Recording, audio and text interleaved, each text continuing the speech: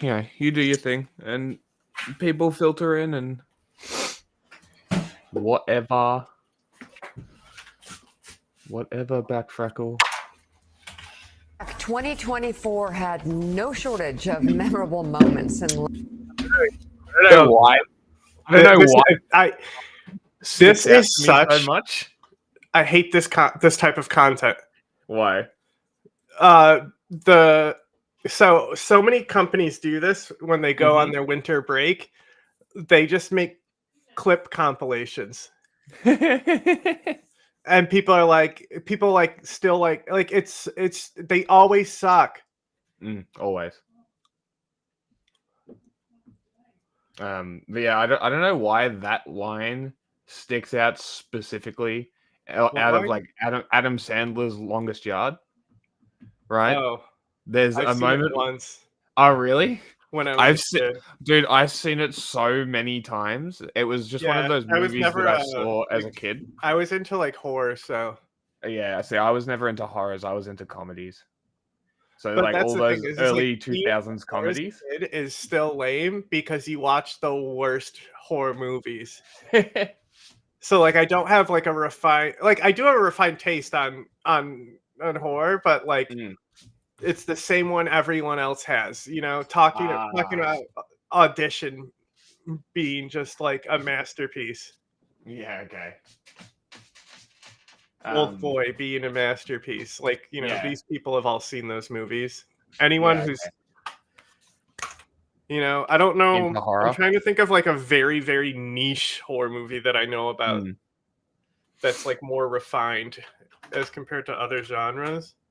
Yeah. But yeah, mine was always comedies. So that one was one that I watched when I was younger, along with like White Chicks and stuff like that. Yeah, I'm too autistic for comedies. Fair enough.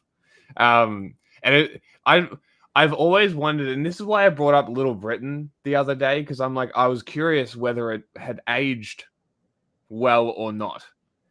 I did watch that Sasquatch movie, right? Because I'll still do that. I'll put on like shitty movies just because I give everything a chance sometimes. Yeah.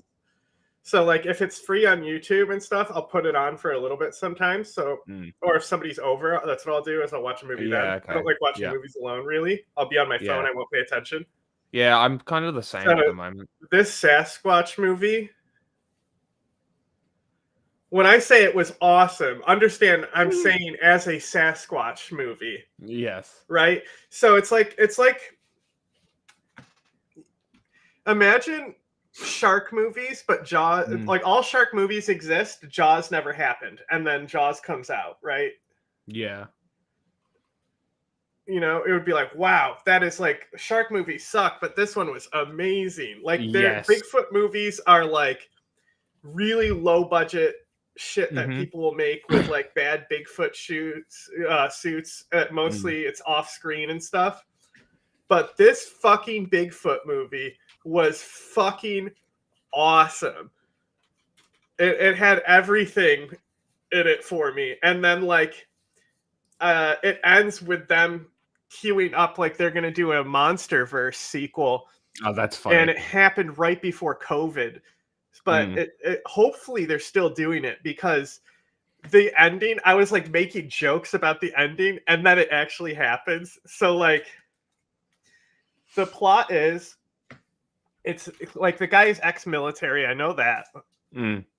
So that's already, you know, you need your character to actually, you know, like the final girl, I know that's like tradition and stuff.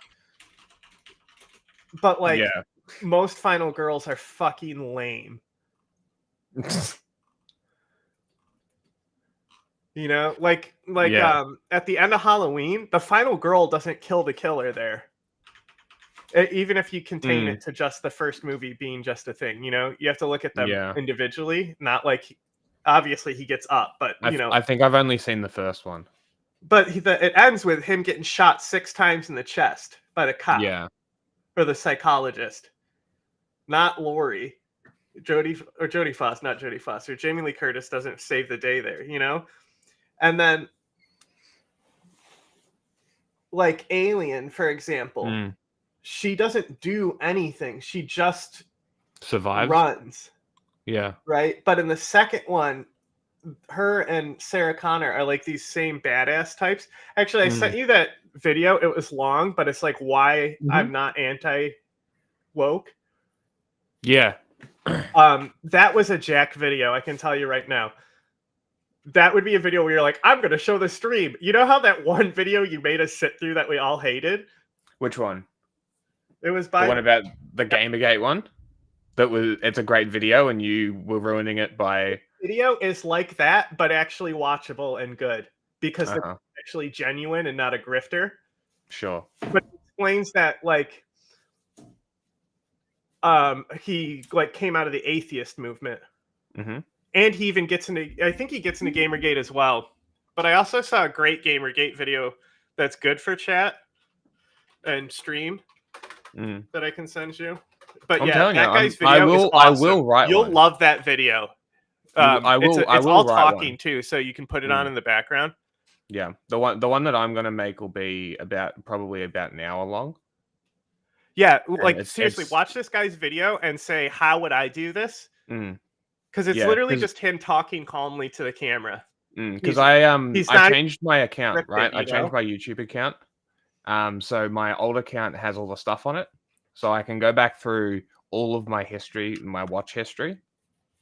I hope a lot of moments in that video, like I would have turned it off sooner, but he kept doing things. I was like, oh, this is like something. This is identical to what Jack thinks.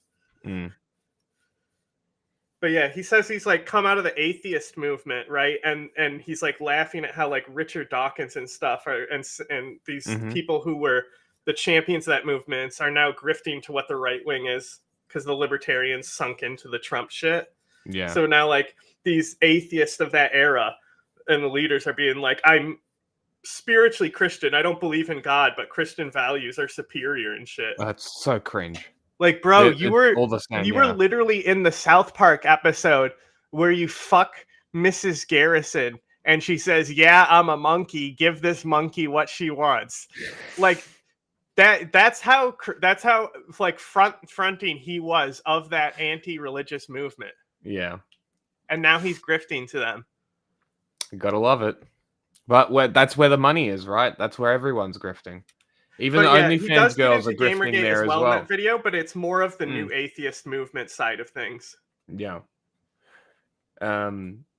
Anyway, what I was originally saying about the line in the movie before we got sidetracked for 8 minutes. There's one point in the movie where, because it's obviously in a prison, there's one of the people is a chick, right? The prison bitch, right? And one of the other guys is super insecure about the fact that he fucks her, right? And he's like denying it. And as he's walking off, he goes, whatever, back freckle. And for whatever reason, that has just stuck in my head for my entire life. And like that's what I said at the start, which I guess you didn't hear or didn't register. Back freckle. Back freckle. Anyway. Yes. And that's Bigfoot movie. That's what sort of stuck out in my head, which is what got us talking about movies and comedies and shit. The Bigfoot movie. Do you know what it was look called? up what it's called, but the plot is like, it's so cheesy.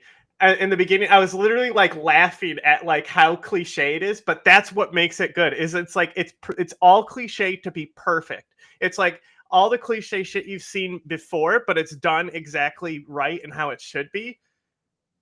So he's like even like pulls out a ring box when the girl is like, walks off to pee or something, like obviously he's gonna propose to her, right? And so this is like the whole intro sequence, like maybe 30 minutes of the movie is just this, like, I'm going to propose to my girlfriend thing. Right. But then the Bigfoot attack happens. Right. And this is the only attack that happens like in the dark with the monster off screen. Okay. And it like it basically seems like it's a bear attack. And she's like screaming and getting torn apart. And she's in a tent. I think he goes out of the tent for something, and the tent is being grabbed or something like that. So it's like terrifying because she's inside the tent and she doesn't know what's attacking her and stuff. And then basically it's like a year later and he's been grieving all this time. The whole time. And he decides, I'm going to go find what killed him and kill it because he's convinced that it was he actually goes to an insane asylum because he's saying it's Bigfoot, I think. And they let him out because he agrees that it was just a bear.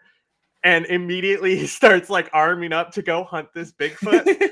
And he gets there and the Bigfoot is on like sacred forest of some tribe, you know, that cliche, right? Yeah. And he protects the mountain or something and he doesn't go beyond this like fog. And as they're doing the hunt, winter comes and now there's a whole snow element that they're dealing with that ends up being like an interesting part of the movie because he finds a guy who's just up there who knows about it and stuff. And so they agree to hunt the Bigfoot together. Then his companion gets hurt, like the bone goes through the skin. It kind of looks like shit, but it's a decent enough effect. The blood is fine. It's not great, but it's just fine. It's not like terrible, right? So then he has to splint this guy's leg, and now you have the injured companion trope that he's going along with. And then the final fight, he sets like the arena full of traps, like how you do in those final girl moments. And he fights Bigfoot in like arena that he made of traps. Amazing. And like, you know, like the Home Alone gadgetry stuff. And then that ends and he's in a hospital bed and he wakes up and like this guy's here. And I'm like, oh my God. I'm just watching it going, I'm putting a team together, you know, like doing the Avengers thing. And unironically, that's what fucking happens. He goes, I'm a group of an order of men, you know? And he's like, and you've shown us that you're worthy to join us. And he's like, did you see the creature's body? Did you check to see if it was dead? You know, double tap. And he's like, I burned it, shot it. Like, so goes through everything that he says in like this long list. And he goes, then you just made it angry then. And then it's like, and then it ends and it says next is like this whole like monster verse thing. And like to do this on a really, really low budget as well as they did, I am so about the fucking Monsterverse that's like indie and not like corporate as fuck. Like I want this movie to come out and I really hope COVID didn't fucking destroy it. Like because COVID ruined so many good projects. Yes.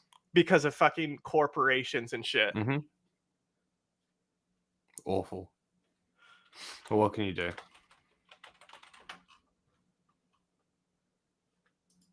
Lasting images. And now the New York Times is out with its annual Year in Pictures project, showcasing some of the most quintessential images throughout the year, from Harris and Trump supporters reacting to the election results to the devastating consequences of the wars in the Middle East and Ukraine. Let's bring in photography editor at the New York Times who has to put this all together, Jeffrey Henson Scales. He's also co-editor of the Year in Review undertaking.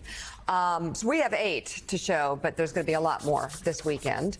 Are they a measure? How do you choose these? Are they a measure of the historic moment we are in, or how would you describe this compilation? Well, every year we go through like close to 400,000 pictures. Good Lord. Yeah. So how do you choose? And it's a combination of beautiful photographic aesthetics and news moments and news events. So it's always a balance of those two things, you know, and photographic artistry. So we want to go through some of these, but first, Mike, let's show this is a preview. Are we allowed to show this yet? We're going to show it.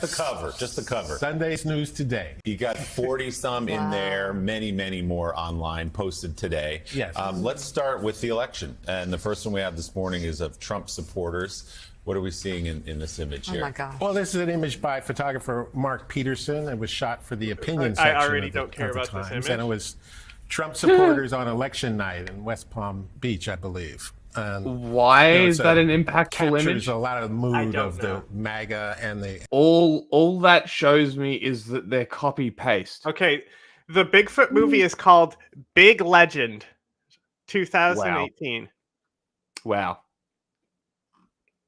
Cool. That's why I couldn't remember the name, because I knew it wasn't Bigfoot. Cool name. Big Legend. Sick legend. and the Trump supporters. I thought it was a really beautiful image that really captured that vibe. And the young men that helped propel him to the White House. On the other side of things, we've got a beautiful shot of Harris supporters as well. What do we see here? This is a photograph by Damon Winter, who is one of our staff photographers who also shoots for Opinion, but this is in Washington. They're waiting for Kamala to do her concession speech the day after, and it really captured quite the moment there, I thought. Yeah, that's a beautiful image. There was so much this year. This is awful. Fuck this. Who owns a vibe? That question is at the heart of a lawsuit where one online influencer is suing another for copyright infringement. 24-year-old Sydney Gifford claims that Alyssa Shield, a 21-year-old fellow influencer, knowingly replicated her aesthetic. What?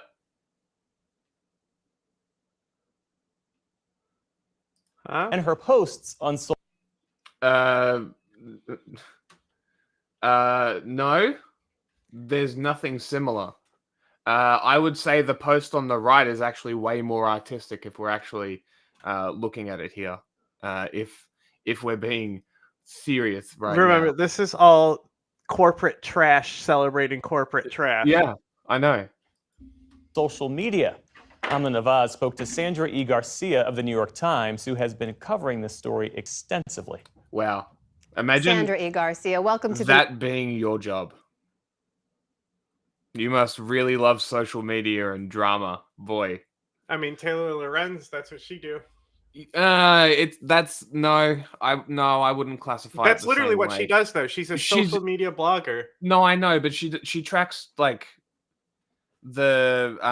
she tracks the connections and shit. That's way more in depth than just TMZ posting. You know what I mean?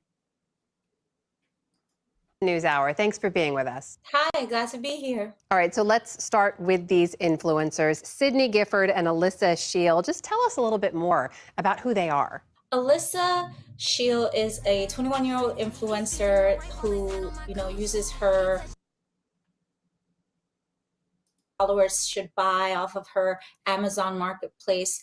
Sydney Gifford is similar to her in that way. They're both, young women looking for items to inspire people to buy on their social media accounts. And their vibe, their aesthetic is what? How would you describe what it is that they're putting out to their followers? The way they would describe it themselves is very minimalistic, beige, not very busy, cool girl, oversized sweaters, chunky knits, clear sort of plastic Amazon basics. They like things to look very clean and Amazon neat. basic. And what is the relationship between these two women? They've actually professionally collaborated before, is that right? They were influencers that followed each other at one point, and they met up to hang out, and they took some pictures of themselves to post and to brainstorm things that they could post on their social media accounts. And then their relationship sort of dissolved when Alyssa Shield unfollowed Sydney Gifford. So the idea that you can sue someone over an aesthetic, how does that work? What is the case that's being made in federal court? Unfollowed her. Well, Sydney Gifford noticed that Alyssa's post started looking a lot like hers a year after their initial hangout. Whether that is the aesthetic, this is literally like the vibe. For people that know, like when Illuminati tried to go after Legal Eagle, saying that he stole her vibe on something, like an editing technique or something, which was just like the beginning of the end for that idiot. Culty, abusive idiot. Well, they often dig their own graves, so. Oh well. The minimalistic style, the clean style, even at some point, some poses and some outfits she details in her lawsuit that she filed. The lawsuit basically says that she got her vibe, her whole look from Sydney Gifford. And Sydney is saying that she has infringed on her profit. What? Jacked my swag.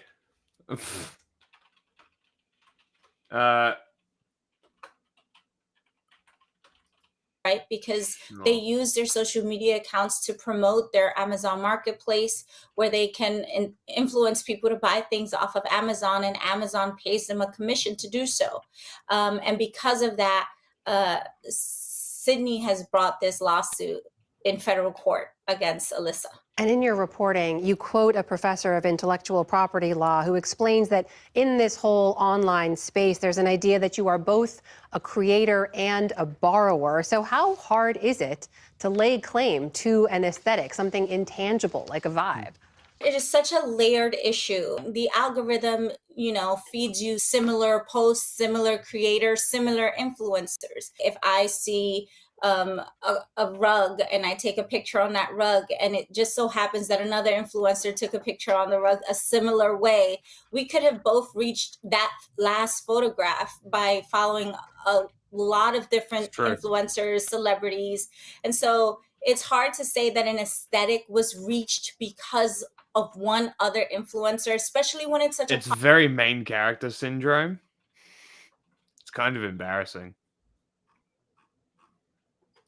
Popular aesthetic, the minimalistic, beige, concrete, neat, clean girl look is very popular right now. And the algorithm is feeding followers and influencers the same kind of posts.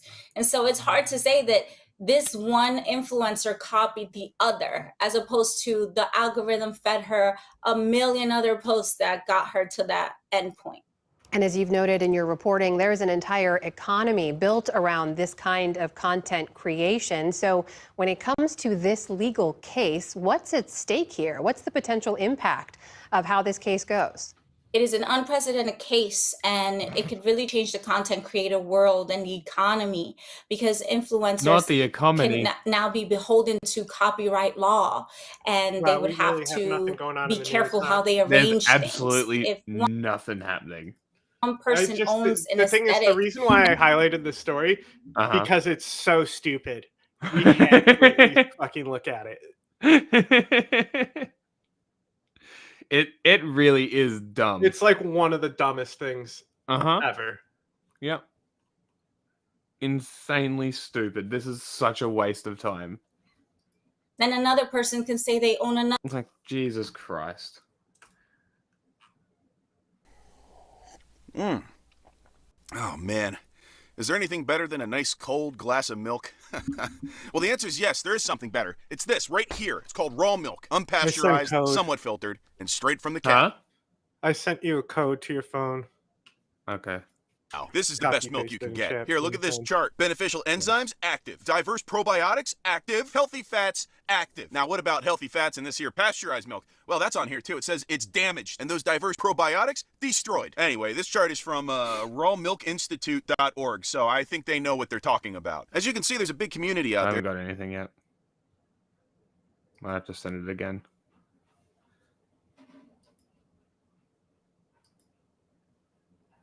They're trying to support the legalization of raw milk. Oh, yeah, I forgot to mention, it's illegal to sell Maybe this, I had to actually physically request it.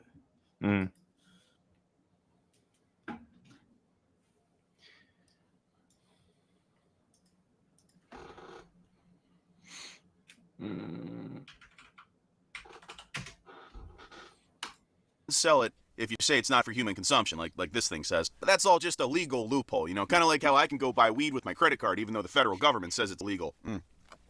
Yeah. So today, we're going to take a walk through the prairie, meet a couple honest, salt-of-the-earth raw milk drinkers, and hey, maybe we'll learn something. Like, I'm learning something right here. Well, bottles of raw milk from a dairy in Fresno County are being pulled from store shelves after bird flu was detected in a recent batch. This comes after a child tested positive for bird flu in Alameda County last week. Experts say pasteurized milk is still safe to drink because the pasteurization process kills illness-causing pathogens, including bird flu. Oh. What can we have then? Like, seriously, what the hell? At this point, we can't eat or drink anything. What the fuck is going on? We should just eat shit. Ever since they started talking about the underground bunkers, that's when our food started being compromised and poisoned. I've been sticking to rice and beans and homemade tortillas. Bill Gates is behind all this shit. Why would anyone in their right mind drink milk? Yeah, all right. So, what does this mean for a guy like me who drinks bird milk? Yeah, and post. All right, now what side am I going to be on? I bet you hope it's yours. What the fuck is bird? Oh, yo, what up? I'm just making the healthiest White Russian ever. But is raw milk healthy? Lots of people are arguing about this online, because that's all the goddamn internet's good for these days. The raw milk debate is pitting TikTokers and farmers against doctors. Susan Young's work starts early and ends late. Even later now that her small little farm has got a new product on the market. This summer, her home state, Iowa, joined more than 30 others that allow producers to now sell consumers dairy products, including milk, unpasteurized. That's raw milk. That provides a whole new income stream for our farm. If raw milk was so bad, how did anyone survive pre-pasteurization? The only thing preventing and demonizing raw milk is government standing in the way of health with tax revenue once again. Guess what? They didn't survive. Prove it! Food safety in America has come a long way in the last 120 years, and the risk of consuming raw milk is low, especially for the average American. Honestly, his videos are funnier sped up. Because the comments come faster and it's even funnier.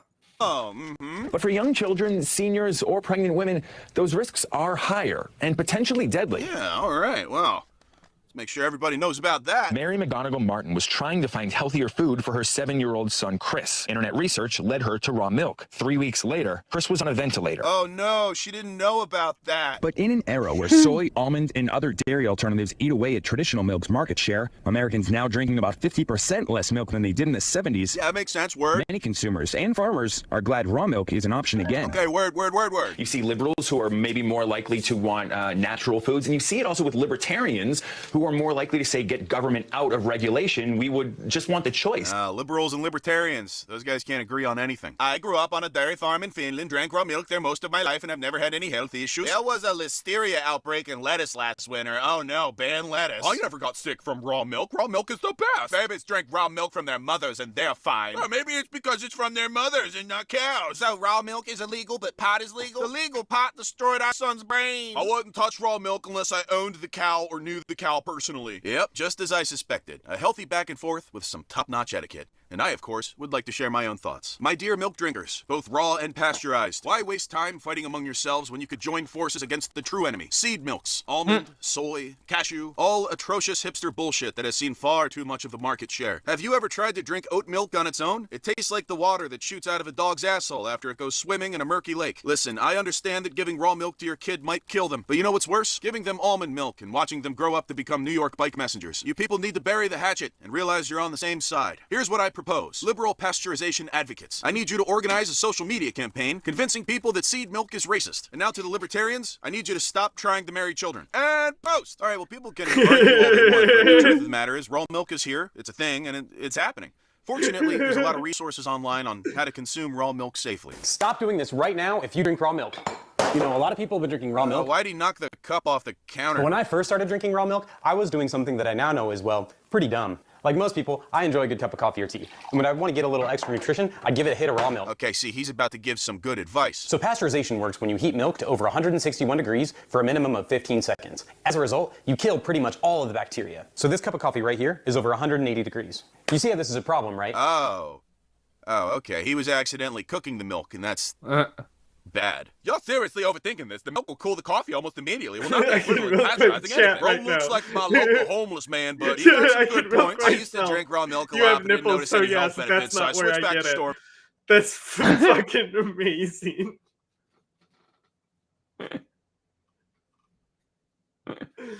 Milk. Also, when I hear raw milk, all I can think of is cum. Spill.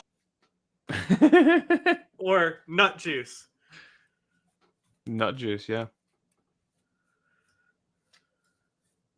And flinging and flipping. I need to get a lavender and meditate now. Supplements and content. Thank you. Huh. I wonder if that's the reason my 90-year-old mother who drinks coffee and milk every day gets sick often. I have those new sound bites on there. I didn't get them. Two different versions for each of them. Okay. So they should just be, if you go into the sound folder and look at the most recent uploads, they'll be at the bottom, because for some reason when you sort by most recent, it puts the most recent at the bottom. Weird. I know, right? That is very strange.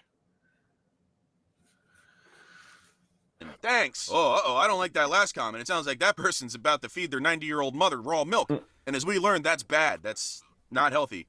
Better hit them with a reply. Full etiquette, it'll be an etiquette reply. Yo, I'm no doctor, but I think she's getting sick because that bitch is 90. Anyway, is she looking for a boyfriend? By the time I do my thing, you'll be able to milk her too and reply. I'm just kidding. I really posted a link to today's sponsor, incogni.com/bigmoney. Hold on.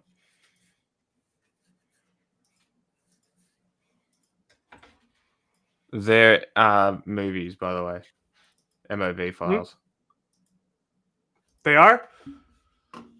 Fuck me. I fix. Mm-hmm. How could you have done this? Really thought I was going to tell this person that I wanted to fuck their sick 90-year-old mother until you could milk her? Okay, because I did. Yeah, no, that really is the reply. Yeah.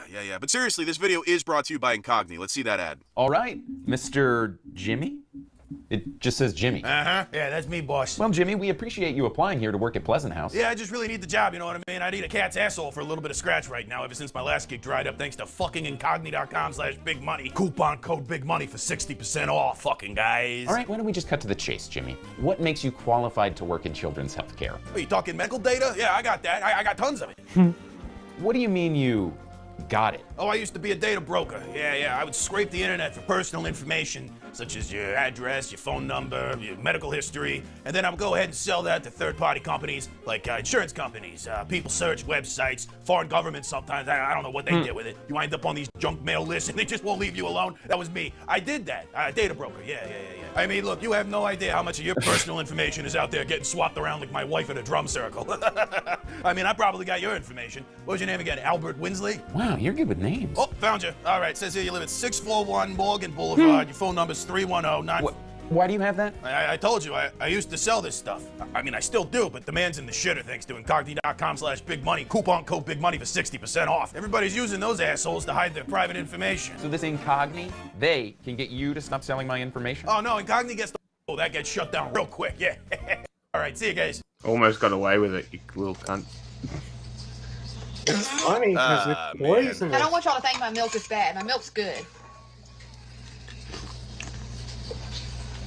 Yeah, do not put that ladle back in the jar. Just the cream took me by surprise. You just pissed me off. In Mexico, we boil the milk before we drink it. After working on dairy farms for 20 years, I could never drink milk. It's drinking out the ladle twice and dip it back in the jar for me, girl. I thought that was a massive jar of mayonnaise and was wondering what on earth was about to happen to that cereal. I got salmonella at a young age from their mom getting raw milk from a dairy in town. No, ma'am. Jeez, tough crowd. Well, let me jump in here and add a little etiquette. I'd sure hate to be a fucking antibiotic right about now. And tick to the top. Hey, wait, what the? Oh, there's a turd in here. Oh, man, I should have picked a more reputable farm. But that doesn't mean all raw milk is bad. Although I'm going to be honest, I'm probably done with it after this. It's back to pasteurized milk for me. Unless that's in India, kids will drink raw milk from water buffalo. Why you don't need to drink milk. Oh, man, and play. Seriously, people, has it occurred to none of you that we're the only that's mammals the thing, on the planet like, they literally said, it's like, at this point, it's like there are health risks, but like you're not likely to experience them. You know, and then there's like one-off cases where a kid got sick from it, like bacteria in places.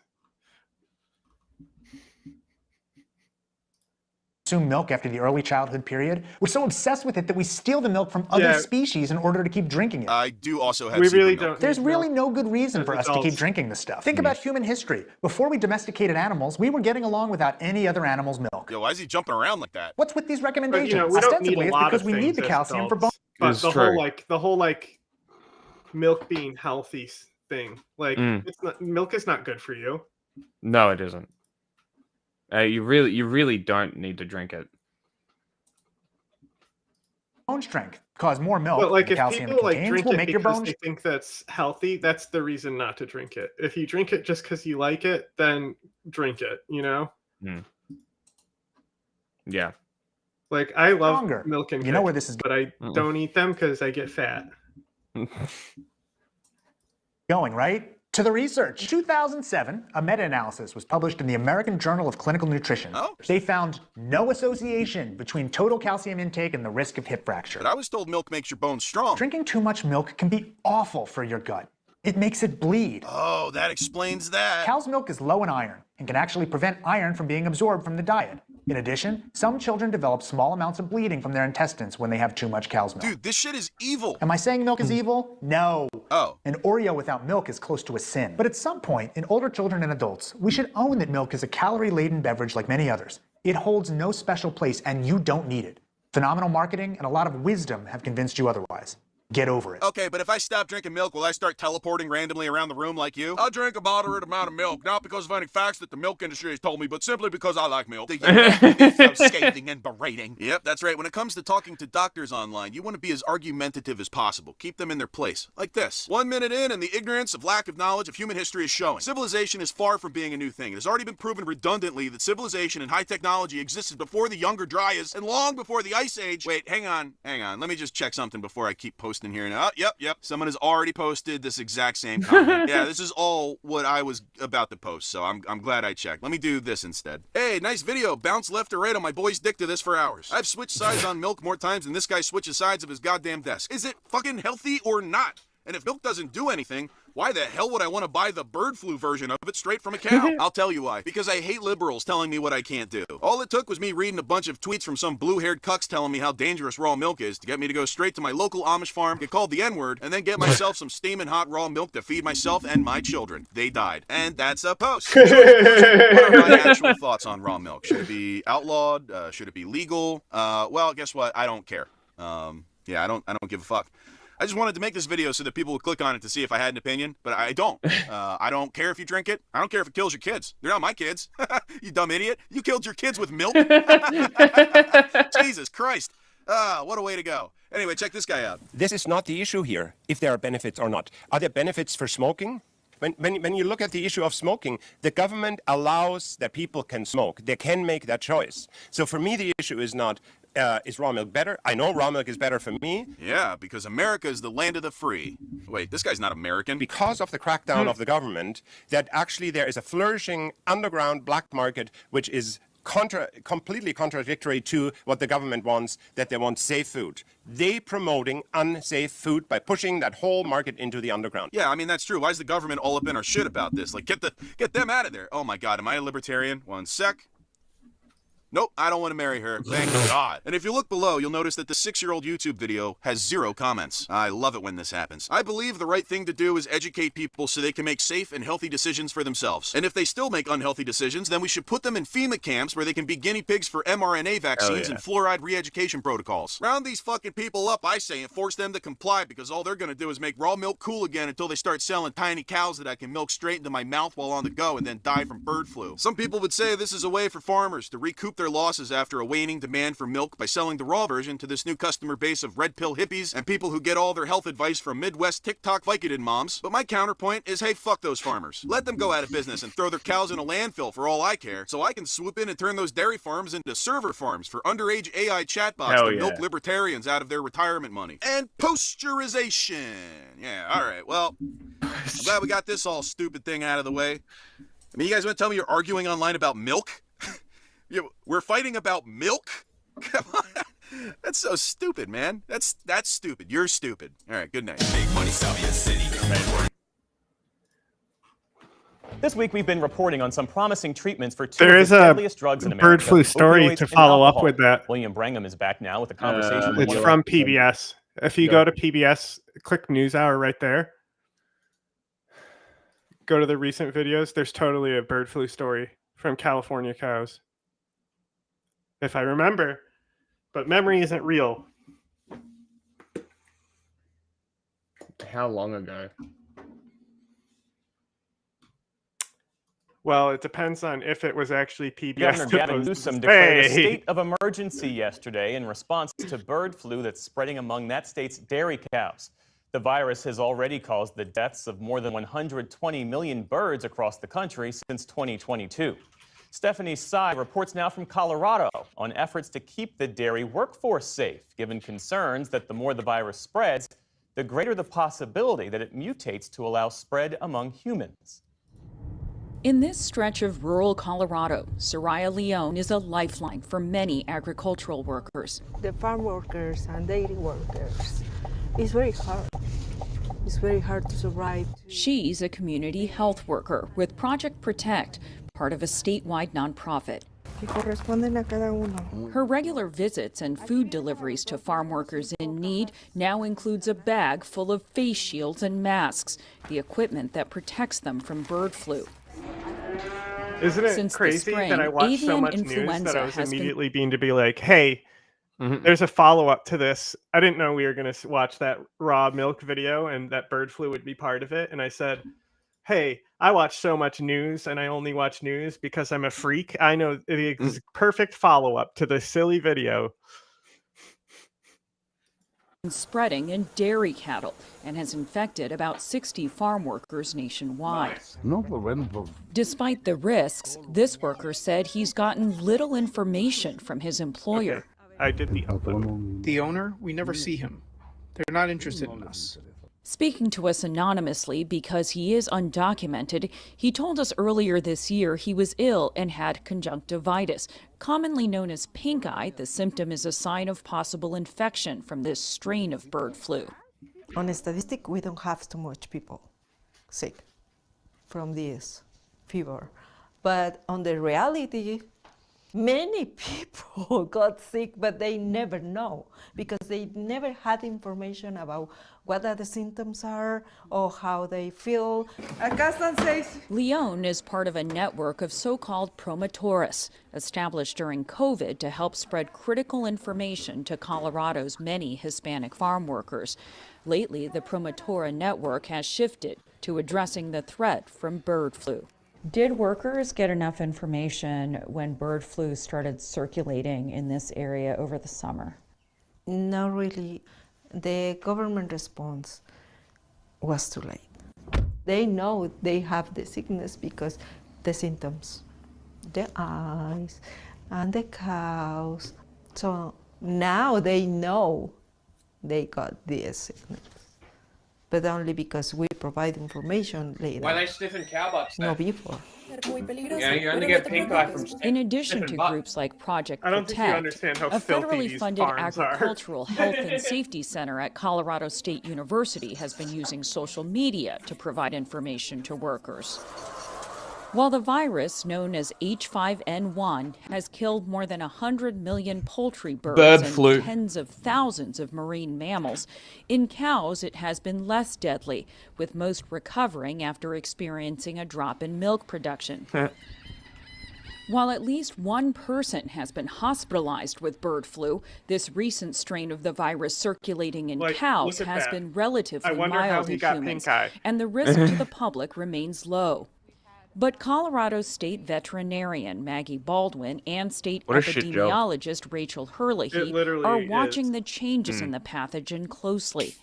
We've seen this virus move from species to species before.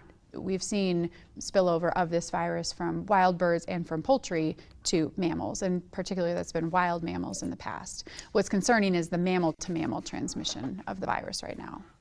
While pasteurization has been shown to kill the virus in milk and dairy products, workers coming into contact with raw milk are at risk. We know that the more opportunities that we give this virus to be exposed to people, the more opportunities it has to adapt potentially and then gain that ability to potentially spread from person to person. And that's, of course, I think what we want to RFK might be working for Since big July, virus. Colorado you know? has mandated weekly testing of the bulk Fifth milk Element. samples from its licensed How dairies. it's like the guy is actually working for like this like dark god cloud.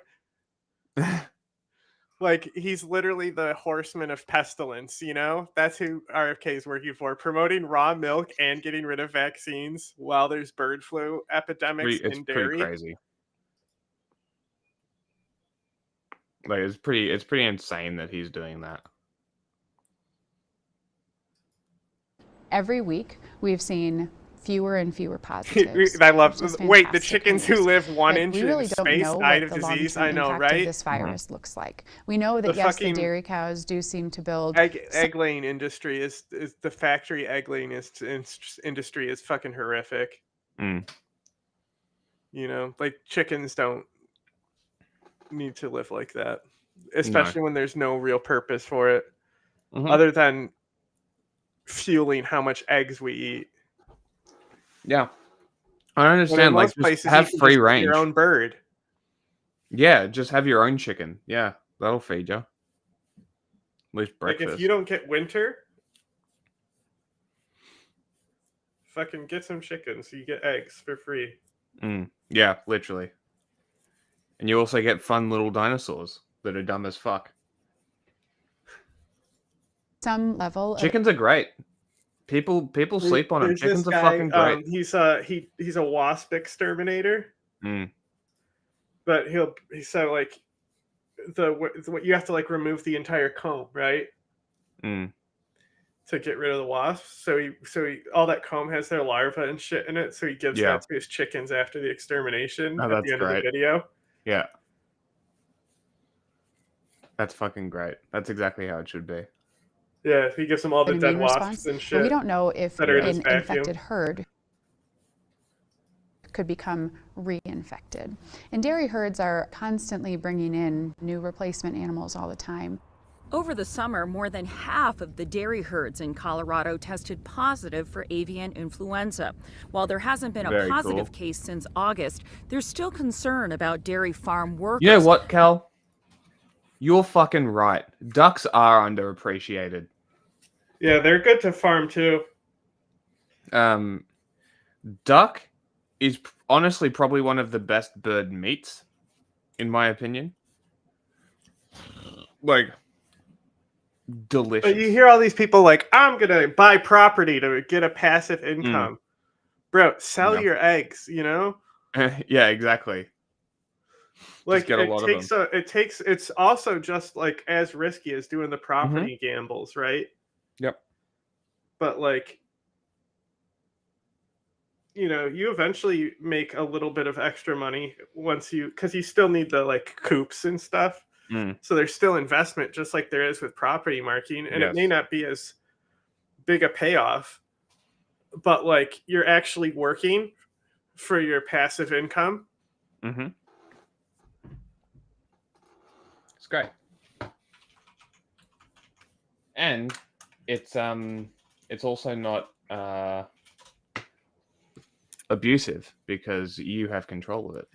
But yeah, if you go outside anytime but winter, you'll hear a rooster.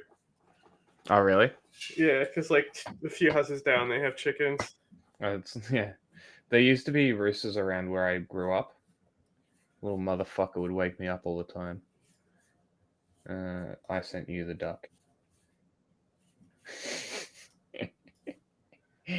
I just hold on.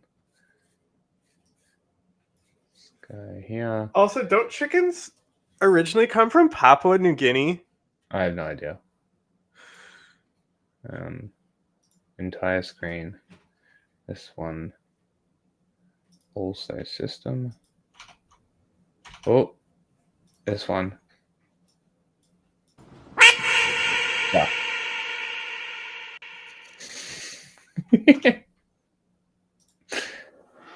Duck.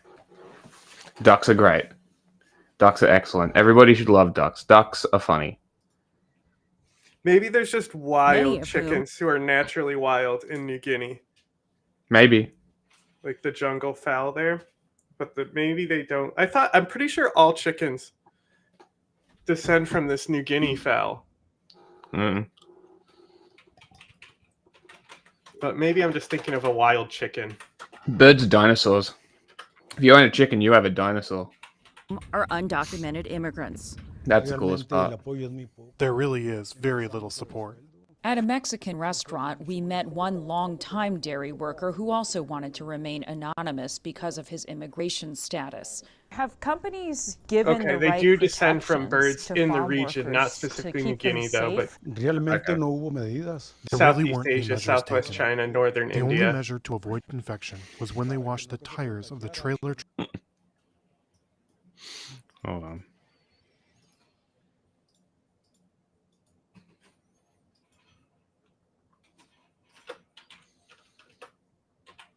Okay. We're getting a little sidetracked. But that's It's okay.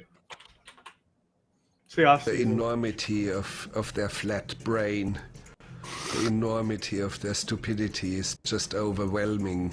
You have to do yourself a favor when you're out in the countryside and you see chicken try to look a chicken in the eye with great intensity, and the intensity of stupidity that is looking back at you is just amazing. By the way, it's very easy to hypnotize a chicken. They're very prone to hypnosis, and in 1 or 2 films I've actually shown that. It's true. You can basically put them to sleep by drawing a line in front of their face. It's very funny. Trucks that arrived to drop off the feed. But as far as the personnel, I never saw them wearing any protective gear to avoid infection. He described a friend who got sick and said the lack of paid sick leave makes workers hesitant to report their illnesses. Hell yeah. From the moment a worker gets sick and stops working, he doesn't get anything. Community health worker Soraya Leone says there are also issues with access to clinics and the cost of care. Immigration status also plays a role in workers not getting tested. Undocumented people, they don't say anything because they are afraid all the time.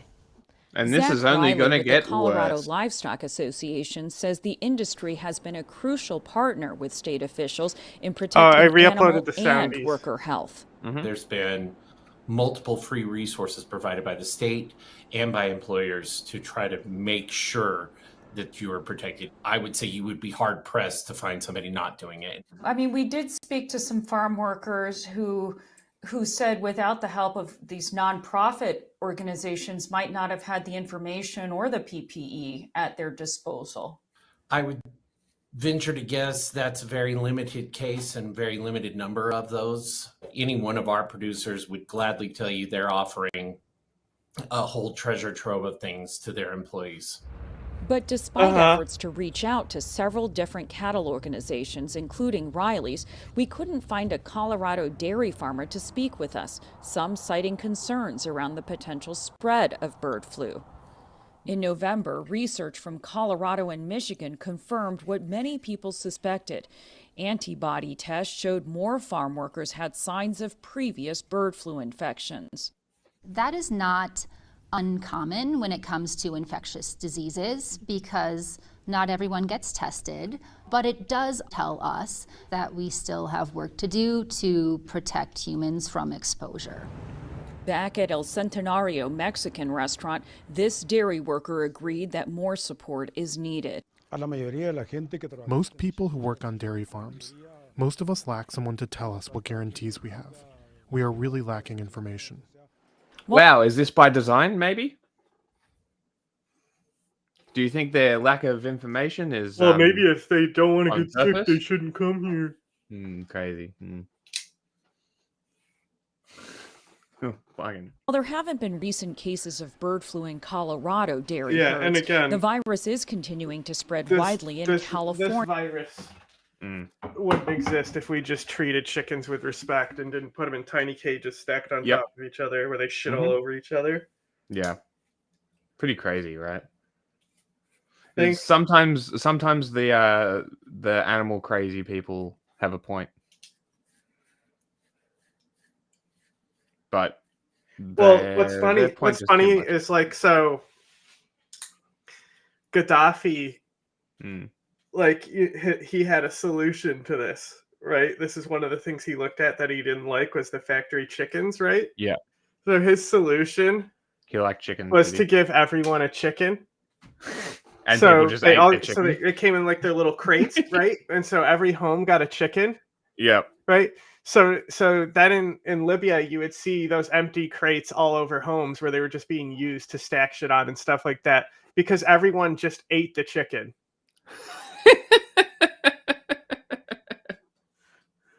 What, they don't realize that the chicken makes food? Well, that's like a whole thing. You know, like you can't just force people into being fucking chicken farmers. They're not chicken farmers though. It's just having. But how are you gonna fucking have a chicken in every house in Libya, Jack? You know, come on. That's just not a practical solution. It's just such a Gaddafi thing. I'd give everybody a chicken. I'd be like, if you want a chicken, you can have a chicken. Free. No, free that's chickens. different. If they do an initiative where they incentivize people having chickens, That's so he literally forced the chicken into every home. What do we do with this? No information, just chickens showing up. So he literally just gave people chickens. Yeah. Here's a chicken. It's one of my favorite things that he did. What a doofus. He's such a fucking crackpot. That is The awesome. fact that he just didn't explain it either. Just chicken showed up and people are like, I guess we eat these? In this octagon, I'm the boss. Woohoo! Milk girls. California cows.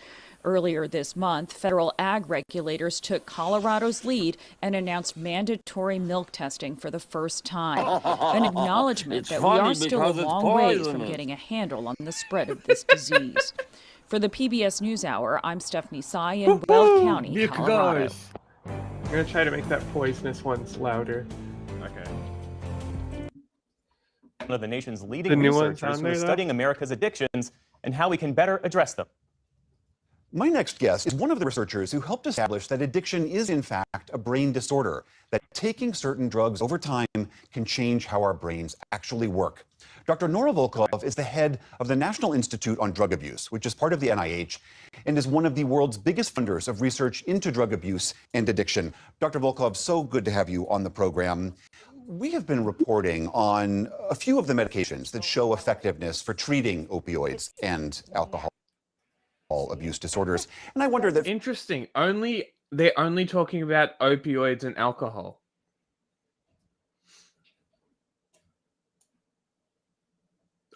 That's very interesting.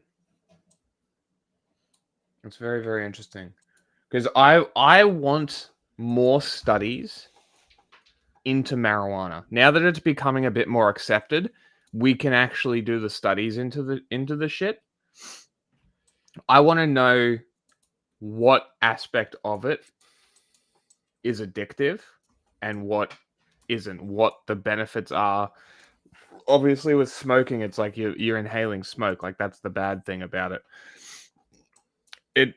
I don't believe, I mean, the smoking itself is probably carcinogenic, I imagine. Sure. Right. But that in and of itself makes a case for legalization, because if it's legal, then it's more readily accessible in an edible form, safe and regulated, that you wouldn't need to smoke it anymore. Huh? Is that not a case for legalization? Is that not a good way to focus addiction, like study addiction with this substance, that if alcohol is legal, why is it not? You're objectively way more functional under the effects of THC than alcohol ever. Like, it's not even comparable, I don't think. Like, who would you trust more? Drunk person or someone severely stoned? Well, using it in moderation like I do is really, really good for PTSD and anxiety. Like, it's like, like one of the things they ask you if you're an alcoholic is if when you drink, you're drinking to get drunk. And for me, the answer is like, why would I not be getting drunk? I'm here to party. Right?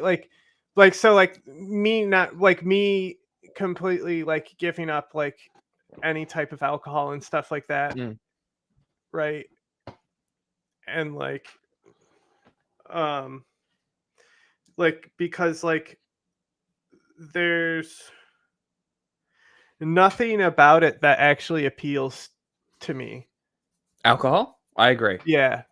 I'm not drinking just to enjoy something. Like I will enjoy it. See, but like when I'm drinking now, I'm choosing my drinks carefully. Like I'm drinking it because I want to enjoy it, because I don't drink that often. I'm not don't enjoy the feeling of being drunk that much, to be completely honest. Like, obviously, once you're drunk, you don't care. You're hammered, right? You're having a time. You're gonna wake up shit the next morning. You just whatever, and that's the other thing, right? Because I use it for migraines. I haven't had a fucking migraine for almost 2 years. I'm gonna say. For I think that's pretty drinking or positive. Weed. Yeah. So, I would say that's pretty positive, considering I was having them in increasing regularity for the last 6-7 years. Yeah, I don't like how like common and accepted social alcohol is. Yes. I don't like. Nobody can hit somebody while high. I'm Is kind of in my argument. party life now. I used to be a big partier though.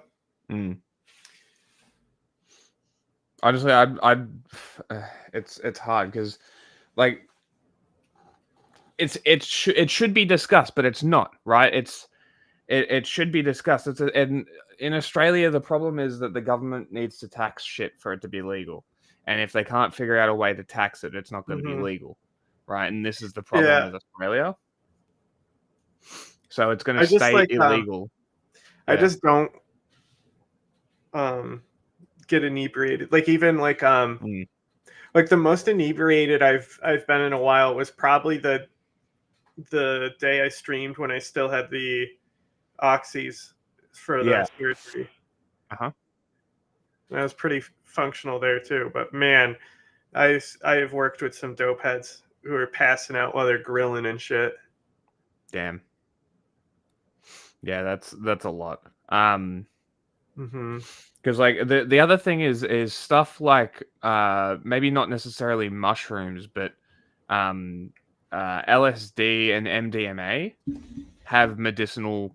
Mushrooms, LSD. And MDMA I would do. All have medicinal reasons. That's the initiation that I would do whenever it's like offered to me is LSD. But yeah, so psychedelics scare the shit out of me. I don't run into that enough to be relevant. Yeah, like psychedelics scare the shit out of me. I think I would want a microdose to kind of get an idea. LSD is fucking awesome. I've heard, but I've also heard that it can be awful. I don't know about that. So the thing is that when it starts coming on, it gives you an insane rush of anxiety. Okay. It's like a roller coaster. You're reaching the peak of the hill. I love roller coasters. Okay. You know, you're reaching the peak of the hill, and your brain is like, "Uh-oh, I shouldn't have done this. I'm gonna die." Right? Yeah. So you get really, really, really, really anxious, right? And so your first time, that part's scary, but then when you do LSD again, when you start feeling anxious, it's like, oh, it's about to hit me. Oh boy. Okay. So it's kind of like an edible where you're like, when the fuck is this gonna happen? I did mushrooms and the next day I literally farted and shit through my pants because it was liquid. It's the only time I've literally shit my pants was because of mushrooms. So acid has never done that to me. And like acid, it lasts a while, but like the real intense period is only like an hour. Yeah. My mate took a whole tab while I was with him, and I'm just like, you need to describe the entire thing to me as you going through it. Steve-O has a great video of what it's like to be on acid, and it's so accurate. Well, maybe if I try it, we can film it. No, it's not really. Wait, like I did it with my friend, and we played Viva Pinata Trouble in Paradise.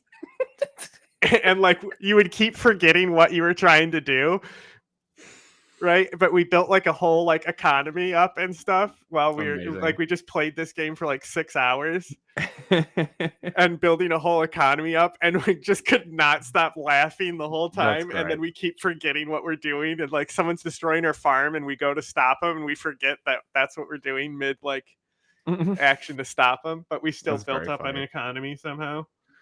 That game's great, by the way. Both Viva Pinatas are great, but if you're going to play one, it's Trouble in Paradise. From your long research on this topic, what role do you see medications playing in helping people address their addictions? In the case of opioid use disorders, they've been crucial and they've been life-saving. And again, it's one of the drivers that is now reducing the number. Well, actually, now thinking back to it now, because you mentioned PTSD, right? They've been looking at MD treatments, basically microdosing MD to treat PTSD, and it's shown a lot of success, or at least a potential for success, and nobody in power is going to let this happen because drugs are bad. Drugs are bad. No use for drugs unless they're directly from the pharmaceutical companies. Right? It's fucking insane.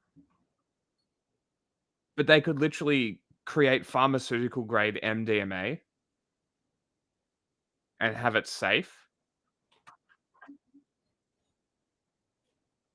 Okay. This video is literally because like you see acid depicted all the time in movies and it's all like, you know, real crazy, right? But that's the thing is acid does not look like that. It's like while everything does look like colorful and like like geometric and stuff, the main vibe that it is, it's like you turn on God rays. You know, and like all of a sudden there's like you see all the rays of light, like, and like all it is doing is it's shutting down parts of your brain. So it's numbing certain parts of your brain that are like responsible for certain things like cognition and stuff. Okay. So anyone who thinks that it's an enlightenment or awakening drug is wrong because it impacts your brain when you're on it. You get stupid. Anyway, this is the most accurate video I've ever seen on what it looks like. I don't recommend acid. And I can spare you having to take it by showing you exactly what it's like to hallucinate on acid. Are you ready? It really trips me out. That's what it's like, dude. You're looking at shit and it's like, whoa, dude. This is literally what it's like. Yeah, so now you don't have to take it. I don't recommend acid. That's literally what it's like. That's great. Here, I got it on a loop. Oh, that video. Just the hose itself on a loop. That's funny. And I'm telling you, that's the thing is just like also what you know how they say like acid will give you flashbacks. Oh, dude, no. So this does give me flashbacks. But when they describe those flashbacks in like drug ads, they make it sound like you'll be driving and all of a sudden you won't be there. Okay. But it's not like that. It's more of like recalling what the feeling is like when you see things that make you feel that feeling, including the quote. So like I get a little bit of a feeling seeing this because I've experienced it on acid. Yeah, it's like your brain lights up and like, hey, this is something that I enjoyed looking at, even though I've never looked at this hose because the world moves exactly like this. That's what it's like, dude. You're looking at shit and it's like, whoa, dude, no. Nothing in this shit. You're looking at That's what it's like, dude. You're looking at shit and it's like, whoa, dude, no. Kind of makes me want to try it. Yeah, it's really not that big a deal. It's really not that bad. The anxiety is, and this is somebody who suffers with like chronic anxiety, right? The anxiety as it's kicking in is really fucked up. It's really fucking scary. Is that when people do dumb shit? No, I don't believe in a lot of the old wives' tales of it. From like the 60s and whatnot. I mean, if you're taking like a tremendous amount at once, sure. Maybe, yeah. Also, like you try to take more to extend it. Never works. Every time. It doesn't work like that. So you just waste your money and your acid trying to extend it. Interesting. You have to like fully sleep and rest for your brain to be able to be affected by it again to get to the peak trip. Like you can't return to the peak. That's very interesting. So you just also need to like have moderation and be like, I'm only going to take 2. You can't be like, I'll take 1 and I'll see how I feel. Yeah, you can do that with edibles. You can't return to the peak anyway, so you just have to decide how much you're taking in the beginning. And I'm assuming that interprets the intensity of it, is how many you but take. Also I've had like the paper a lot, but my roommate who died from opioids, he was like real connected to the drug network. Yeah. And the things he got, they were like hard, but they were like filled with the acid, the liquid inside. They were like liquid gels, like like the menthol bead in the cigarette. That has the menthol bead in the filter, kind of like that, except not hard. It like dissolved in your mouth, right? That shit was really fucking strong, and it was it would probably hit you instantly too. It takes like 45 minutes. Interesting. But so like what I like to do is like I like to take it right when we're in the middle of like a complicated task. Like for example, playing a game of Magic the Gathering, even though I don't play. This is like you start playing a game that's gonna like be where it's like you really need to think as your brain is starting to shut down and trying to remember how to like play and do the task right. I think that's really funny to do. And then you just melt for a while and can't do anything. And it does make me feel anxious the entire time. There's like waves in my chest that make me feel anxious. Interesting. But because I don't think I get much anxiety. I don't know. How would you describe the feeling? Like your heart, you can feel your heart rate like spiking.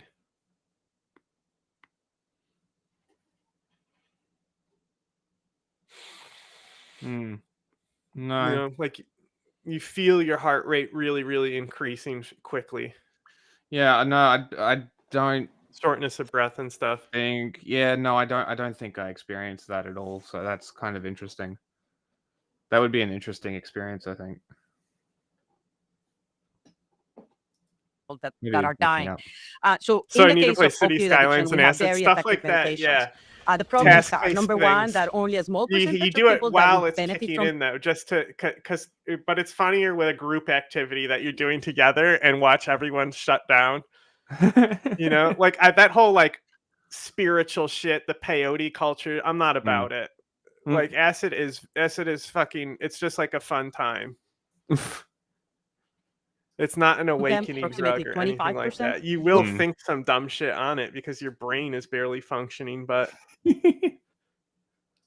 will get prescribed this medication. Second problem is they start taking them and that protects them from overdosing. But at 6 months, 50% of them will stop taking their medication. And we only have 3, buprenorphine, methadone, and naltrexone. So we need a wider variety of medication, and we need alternatives so that people that don't respond to one medication can have options that go beyond those 3 medications. And importantly, combinations of medications that may make it easier for patients to stay in treatment, because that's crucial for someone to have the long-lasting preventive effects of the medication treatments. Why do we have so few medications? I mean, when you think about other disorders, we have 1 million blood pressure drugs and hypertension drugs, but so few for such a huge public health crisis. This is not for the lack of not understanding and scientific developments. It is due to the level of interest, the lack of interest that pharmaceutical industry has had overall typically on the development of these medications.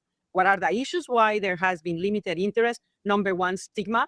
Addiction is a stigmatized disorder. How do we see it? In general, people feel comfortable with people that are addicted, but it's also stigmatized in that when you come to reimbursement as a physician, you are paid less if you take care of someone with an addiction than if you take care of someone with a depression. So there is discrimination on the way that we actually incentivize the willingness of a provider to. That is very fucking interesting.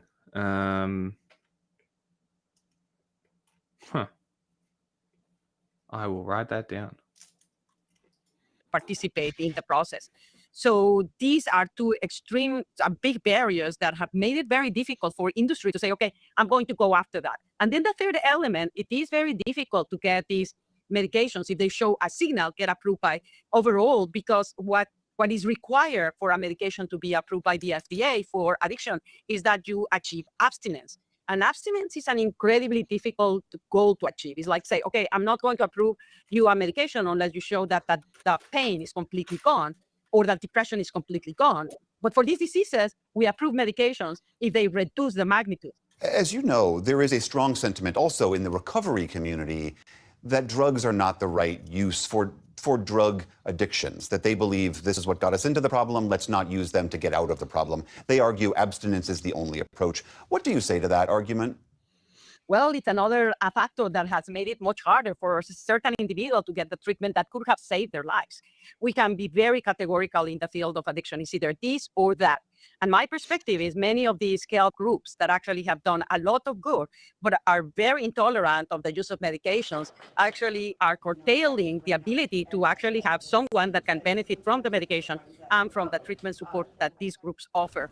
The way that we think about addiction is very different from the way that we think about other disorders, because we account the person responsible for their act. And as a result of that, we tend to be much more demanding of what they should do in order to actually achieve recovery. No, the 12 steps does on suck. a different note, you've done some of the initial investigation. It works though.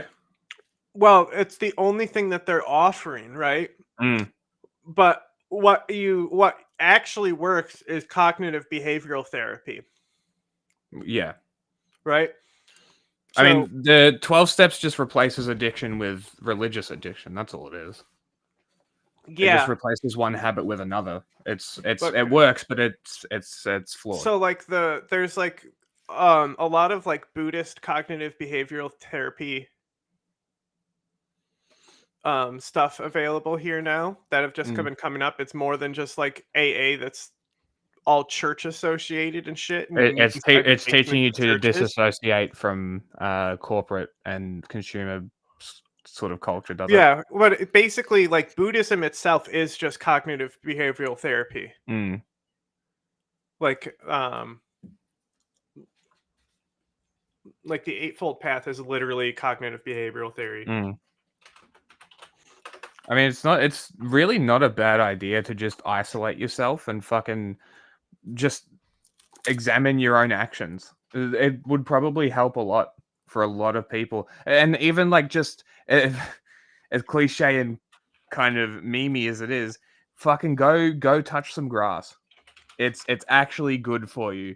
Like, yeah, and my like touching grass literally de-stresses like the fact that it you. took me like 4 years to get just medication and treatment that worked. So like first I literally had to get to the point where I was the person that I was seeing. The only way to get into the program that I got into was if you're suicidal. So I walk in there not being suicidal. Like the way I experience like the mental health effects are not like how other people experience them. Right. And so like the lady, the clinic that this is in, like they specialize in cognitive behavioral therapy. Right. And so like she's trying to do cognitive behavioral therapy on me and it doesn't work because like I'm already doing it. And so she got frustrated and like wouldn't want to see me anymore. I'm like, just fucking refer me to somebody who can give me treatment, you know? And then like when I finally got it and we started 5th Gen and just scaling up the work, I was fine again. Like the fucking healthcare industry took so many years of my life that I just won't get back. Thankfully, 1 to 2 of those years was COVID and everyone else also lost those years. Yes. Yeah. That is very lucky, honestly. Unfortunately, the 2 years was my last 2 years of school. Yeah, I mean, it was the last years of my like 20s, you know? I was at the height of my life. I had like a whole project that was ready to release that I tanked. Yeah. I mean, I was 20, mid-20s. Like, I was literally finalizing shit and like lining up clients for DVD sales. DVDs were still selling at the time. And then, boom, like 2017, 18 era. Yeah. Okay, check this out. What can you do? the cognitive therapy like graph, right? So it's like it's the whole point is to think about the behaviors that lead you to doing the drug or addiction, right? Mm-hmm. So it's like all about the cycle of addiction. You know, feelings, thoughts, behavior, right? And this is Buddhism. See how it's literally the same? Yeah. And even these are divided into 3. It's literally cognitive behavioral therapy.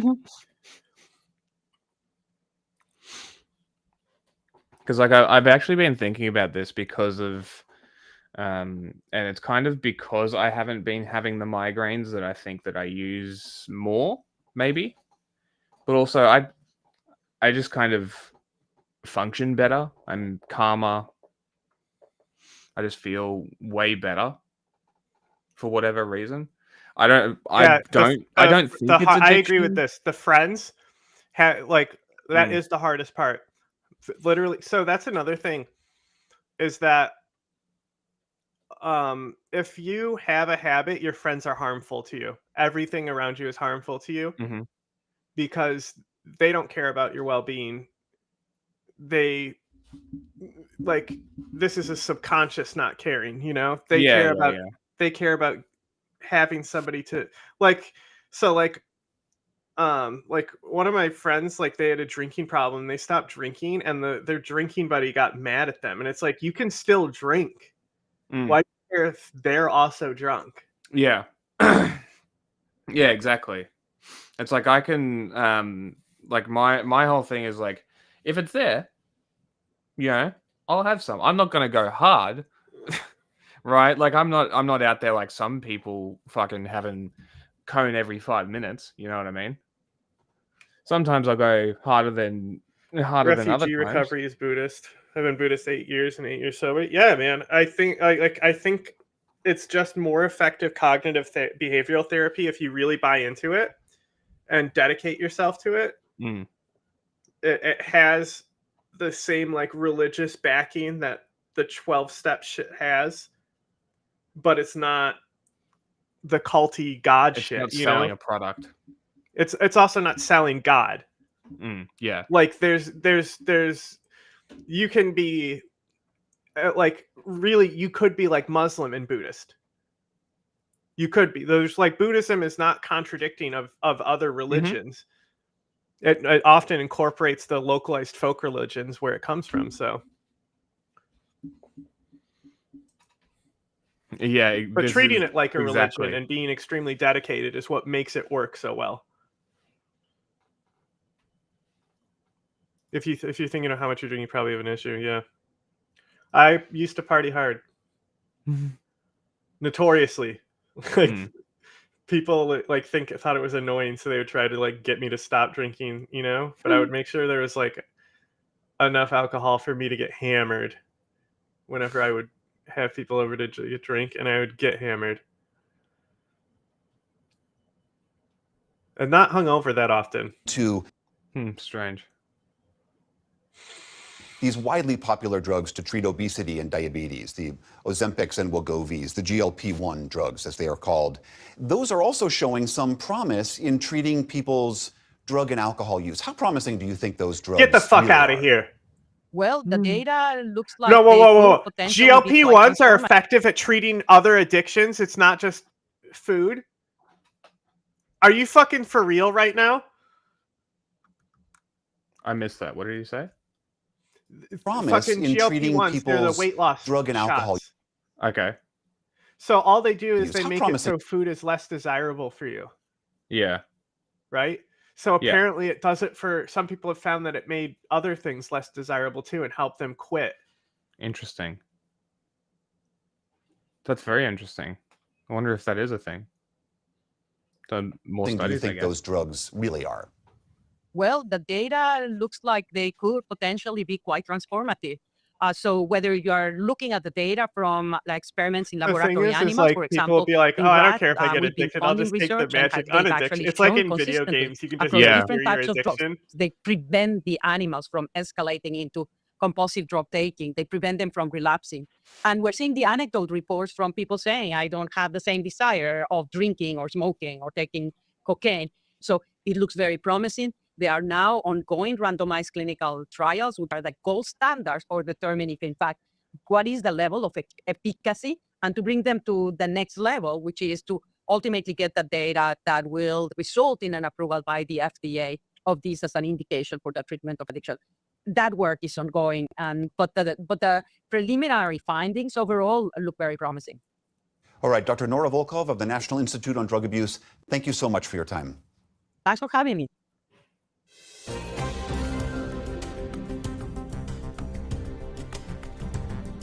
Yeah, I think my meditation is helpful for anxiety too, but like I can like do it passively as well, not as effectively.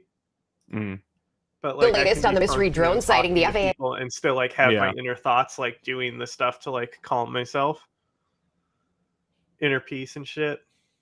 Oh my god.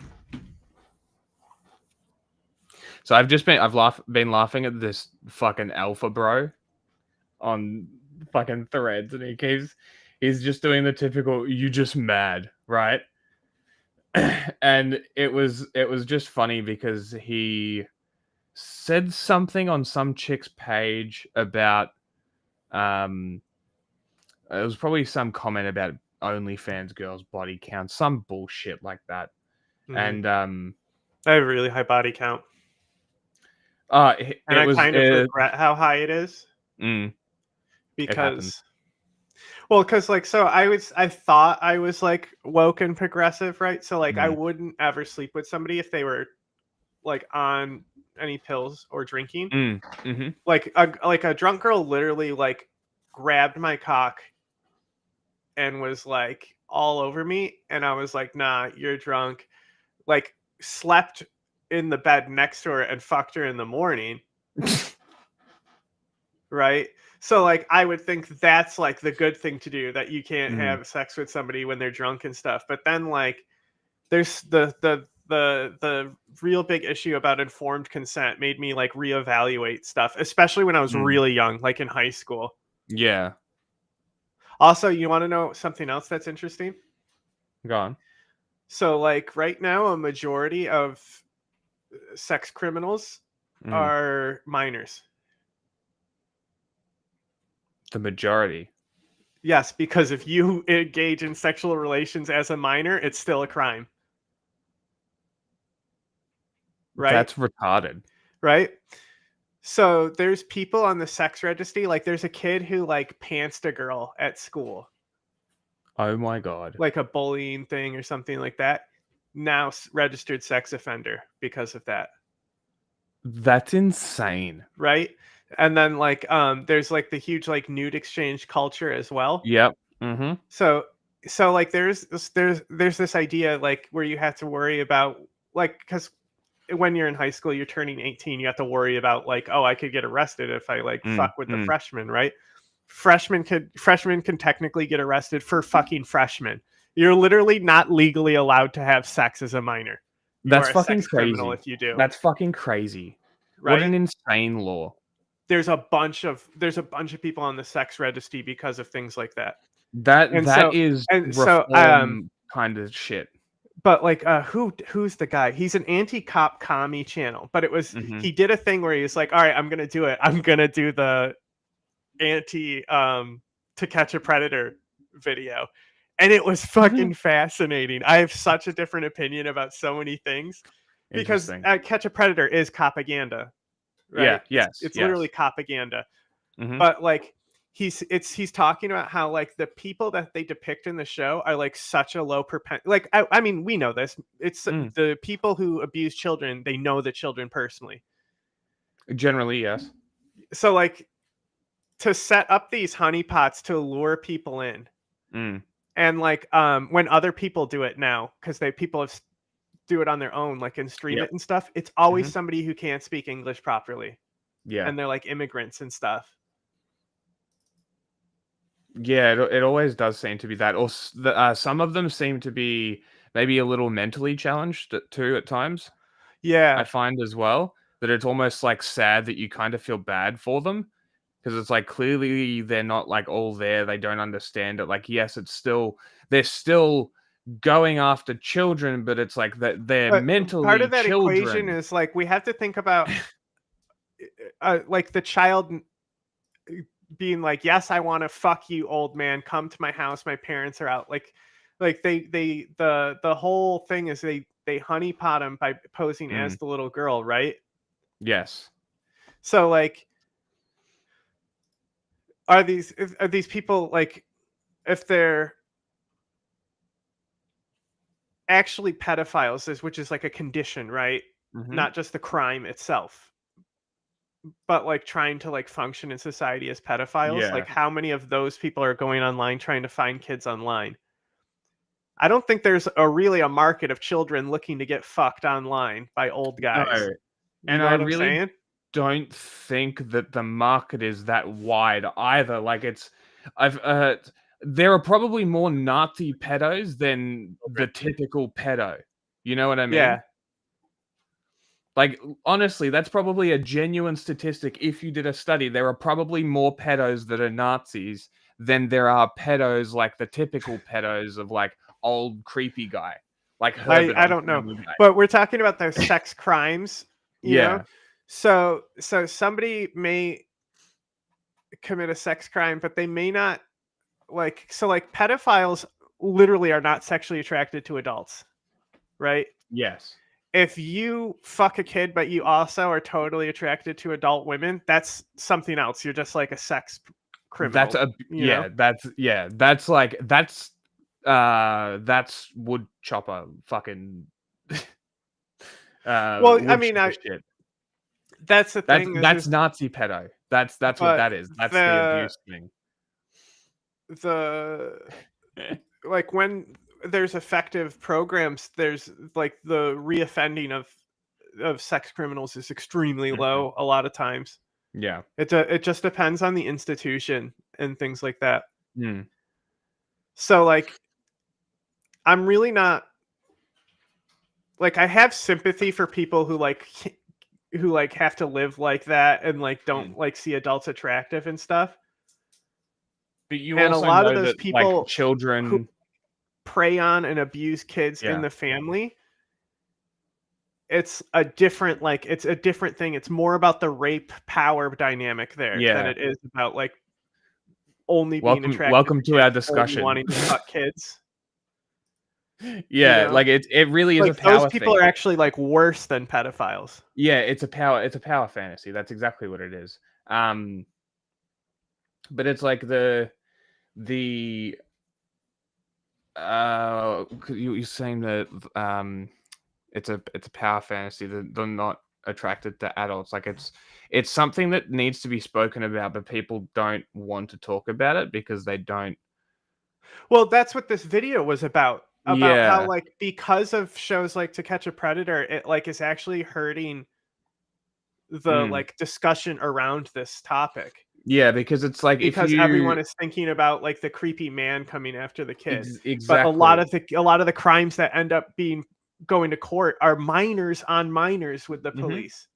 What I think needs to be looked at more than, let's say, the typical pedophile thing is the 30 to 40-year-old who goes after 18 to 20-year-olds.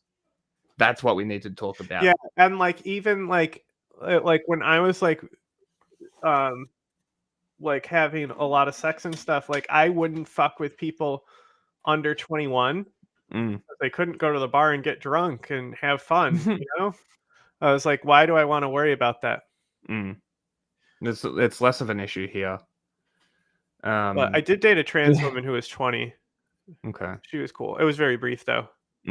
Basically what Matt Walsh. Yeah, that's what we need to talk about. Matt Walsh is a pedophile, but he guards it by going after 17-year-olds who are freshly 18. You could probably classify him as a groomer if you wanted to be so inclined. But that is honestly more impactful on people than anything else is the So, people there's who also know that it's bad, who groom the people who then turn 18 and no, it's legal. There's No. also like when you fuck with people, right? And you see an image of a girl and you know she's under 18, and you send that, not like a nude image, by the way, Instagram stuff, and you send that to somebody and you go, would you? And if they say yes, then you go, haha, that's a kid. I'm not trying to say, hey, some kids are hot. That's not what I'm trying to say here. You're trying to bait them into being able to call them a pedo. It's that what actually is happening there is the more adult somebody looks, the more attractive they are. Yes.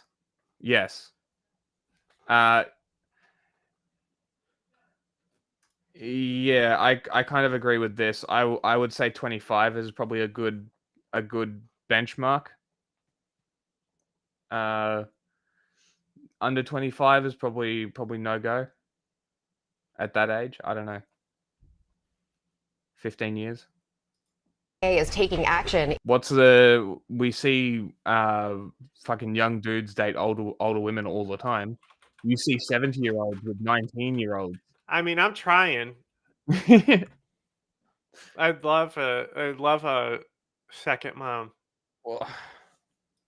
It imposed a ban on drones over parts of. But yeah, like it's just low though. They're not looking for people my age. They all want older. You know what I'm saying? It is a very interesting discussion to have though. This whole anyway. I'm gonna post the video I was talking about that blew my mind about pedophiles and To Catch a Predator in chat. So y'all can like bookmark that and watch it on your own time. It is an amazing video. We're not talking about age of consent. We're talking about a very specific thing. Coming in at the end out of context on that discussion is very awkward. But we were discussing a very specific thing. But it is what it is. It seems to be a problem that keeps getting worse and worse. As the what are they called? The pronatalists get more and more weird. The more we get closer and closer to 16 being the acceptable age. Basically, my entire point is along with the drug treatment, this is another thing that's can be addressed if like we actually stop doing. There's only one way to deal with this. And it's all these men hunting the girls. Like when we start actually analyzing how sex crimes happen, then we can actually start preventing them. And right now we don't. It's just imaged around this whole propaganda shit. And as soon as we start including predators who are women in the discussion, that's when I'll start listening. Because once we actually start talking about the fact that and like I said, it's not like the To Catch a Predator thing, I think also crazy. In this video, they give a statistic on like it was something like 1 in 10 women experience sexual abuse, and then 1 in 30 men, I think, but it was minors, I believe. And then even then, they were saying that these were mostly minor on minor crimes. I don't know. The video's great though. Everyone should watch it. That seems like the number because I it gets into this more than like I do, like trying to recall some of the points they're making. Like the numbers that I've seen are always like 1 in 4, 1 in 2. If you're a famous streamer, you get to chat with minors. I heard. Wait, what? They're just making fun of how all these streamers end up fucking getting in chats with minors and shit. In chats with minors, like talking to them. Yeah. Weird. Zosh, Destiny, they all have sussy stuff. Yeah, that's very strange.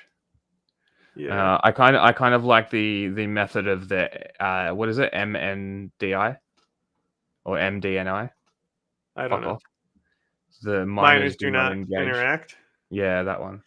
Yeah. I think that's a pretty good. I just assume, like in my life, I'm not talking to children.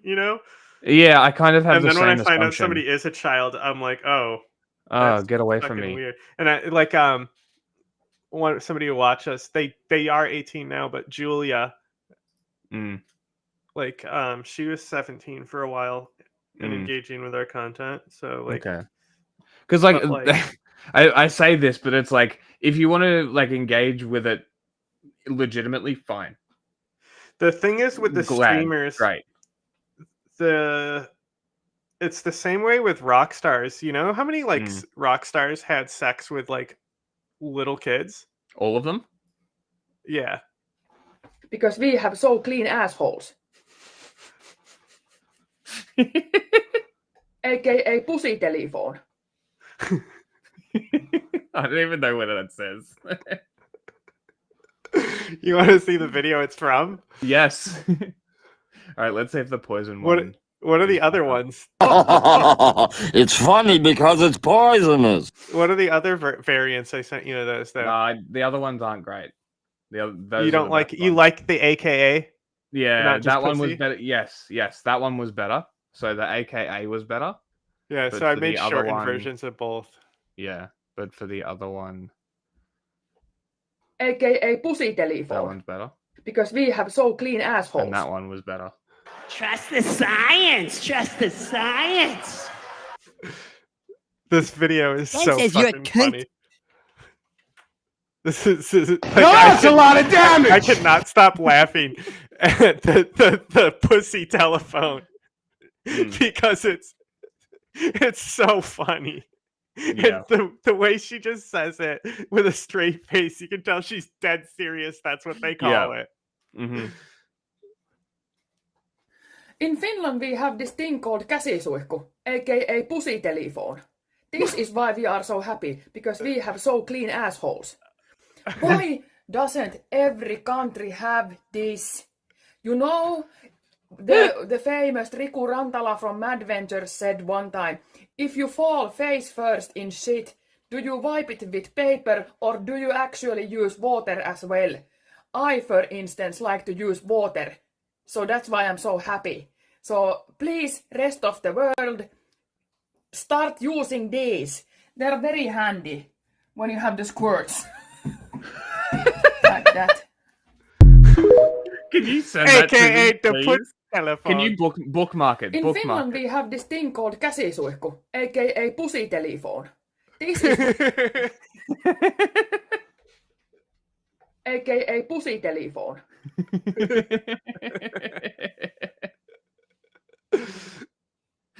There you go. Now we got some soundbite law.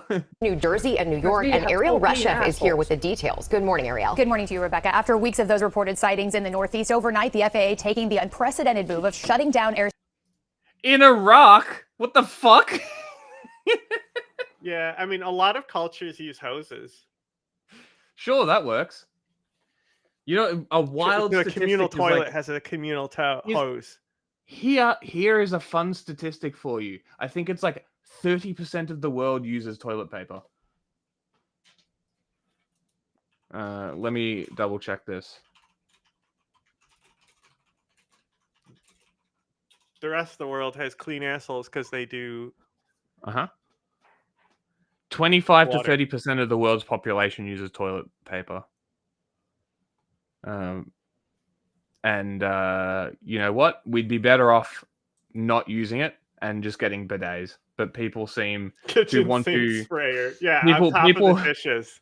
People seem to want to finger their assholes more than wash it with water. So each to their own, I guess. You got to get the pussy telephone. Make bidets cheaper. That should have been Trump's. Oh no, actually, he would have gotten assassinated by the toilet paper companies. Airspace to drones over parts of New York and New Jersey due to maybe that's who what's his name, Thomas Dorkfuck, that missed Trump. Maybe that's who paid him, the toilet paper companies. Maybe he wanted to implement bidets for everybody. special security concerns. The ban is meant to police the skies above critical infrastructure. It will last through most of January. Stretches of both states are now oh my considered God. national defense airspace. Flashing lights following the FAA guidelines. What an insane The drone ban over UFO. President-elect Donald Trump's Bedminster Golf Club has also been extended through the end of January. Officials warn that flying a drone without government permission in these areas is illegal, and authorities may use deadly force against any drones that pose an imminent security Deadly force off against my any drones. drone. Hands off my drones. Why did security threat. deadly force? Anyone piloting It's a not drone in the alive. restricted area without No, how can it be deadly? Cops are going to fire permission guns could into the face air federal if you fly charges. drones. The Department of Epic. Homeland Security saying again, I'm so glad it has assessed I'm that there so is glad no we threat turned to this public into safety a or fucking national problem security. to create a solution for it. Officials I'm say these amazed bans by are this simply a story, precautionary really. measure. George. Good to know, Carol. Thanks very much. There have been more than Good to know, 3,000 Carol. reports of drone sightings in recent weeks, and now those sightings have spread to Queens and the Bronx. Take a look at NYPD. Plane. Every time it's a fucking plane. What is wrong with our fucking country and society that they see airplanes in the sky and think they're fucking like secret robot shit? What is happening here? They're fucking airplanes every time. I've yet to see a fucking drone in any of the videos. It's been a plane every single time. What is happening? Like how like these people have to be self-aware and doing it just to fuck with people, right? It has to be. You know, they know their post is going to get clicks because this is a trend right now. They know it's a plane and they post it anyway.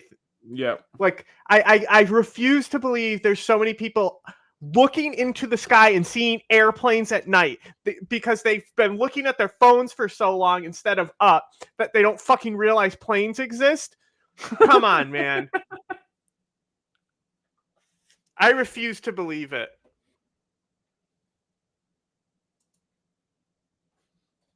Of course, the federal government says is nothing to worry about. However, local mayors, our governor, and even U.S. senators are not buying that response. Instead, suggesting that these so-called drones could be controlled by a foreign adversary, or maybe that response. Instead, suggesting that these so-called drones could be controlled by a foreign adversary, or maybe part of a secret government operation. But one thing's for sure, the more we see them, the more we hear about them, the closer many people think we are to some shocking future event.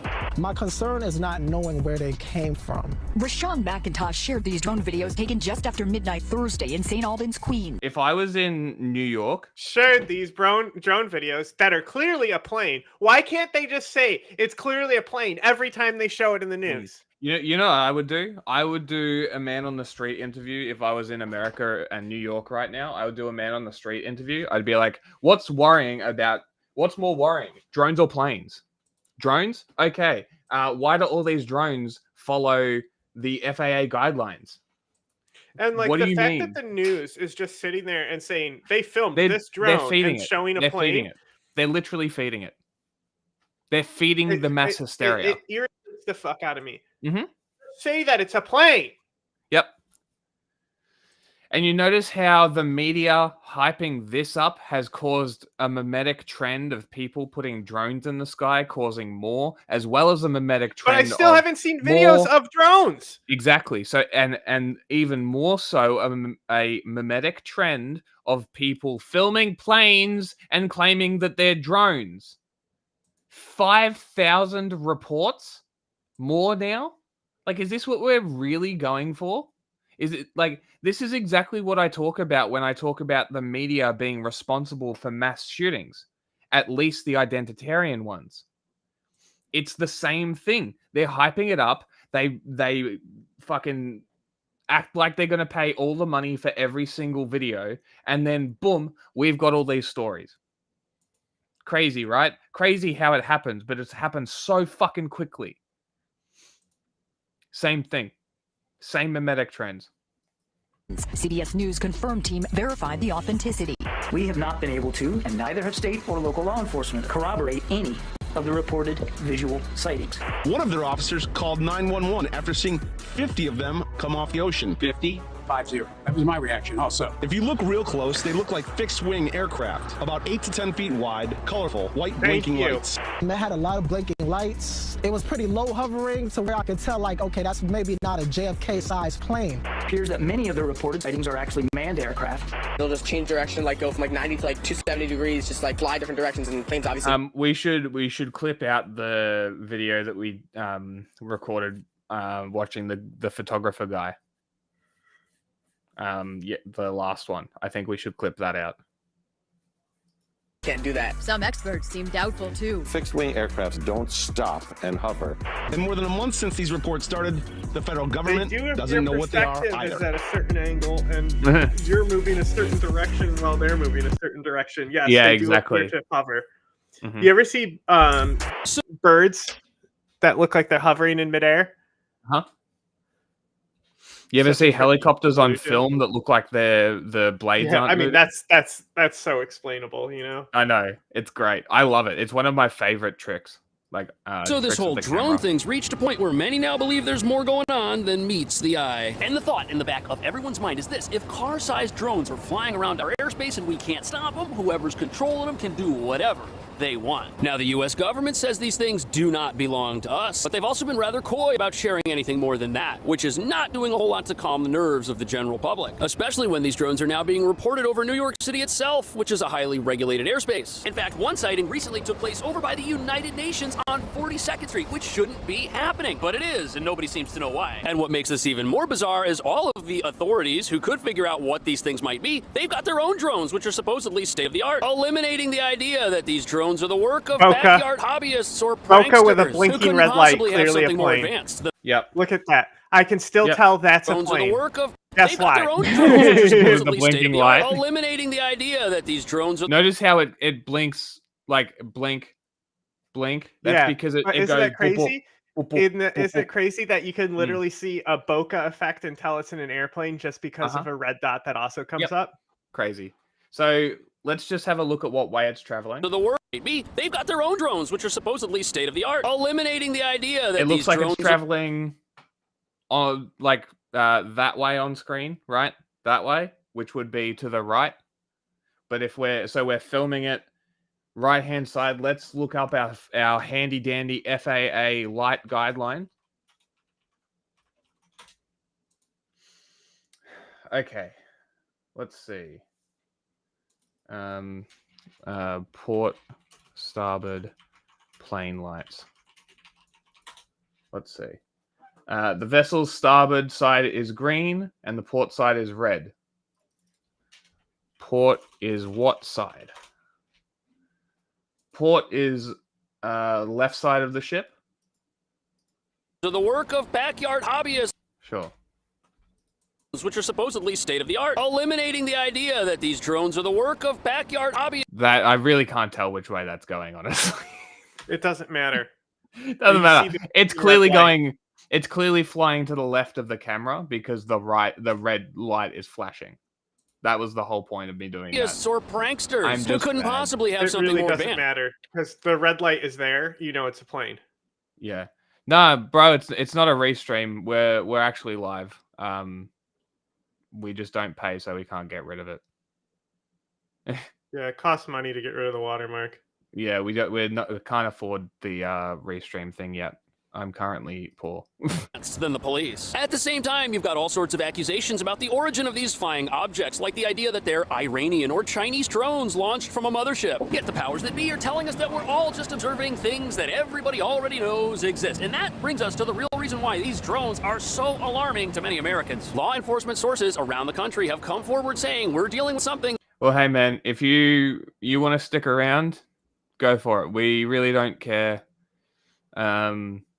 what your beliefs are, as long as you can, sit here and talk in reality with us and chat. Where we are happy to have you.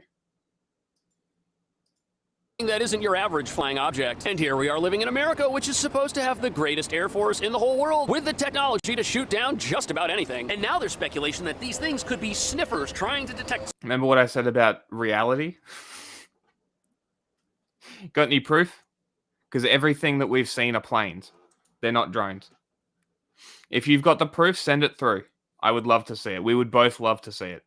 Some sort of dangerous material that could have entered this part of the country. Either way, all of this hysteria is why privacy and personal liberty experts are looking at this whole thing with a bit of skepticism, as fear and panic create a populace willing to... Yes, this could very well lead to a crackdown on your ability to fly your property, do your thing, just like in general doing shit. I mean, yeah, let's do this. Let's just send F-15s to kill drones, or they have helicopters. Maybe send the helicopters. I don't know. Brace laws and rules that would never fly during a time of relative peace and stability, but will fly at a time when drones. That was fudge. My bad. Yes. It was Jook. Yes. I didn't read because your picture is the same color as his. Flying around, and as you're about to see, these things are so advanced that law enforcement agencies, they have no way to track them down or stop them, which is why some people think these are controlled by America's enemies.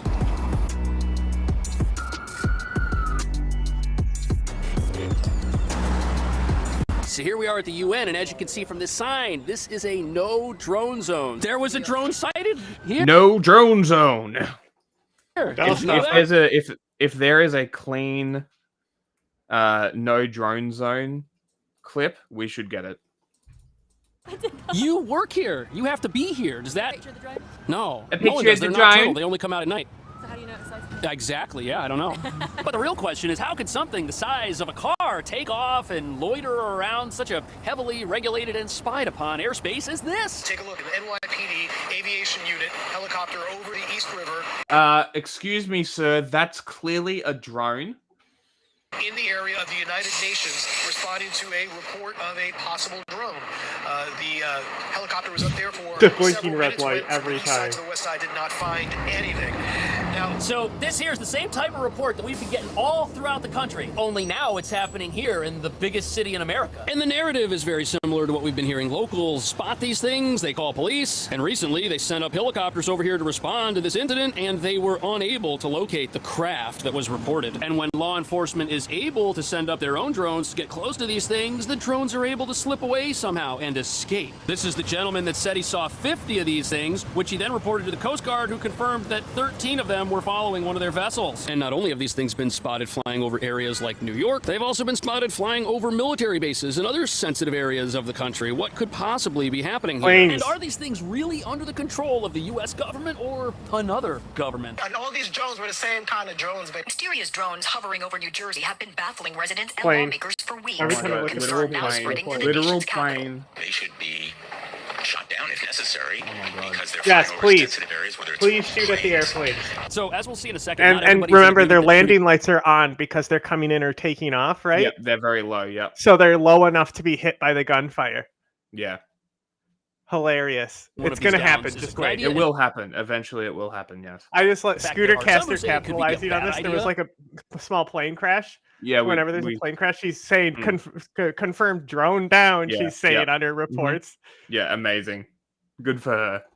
But one of the big I mean, concerns I mean, regarding it's these the drones fucking is that they could corporate possibly be media's gonna used for capitalize on it. espionage. Exactly. After all, Be here they dumb are about it. flying over New Jersey. The incoming president has a home there. He's also got a home in New York, and they've also been spotted here. That could be a national security problem. And then there's the idea of the Iranian mothership. Iranian, I'm by the UN. But here's what you need to know. The idea of a mothership that launches aircraft is not exactly new. Look at this thing. It's not even modern. It's got the ski jump carrier design. That's something commonly found on Russian aircraft carriers, like this one, which could very well indicate they're launching aircraft without the aid of a catapult system the U.S. uses on its carriers. So there could be a mothership. It could be launching drones, but satellite imagery shows that it's almost on the other side of the world, and an object like that is so big, there's no way it could loiter off the East Coast without getting picked up visually or by radar or by a heat signature. Now, is it possible for these drones that have been all over New Jersey and are now making their way to New York to have come from an older conventional aircraft carrier? Absolutely. But that idea doesn't really hold water when one of these things was spotted in the water very far away. But something's definitely going on because one was reportedly caught buzzing around the UN. And reports like this of a drone outmaneuvering a helicopter or escaping quickly and totally disappearing. That's why this idea of a foreign government holds so much weight to so many people. Could another country be using these things in a way that's not friendly to America? All The I'm weird thing thinking about about this is that potential drone idea video of a of Daniel security Larson. risk is that if there was some crazy drone technology out there that nobody had ever seen before, why haven't we seen it before? After all, there is a major conflict going on, and drones are in use all over that conflict, yet nothing that's Russian or Western seems to be able to perform like these drones we're seeing on the news. Why haven't we seen Russia use something like this? Why haven't we seen Ukraine deploy some technology like this? Both sides are using drones all the time. And just a few weeks ago, Russia deployed a weapon on the battlefield that had never been used in war by anybody, proving that both sides aren't really literally hiding their advanced technology. Think about it. If either side had technology like this, that war would be over in 2 seconds without the use of a weapon of mass destruction. However, this could mean that the technology we're looking at isn't Russian or Western. But if that's the case, then what are people seeing out of their apartment windows that they're then calling the NYPD about? On Thursday, U.S. Senator Kirsten Gillibrand, Senate Majority Leader Chuck Schumer, and U.S. Senators Cory Booker and Andy Kim sent a letter to the U.S. Department of Homeland Security, FBI, and FAA requesting a briefing on the drone activity, calling the sightings alarming. So no doubt, what some people are reporting as drones or UFOs are actually aircraft. It's easy No to see way. an aircraft at night and mistake it for something else. Happens all the time. It's been happening. But Chuck Schumer? Why is a guy like this that knows the inner workings of Washington confused about these drones? Why is he asking questions? He never asks questions. Also, how on earth is it possible to violate U.S. sovereign airspace with a drone-type vehicle that's the size of a car? After all, we've got an incredible Air Force. We've got planes that nobody else has. We can shoot down anything that flies. Also, our airspace, it doesn't just cover the air above the ground. No, it extends miles offshore. There's a perimeter around this country. Anything that enters that perimeter, we know what it is, where it's coming from, long before it even gets here. That's why whenever the Russians send up their Cold War propeller-driven bombers towards Alaska, we intercept them and turn them back. They're testing our air defense response times by entering that perimeter from the closest location that they can, by the way. And because they're launching from so close, that reveals that wherever these things are coming from, it's not too far away. That's why one senator said that there's a mothership off the coast, but they could also be launched physically from Listen to me, somewhere in the United motherfucker. States. And that leaves us with the most logical explanation being that these things are coming from somewhere on U.S. soil. Yeah, That I does made sure negate to the fact that really, they really could crank the loudness on that one because he's saying it very quietly to his phone. Yeah. Nice. launched and controlled by a foreign adversary, but it does lend some credibility to the idea that whoever's running the country right now knows what's going on and just isn't saying anything. And that is opening the door to people's worst fears and speculation. I'm just showing you that he has one too. We're not staying on this where there's a mostly wanted to get to Syria first, but we spent 2 hours very distracted. Well, normally that's how we do start. You need to plan. I keep telling you, you need to plan for that, and you never do. Look, it's more fun. I know, but I just tell you, and you rush at the end. And I said you need to be prepared to audit as you go. Yeah, that's why I'm saying that I'm cutting the drones at this because we did 2 hours of the drones yesterday. I'm fine not even talking about them because I'm just saying the same things I already said. Well, no, but this one specifically was about New York. That's why I wanted this one. Mm-hmm. Well, that's the fact. The only thing that I care about for today is that they passed a law to limit drones that aren't drones. I'm sure the drones that aren't drones. I'm sure people will be like, "Yeah, the law's been working. No drones." I should put at the bottom. I should put at the bottom in the scroller thing if I can remember how to change it. My favorite type of video is the people who scream at the sky to the chemtrails when they're looking at the contrails of planes.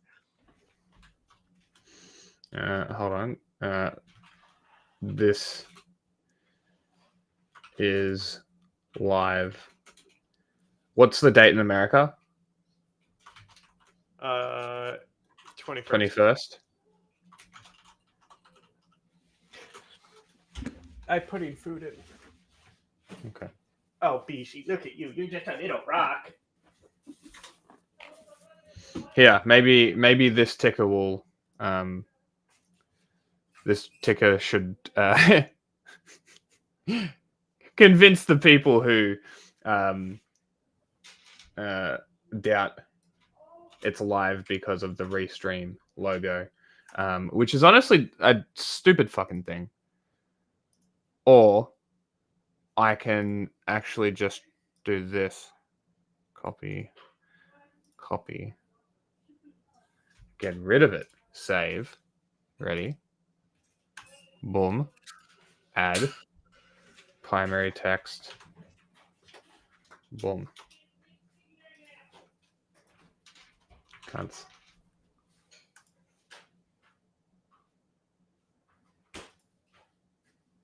Boom. Perfect. Why is it blue? I don't want it blue. I want different color. How do I change color?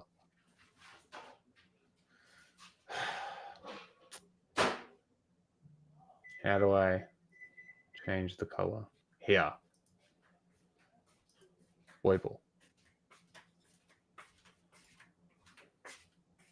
Hell yeah. Font. Here we go. Hell yeah. Hell yeah. Can we upload? No, we need to pay to upload.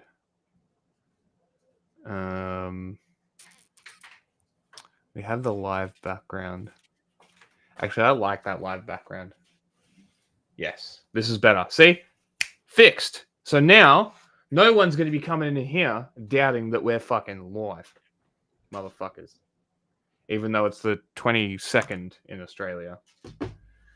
Place the black square over the restream. No, so that is a top layer, unfortunately. Yeah, so we'll go over it. It won't. You can't call get me on my AKA pussy telephone. AKA pussy telephone. I'm gonna go into the YouTube and change the calling it pussy telephone really gives a visual, you know? Yes, it really does. I'm gonna go in and change the settings and upload the thumbnail on our live stream. Cover Mozambique. I put Mozambique stories in there. Sometimes Jack misses them. Sometimes. I can skip I wish and go Ace straight was there. still around. Ace was really good at staying up to date on Mozambique because that's a difficult one. It's an important one, but it's also difficult because there's low population. So any place that has low population is harder to cover. So like the shale regions are easier to cover because even though the regions that the terrorism is in is low population, it's in states like Nigeria, you know? Like Do you say the word wrong eventually? Because I don't think I think I've heard you call it like 7 different things, but never Sahel. I'll normally say Shahal. Yeah, do you say it incorrectly on purpose as a meme? No. I just say things incorrectly all the time. Yeah. Because I swear to God, you say it incorrectly differently every time. Oh yeah. I'll pronounce it differently all the time. Because in my head, I thinking about it, I don't know how it's pronounced, even though I just heard it. Hilarious. That's very funny. I've always wanted to ask. I've never corrected you. I don't know how to pronounce it, and I can't figure out how to pronounce it. Yeah. I've never corrected you because I've never seen the need to correct you, but I'm just. I mean, it doesn't matter. It's just very funny because I'm like, I'm just sitting here. I know what you're talking about, and then have to talk for a couple seconds for other people to realize. Whatever. That's saying it could be what I mean. Actually be a very terrible, dangerous idea.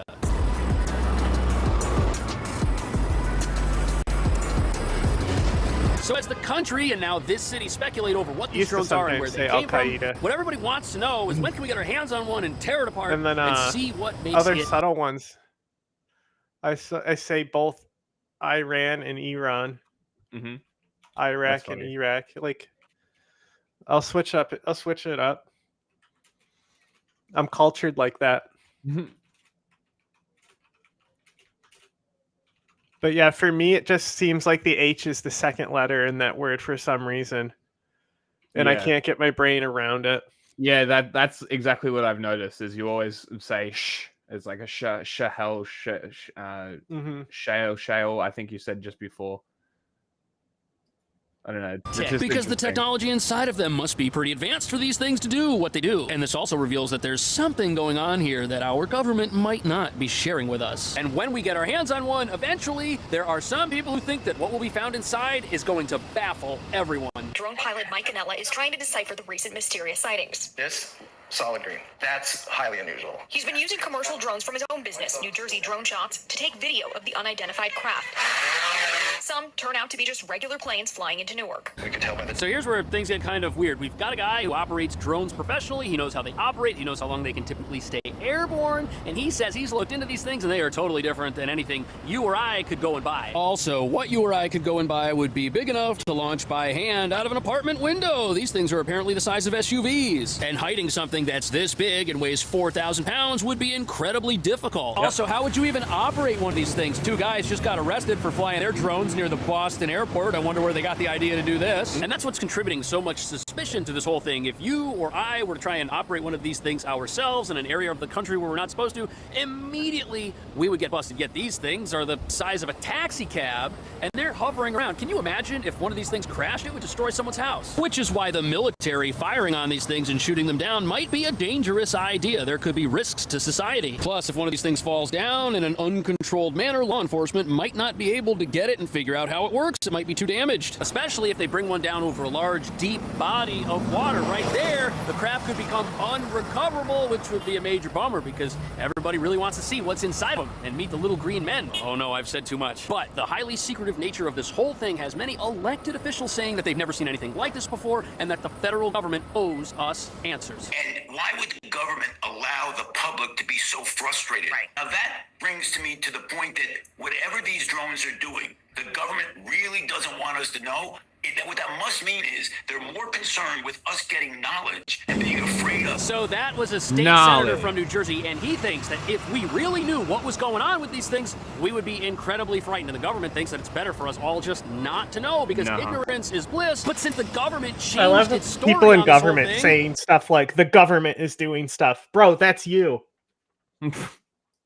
that's got everyone speculating, and why shouldn't they? Of course there's going to be distrust with something like this that comes up. People don't know what these things are. They're strange, and they're over houses and apartments, and people are seeing them. CBS even verified some of the footage that was recently obtained in the Bronx. These are real sightings of something. They might not be drones. Witnesses sound skeptical of that. Another drone. They'll just change direction, like go from like 90 to like 270 degrees, just like fly different directions, and planes obviously can't do that. Some experts seem doubtful too. Fixed-wing aircrafts don't stop and hover and then go dark and take off. So I see no reason to doubt these people. You've got regular citizens that have filmed these things. You've got people in law enforcement. You've got government officials who are now weighing in. Even none of these people are experts. None of these. The only person that I've seen that could legitimately be called an expert at analyzing this footage is the guy that we watched, who was a photographer. And when you are trying to interpret footage, who better to tell you how a camera works than a photographer? I don't know. And then we've seen this, and we've seen flying, and we saw just before that. What do you call it? What's those little a bokeh? So we saw that the bokeh. I couldn't figure out whether it was flying left or right. You know how I figured it out? I looked up where the lights sit on the wings. Crazy, right? It's almost like that's the entire fucking point of the rules. Planes. Donald Trump has weighed in saying that these things should be brought down if they're out there. But also depth perception, aka the thing that helps you determine. This was in the photography video. 6 feet, did he say? 16 feet, 15 feet, something like that. Not very far is how far your depth perception works. So you think you can say to me confidently that a plane is or is not moving at this time? How about all the footage that I saw that had literal jet engine sounds in them?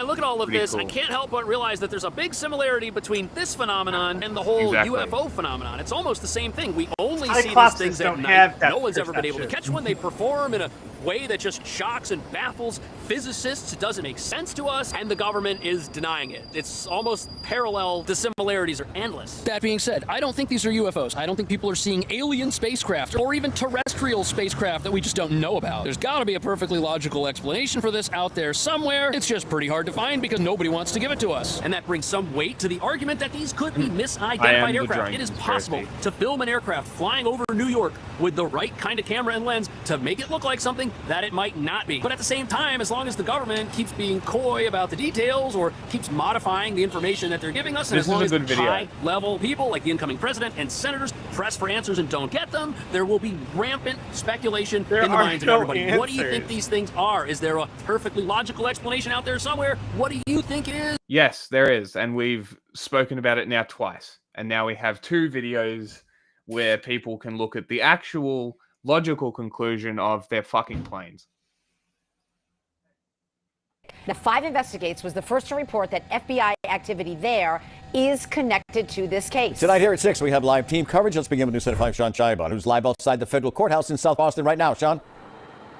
Yeah, we know that 2 men were arrested, and one of those men just appeared here at the federal courthouse in Boston. And this is a copy of the affidavit alleging that a Massachusetts resident conspired to help Iran in that attack that killed U.S. service members. Oh, now, the attack in Jordan in January killed 3 U.S. service. That's what they meant by drone attack. Drone strike. You like how I put this in here? 40. Huh? You like how I put this one in there? Yeah, they titled it perfectly. They knew people would click on it. It's a good this title. Has to do with the drone phenomena. Yeah, and it's actually more interesting news. Others at the time, authorities said that it was a drone attack, and now the FBI has. You know what? There are dislikes on this video, because that's great titling.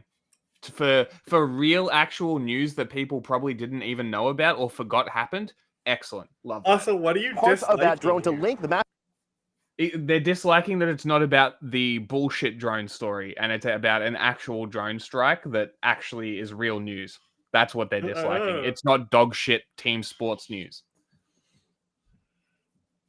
Massachusetts resident Mahdi Mohammed Sadeghi was supplying material support. It's very strange that guy was like, "Oh, it's over Ustream," but I was literally responding to him in real time, and the Twitch is actually very quick. It's maybe 10 seconds behind. Maybe. I think I've set it that low because we're not playing games and we're not playing live games. So I've set it that low so it's easier to interact with the chat. But it's weird that he would then go, well, I'm bringing up his comments. Set it? Does increasing the delay improve the latency? Increasing the... Not necessarily. You might have to look into that, but I don't believe so. It's mostly for stream sniping. The delay. Oh.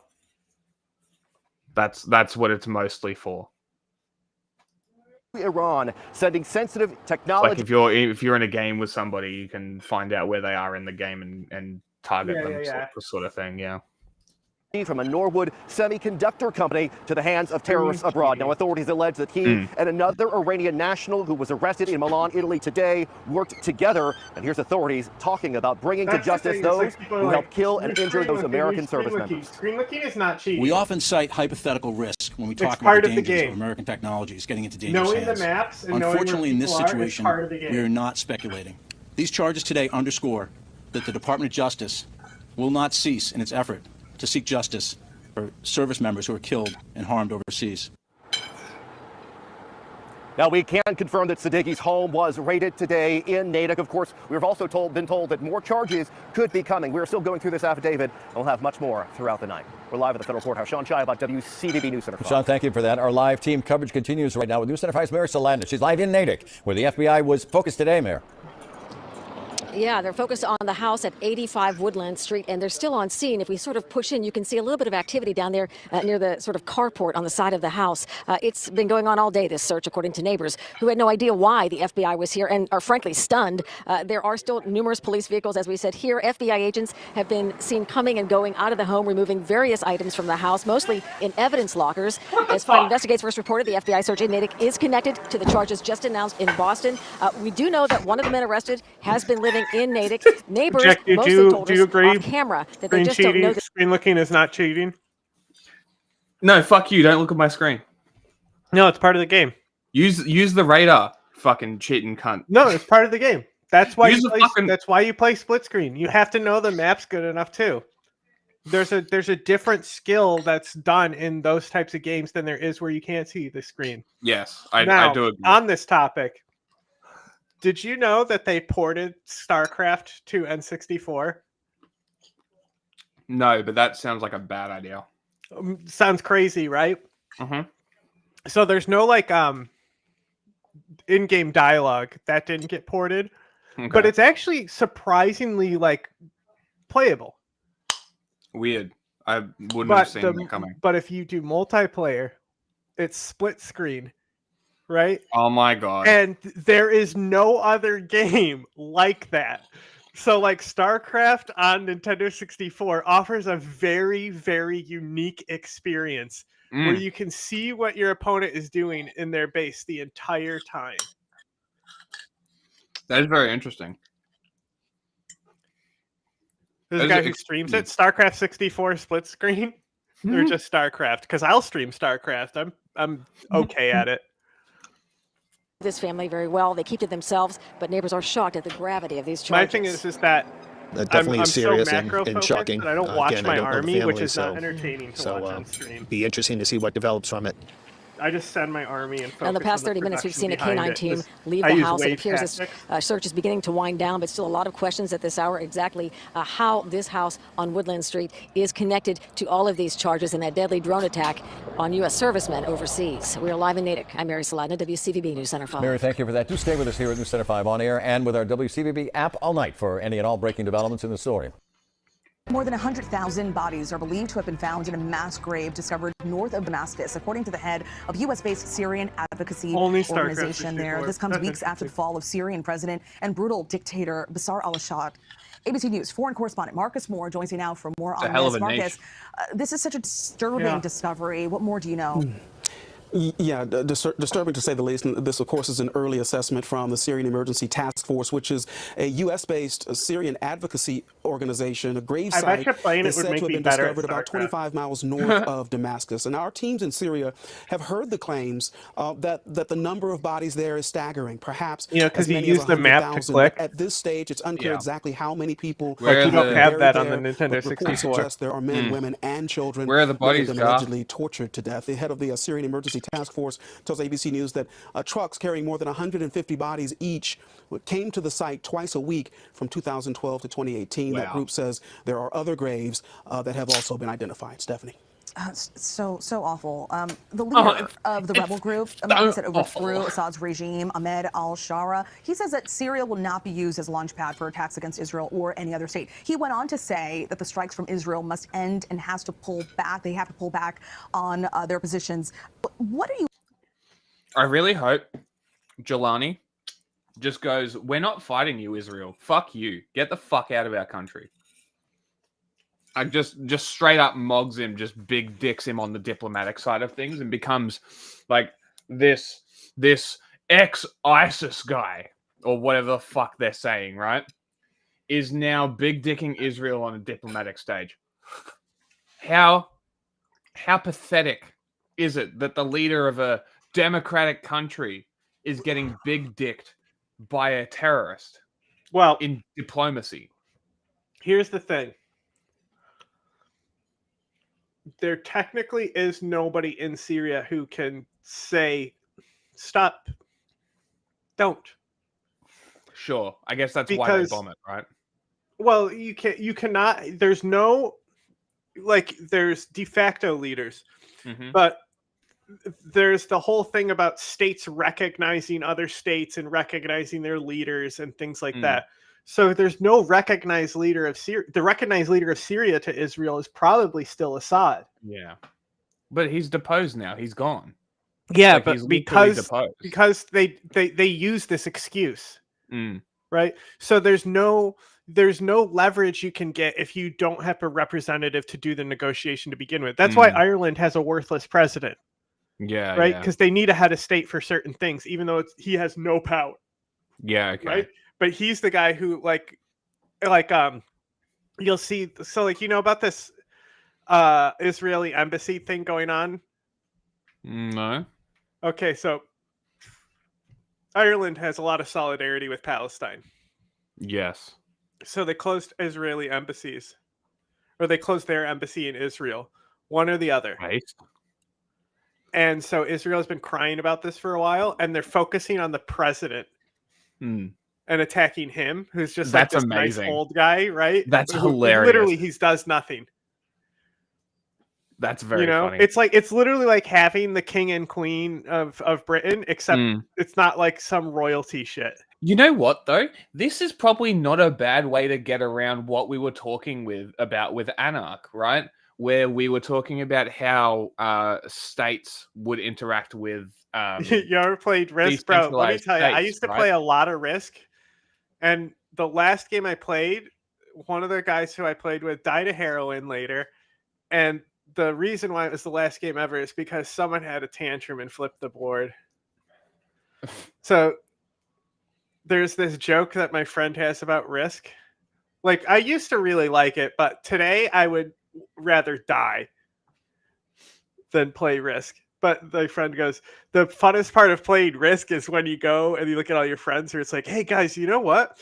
Let's play Risk. And everyone goes, yeah, that sounds like a great idea. That's the best part of Risk. It's just downhill from there.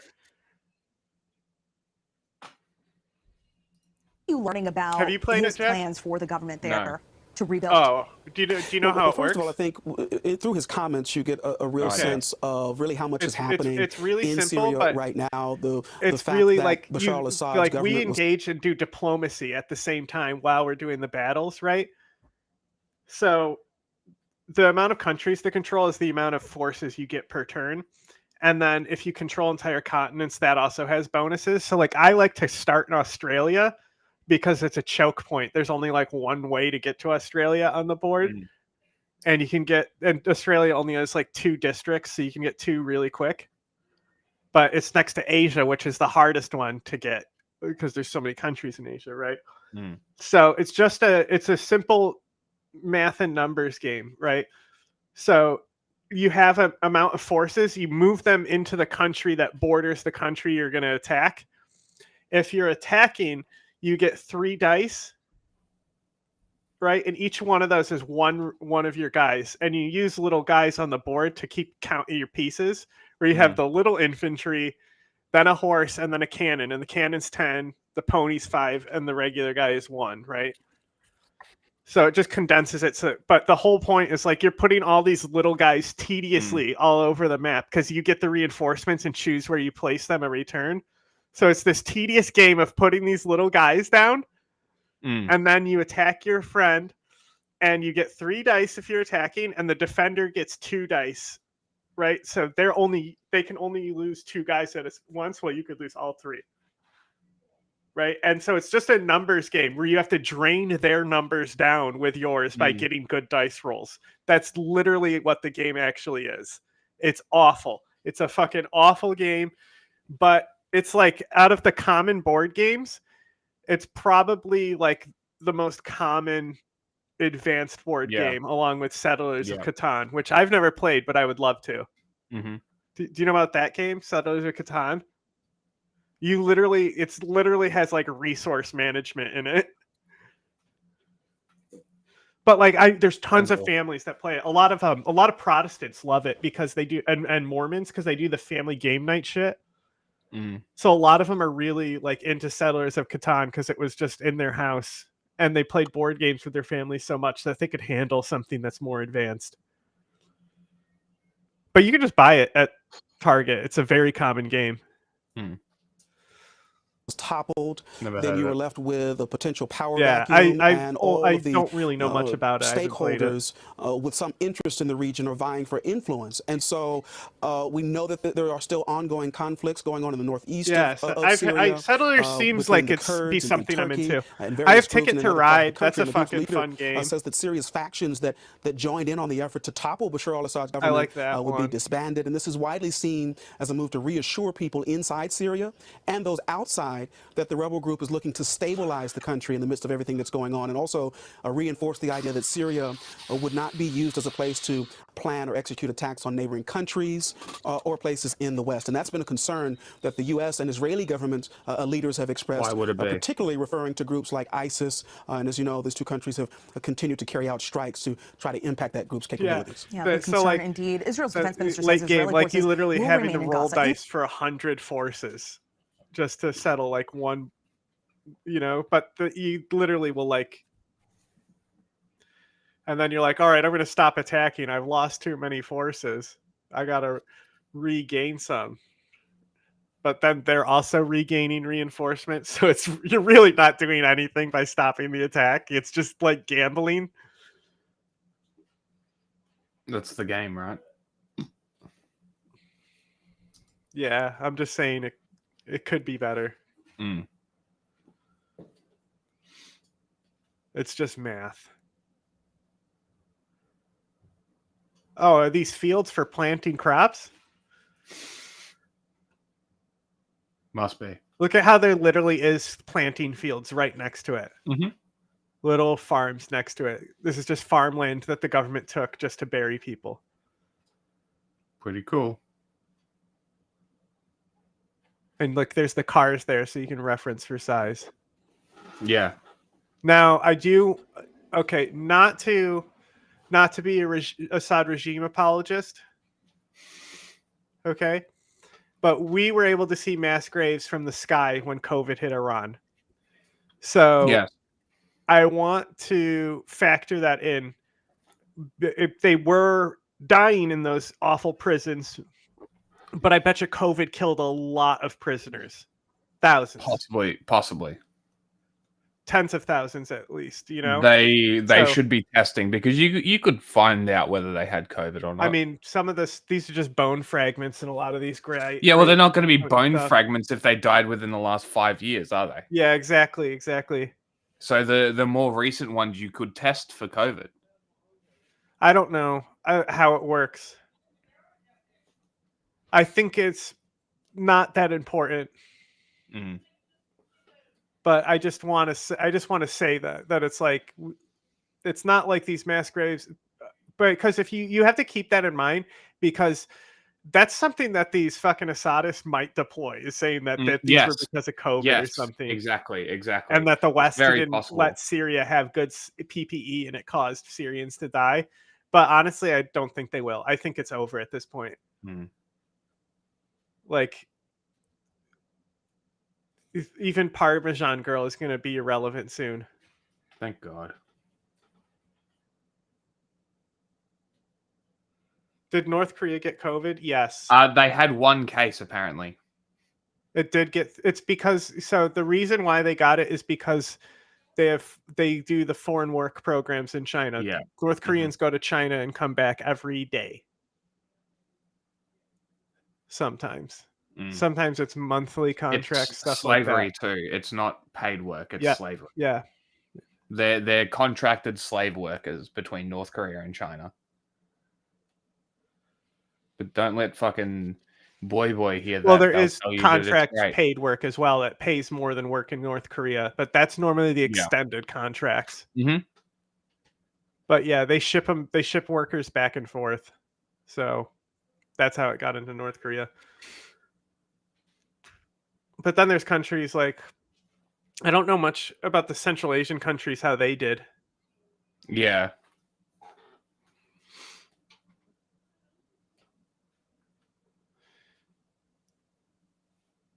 Yeah, like literally, like there's a wide open entrance to North Korea with China, train lines running in. And that's actually the place where you escape, is you go to China, not South Korea. Because if you try to run the border in South Korea, that's where you get shot. You know, with the North one, you just need bribe money. Because they're already corrupt and taking bribes from the Chinese. And so they already dug out all these bodies, have they? I mean, they're working on it. But yes. That's why it says alleged. It says alleged. Yeah. Mass grave. Could they not that it's alleged to be used by Assad. If it is a mass grave, could they use ground penetrating radar on the area? Surely that would make it quicker and easier. I mean, they may not have that, but you know what they have? They have like tractors and stuff. So we also have to keep in mind that the policies we had devastated the people of Syria. Okay, like, and this is something that's very hard to reckon with, is things like sanctions. Like, we can't just let Iran get away with shit. And like, being able to do something. Did my mic just cut out? Yeah, it did. Being able to do something is like, and not affect people, is much different. So that's totally bone. That's a spine right there. Yeah. Certainly looks like it, doesn't it? Certainly is. Halloween props. These are not human remains. Halloween. Obviously. It's spooky time. Spooky time. Yes. or it's almost Halloween. Yeah. This is Halloween. This is actually not live. This was filmed in October. Haven't you seen World's Best Christmas Movie? Yes. Nightmare Before Christmas?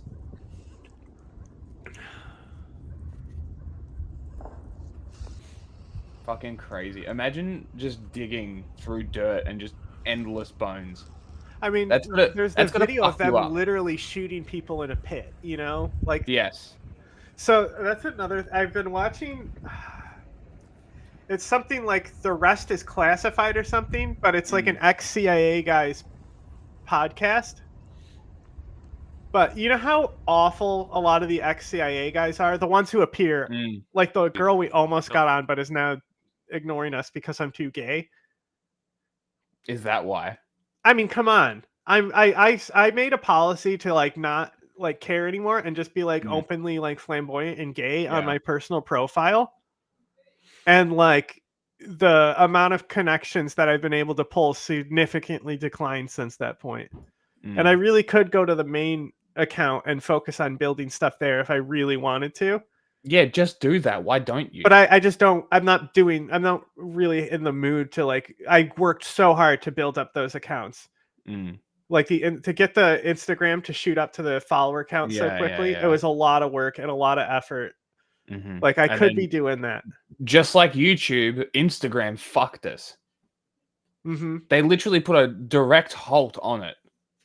It's fucking ridiculous. Yeah. Like we have been endlessly fucked by the social media companies. This is the worst part. They literally, because they don't want independent. They don't want independent media. That's the issue. Yeah. And everyone who says they're independent isn't. No, exactly, and that's like why Abby Martin. Not that's not breakthrough news. Not independent. No, the only one that we can confidently say is independent is probably Militant Wire and Popular Front. That's about it. A Better Way 2A is independent, right? Well, they're not really journalists. Sure, but like they're independent. The people that we mostly speak to, but also like Lucas at Militant Wire, like he ignores me now because I'm too gay on the timeline. You know, it's a bad image for him as a business professional. But he works in like a bunch of different things now. He's like he does way more than Militant Wire, and like doesn't have a lot of time for even Militant Wire because he's like an analyst for different like things. Yeah. Gets busy. Yeah. It drone target. Well, yeah. I mean, but hopefully once we're registered, everything should be easier. Uday doesn't give a fuck about any of that. So like when I message him, he's always down to make a fucking video. So no, he's cool. But yeah, like it's once we have that that 501c3, I think it'll be a lot easier to draw connections in. As well as Alan with Syria too. That's another one where it's like anytime something's happening, we can count on him. You know, we'll make someone a journalist. So anyway, what I meant to say is like, it would have been great to have Sarah on and like actually like attack the things, because there's this one interaction you had with her where you asked her for a source and she was like, I was there. That's not a fucking source. And like she was all snippy about it. Like, okay. She was. Yeah. Post your report. She was. Then. Exactly. And that's what I was wanting. That's what I wanted. I'm like, I literally I use CIA documents all the time as sources. Yeah. Like this is why this is something that I have been doing on Twitter is I've been asking people for sources with the 5th gen page. This whole thing of the belief of Al-Qaeda's home front attack. Okay?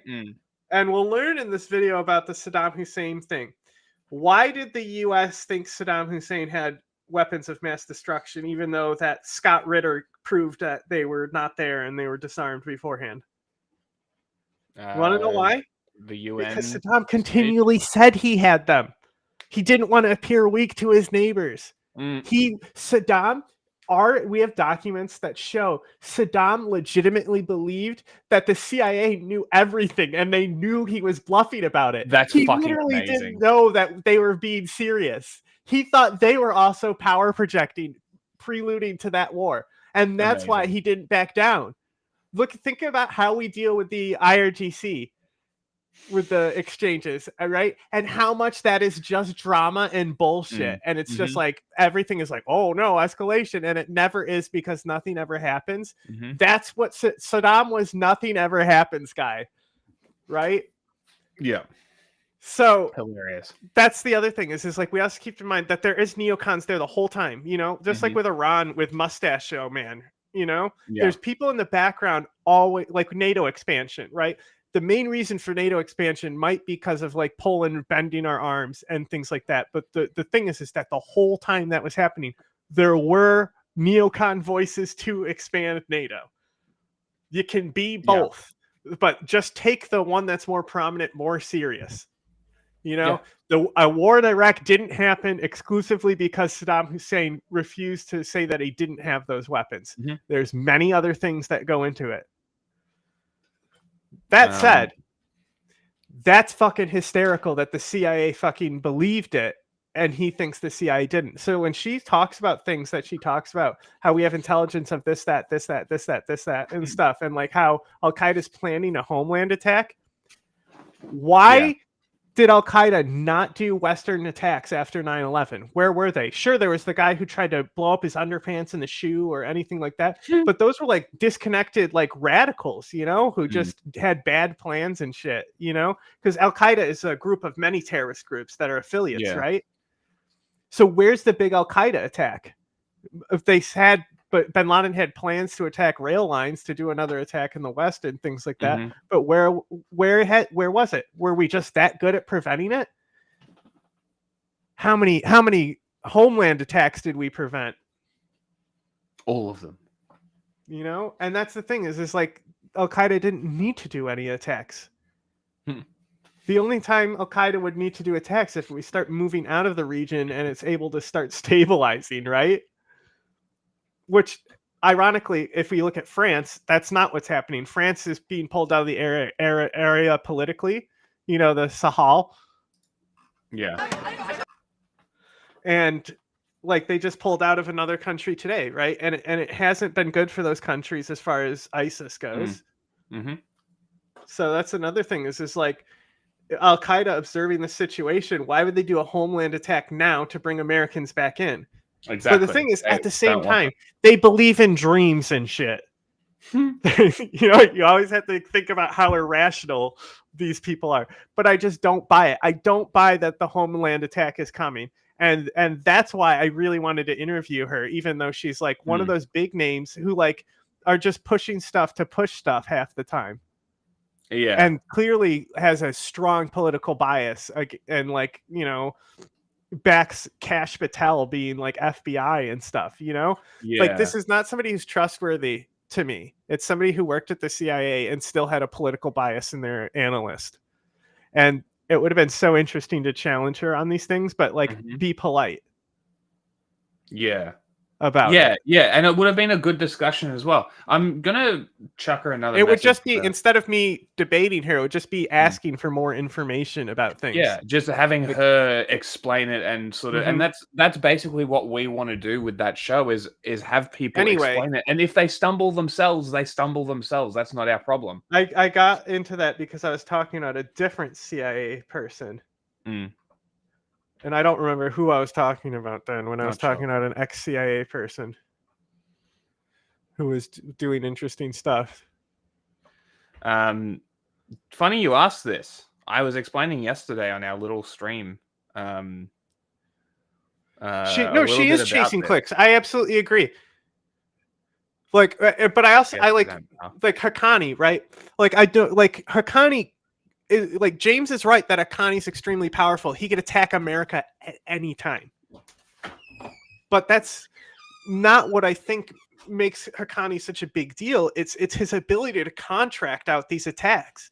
Like his ability to make terrorist attacks happen where terrorists need them to happen is incredible. That's why he's such a huge threat. It's not because he's going to attack us. That's like and so like I really hate this perspective that a lot of these ex-CIA people have where they try to make it seem like America is under threat. Like we should start instilling something in our people of like an actual like global unity and push for global institutions and like this whole process of like legitimacy and all these things. Like we should push for these ideals, but we don't. And we have to scare our people by saying that Al-Qaeda is going to attack us and the government isn't helping you, so make sure you vote for Donald Trump. I mean, and like there was even that small Al-Qaeda attack that like Biden referenced, but not a 9/11 event.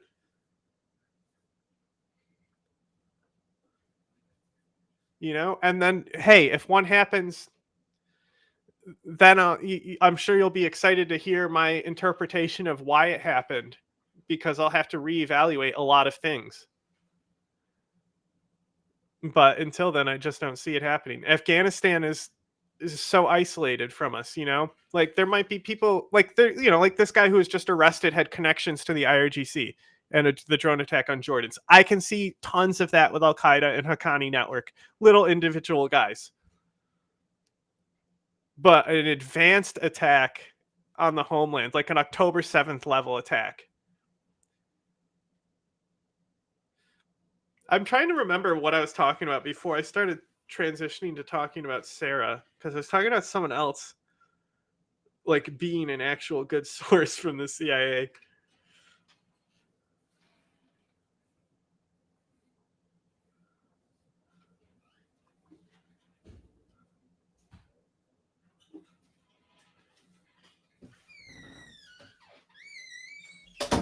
Like, I'm far more concerned about keeping Al-Qaeda out of Syria right now. I think that's far more important than preventing a homeland attack. And also, like, hybrid warfare. People have no fucking clue. The literal attacks going on our countries by Russia every day, people have no fucking clue.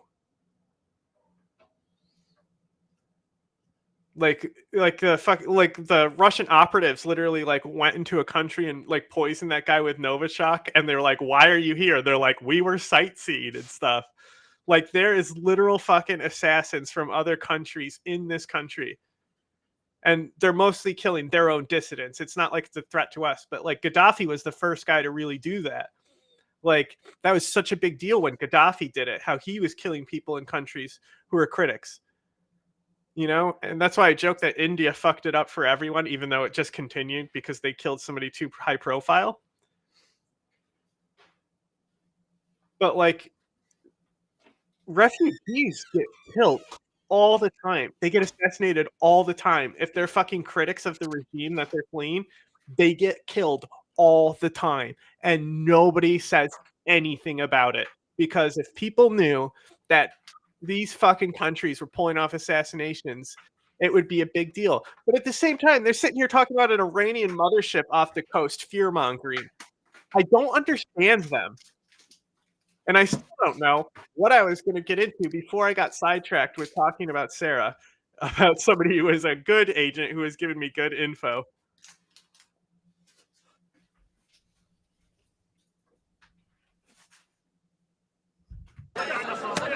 Families look through Syria's notorious Sednaya prison for any clue on the fate of missing loved ones. A sound from the prison's secret tunnels sparks brief hope, only to fade minutes later. False alarm. Still, it seems no one wants to give up. Families wait outside for any trace of loved ones. Nothing Fatma else, from no Aleppo tunnels is looking for or her anything two like that, sons. but the people still She haven't came stopped. here as soon as Bashar al-Assad left Even the though, country. like, they concluded their search and rescue by saying that there's nothing, like, everything's been cleared. I want my But people are still digging United and Nations, putting holes in the prison, trying to Russia, look. France, Think about Italy, this: Turkey. their I want my loved ones are children. in one of those mass graves, right? Mm-hmm. And they've been living under this regime, not knowing, thinking the worst that was happening, and then all of a sudden, this prison gets out. There's a great video where it's they film like a Syrian mother coming in from the door and learning that her son is actually alive. Mm. And she like starts screaming about it, and like she's like because she thought he died for 10 years and he's been fucking alive this whole time. She gets to see her son again. Imagine that, going through and accepting death, that the person is dead, going through the stages of grief, only to find out they're alive. Imagine what that feels like. Probably the best So feeling in the think world. about these people who have already went through that stage of grief. Suddenly all these loved ones appear who so many Syrians thought were dead. But not yours. But not yours. Like, of course you're going to be digging in the walls trying to find these secret tunnels, and it doesn't matter that the white helmet said there's nothing there, because Assad sold the prison being this like complex thing for so long, right? This is propaganda. These were, so that's this is what I was going to talk about, the CIA podcast that I was listening to. They were talking about Assad's security forces and the psychology behind them, and how they're actually like worse than Assad. You know, like Assad didn't tell his security forces to shoot a bunch of people and threw them in a pit. He just made the environment where those people exist. That sounds like apologia. But it's not though. It's still Assad's regime. It sounds like apologia. Like Assad didn't personally do these things to people. Yeah, he just had people do it for him, right? That Saddam sounds was like an actual Hitler didn't gangster, kill you know, who people, would the probably Nazis kill did. you himself. You know, and his Yeah, but sons were that's fucking because brutal Assad- fucking gangsters too. But But Assad that's is a because little Assad bitch. and Assad types are pussy cowards. Yes, It's it's like exactly, Assad, exactly. Hitler, but that's what, all of these people. So they also got into like Lebanon and Syria occupying Lebanon. And which one of you? Oh, I was in Syria for a little bit. But they got into like how they like he started getting suspicious of his own intelligence agency and like the whole operation in Lebanon and the intelligence gathering they have in Lebanon, and how like Assad came in and like his dad wasn't really cool with Hezbollah because Lebanon was seen as a vassal state to them. Okay. Because they was literally Syria's colonial state, right? So his dad didn't give a fuck about Hezbollah or take him seriously, and he's talking about what happens to transition to Assad being more open and pro Hezbollah, and how the transition Iran. to be more friendly with Iran. But I'm pretty sure the rest is classified as what the podcast was called. But it was very, very good on the background of Assad. Okay. I just still don't like that train of thought, because it's the same train of thought of like, yeah, but it was the Nazis, but Hitler didn't kill anyone directly. Fuck off. Yeah, but Hitler's still the architect of everything. It's just and like so is Bin Assad. Laden not actually doing 9/11. So Nobody is gives a Assad. fuck. Right? That's my point here, is that it just sounds a bit apologia to me. Is like, Why was I in Syria? I was in Syria to cover the war. I specialize specifically in like the Islamic fundamentalist side of the world. So I was actually there. I actually embedded with Mujahideen. You know, I did not. People who have a very infamous name, but I'm not about to go out and say that I was with them. Fair enough. I have not. Maybe an infamous name that's in the chat right now. I have done nothing. But the thing is they were very big and they had a lot of foreign English people coming in. Mm-hmm. So there's a lot of people that you could talk to in English. Yeah, okay. It was easy to get information. Mm-hmm. Mm. It's also like Others Idlib share was a the lot same safer than people would imagine, you know? Yeah. Like not it's not like all parts of the city are being shelled constantly. You know, Only there are sometimes. parts of Idlib that they're fine. It's definitely a country. Oh, that's what I was going to say too. America fucking Syria. You literally could not put. It's like how they don't allow construction into Gaza. They don't allow construction equipment or vehicles into Gaza. Same thing. So like nobody could actually rebuild Syria until now that Assad's fallen. Now those things can be lifted and people can actually rebuild. And look, that is a fair criticism from the tankies. Is it's like America kind of kept Syria in that position. even if they wanted to rebuild, and even if Assad would re-bomb them. That's a valid thing. But what you have to do is complete the connection that America could have just ended this and taken out Assad if they actually acted like people think the regime changes that the tankies want them to be. Yeah. Like, if just they actually be the bad acted guy. like that, then they wouldn't be in this condition. So that's my frustration, is more of, so like people bring it up, Timber Sycamore, I think it is, when they first armed the Mujahideen. Yeah. It was like we hadn't put forces on the ground yet to counter ISIS, right? So we were funding the Mujahideen mainly to fight ISIS, but it did have a side goal of like, hey, this will help overthrow Assad as well. Right? And so this is that what do you CIA mean, Mohawk man? You secret have no funding. idea about Syrian affairs. That op was where everyone says that we funded the Mujahideen comes from. It's like Really? before there was like, so it was still very democratic. ISIS like hadn't really taken a foothold yet, but ISIS had just rose. Yeah, okay. So after we started putting actual troops on the ground, the only funding that would reach a lot of these groups would be extremely covert stuff. And that's like minimal. You can't fucking overthrow a regime on that type of stuff. No. You can buy a few new AKs and some bullets, and that's it. But they also giving them the heavy weapons from Lebanon, like the whole Benghazi event was around trafficking weapons through a terrorist network into a terrorist network in Syria. And like that's why the Al-Qaeda found out that this is a secret CIA base, because they were fucking doing illegal shit like transferring heavy weapons into Syria. Right? That's early. But once boots got on the ground, that shit stopped. And I'm not really against it. maybe traffic more heavy weapons into Syria and end it sooner. Because when a regime responds to protests with gunfire, that's one thing. When a regime flies a fucking gunship into a protest crowd and starts gunning people down from the air, what are we doing allowing that to continue? Like, at least China does their genocide in private and secret. You know, they keep it to themselves. But something so overt like that is ridiculous.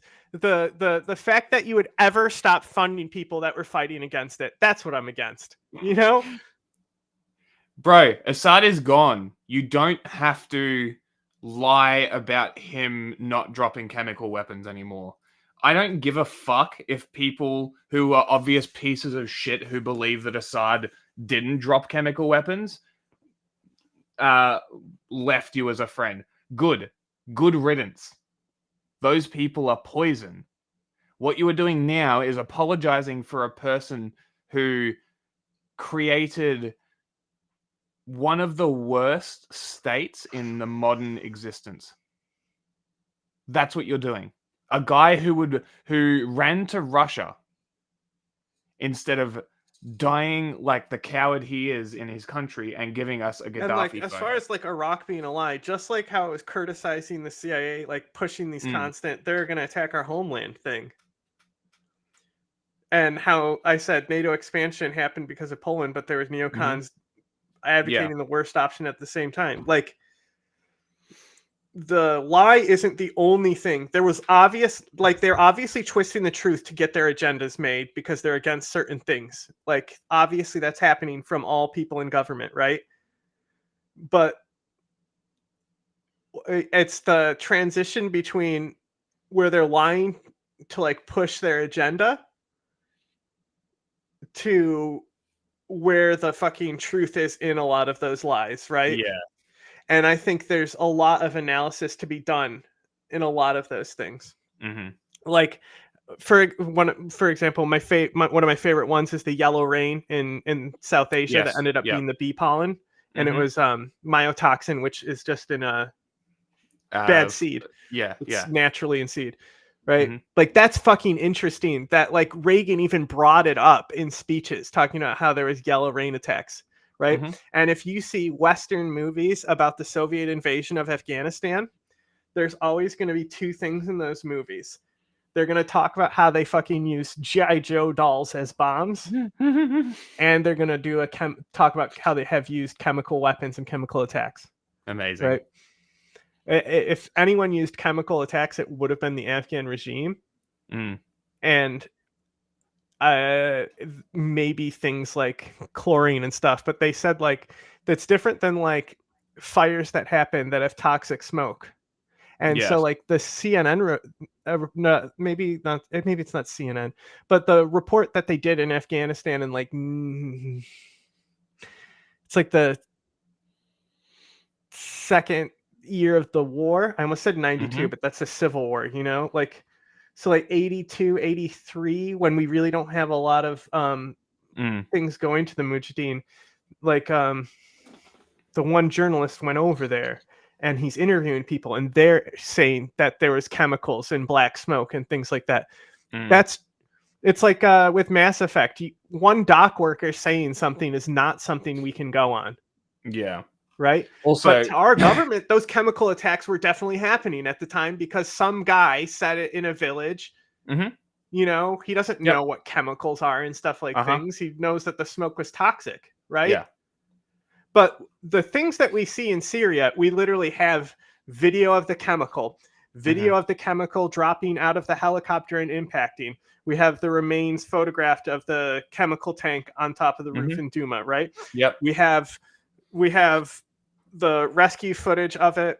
We have showing that the frost on the tank clearly containing chlorine. You know, it's so much different than some bee pollen on leaves. There's a lot of evidence. And as you said in the video where we really looked into it, Doom is one of the hardest ones to deny. Yeah, and that's the main one they focus on. And it's like that's the main and that's the one. thing is like in this era where I'm talking about the helicopter gunships and shit, you know, like I was only around for one big nerve agent attack, and that was Khan Shaykhun. Yeah, that one is not even the worst nerve agent attack. Well, the worst nerve agent attack happens early in the war.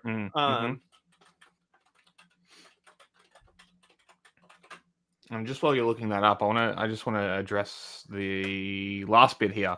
That if Iraq was a lie, Syria is as well. My guy, that is a logical fallacy, and that's why you believe this bullshit.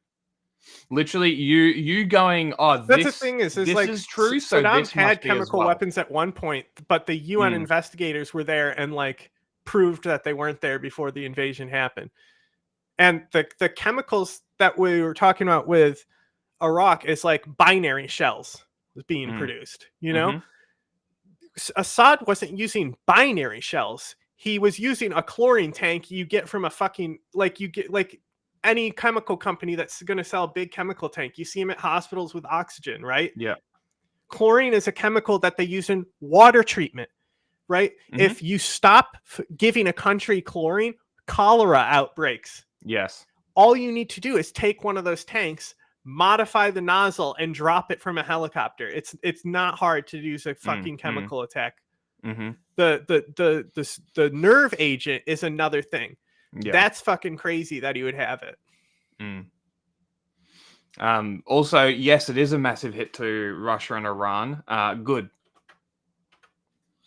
Russia is doing what America did in Afghanistan. Now in Israel Syria. and Turkey are benefiting from it. I know, and this is the problem with Syria, right? There's always power politics. There's about 7 parties involved. It's fucking ridiculous.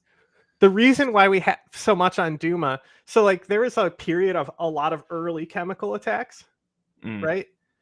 But then later in the war, like when I was there and stuff, they were a lot more rare, but chlorine attacks were still common.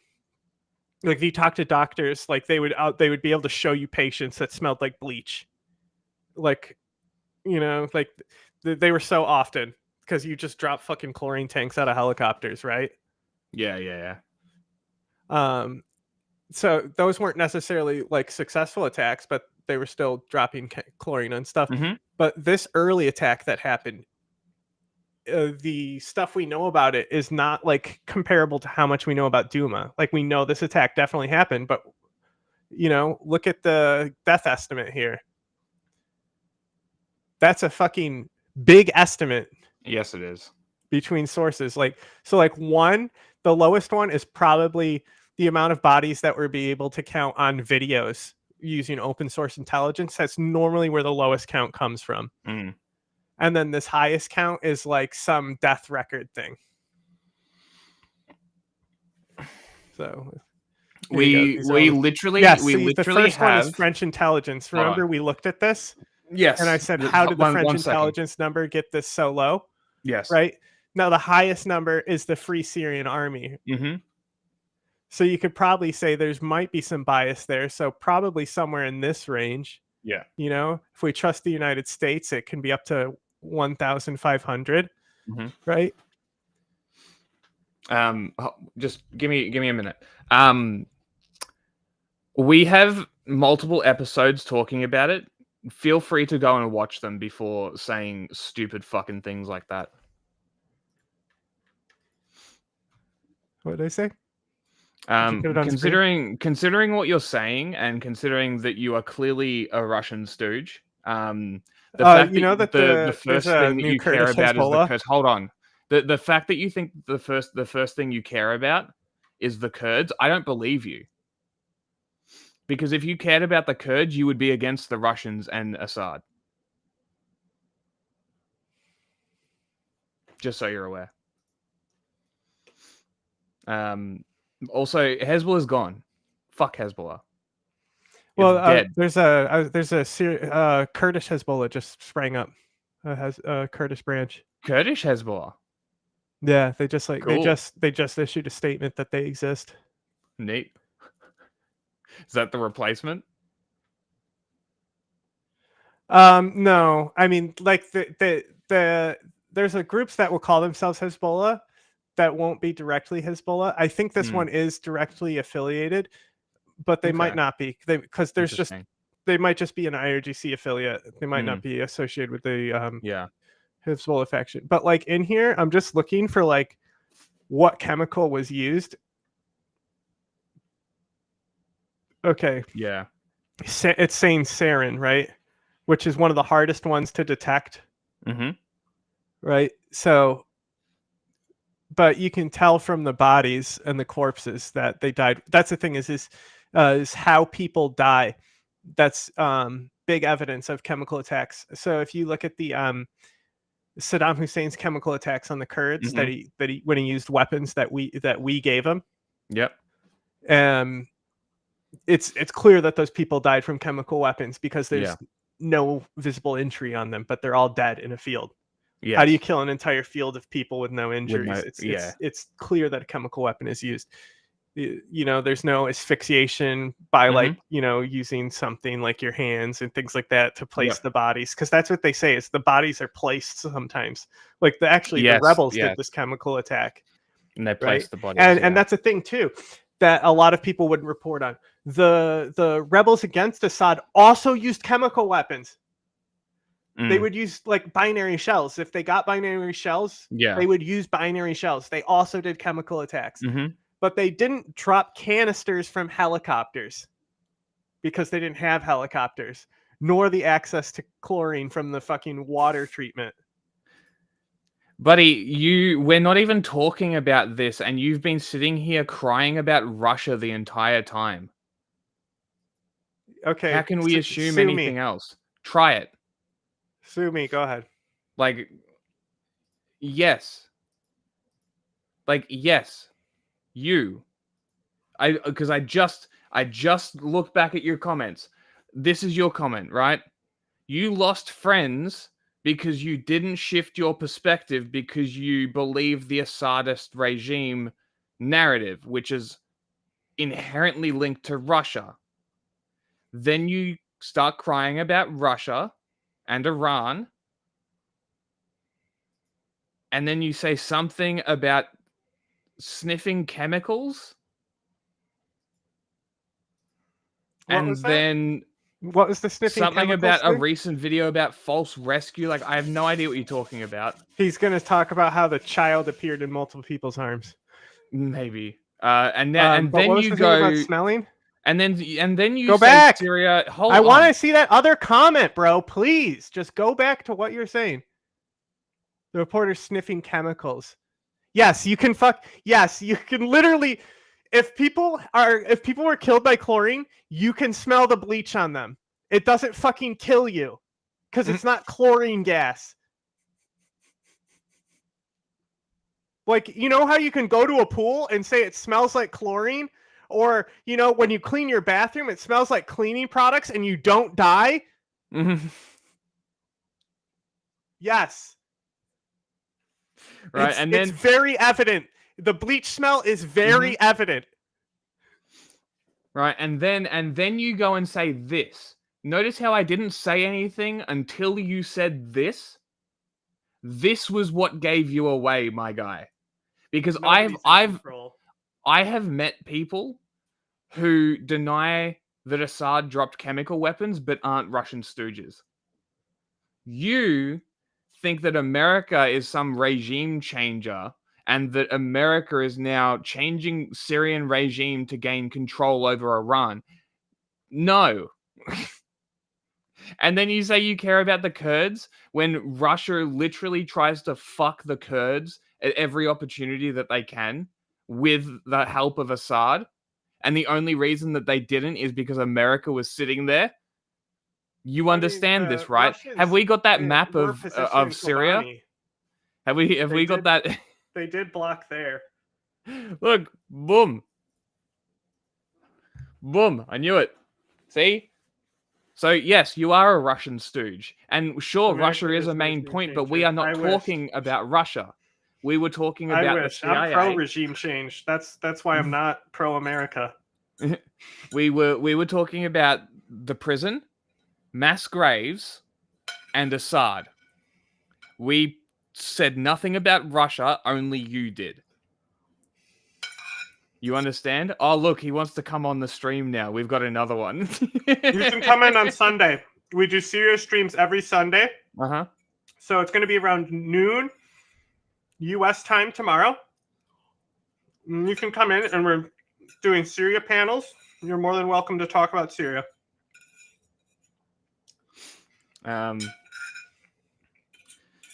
Anyway. Hold on. An American journalist propagandist sniffed chemicals on camera. My guy. Read what you just said. Read the comment.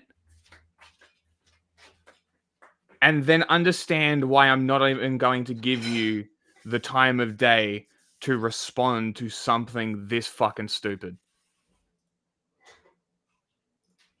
Faisal al-Hussein from Homs searches for a son who vanished in 2012. I can show you a video.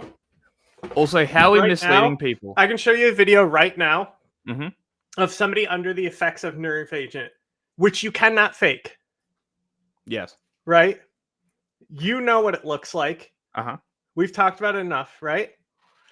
I can show you a video right now where a doctor smells somebody under the effect of nerve agent and says, I don't smell bleach. This is clearly not chlorine. It's almost like it matters how the weapon is deployed. And it's not an infinite contagion, you know? The area isn't scarred forever. It's not a fucking plague that sits there around with the radioactive waste. And if you get close to it, you die.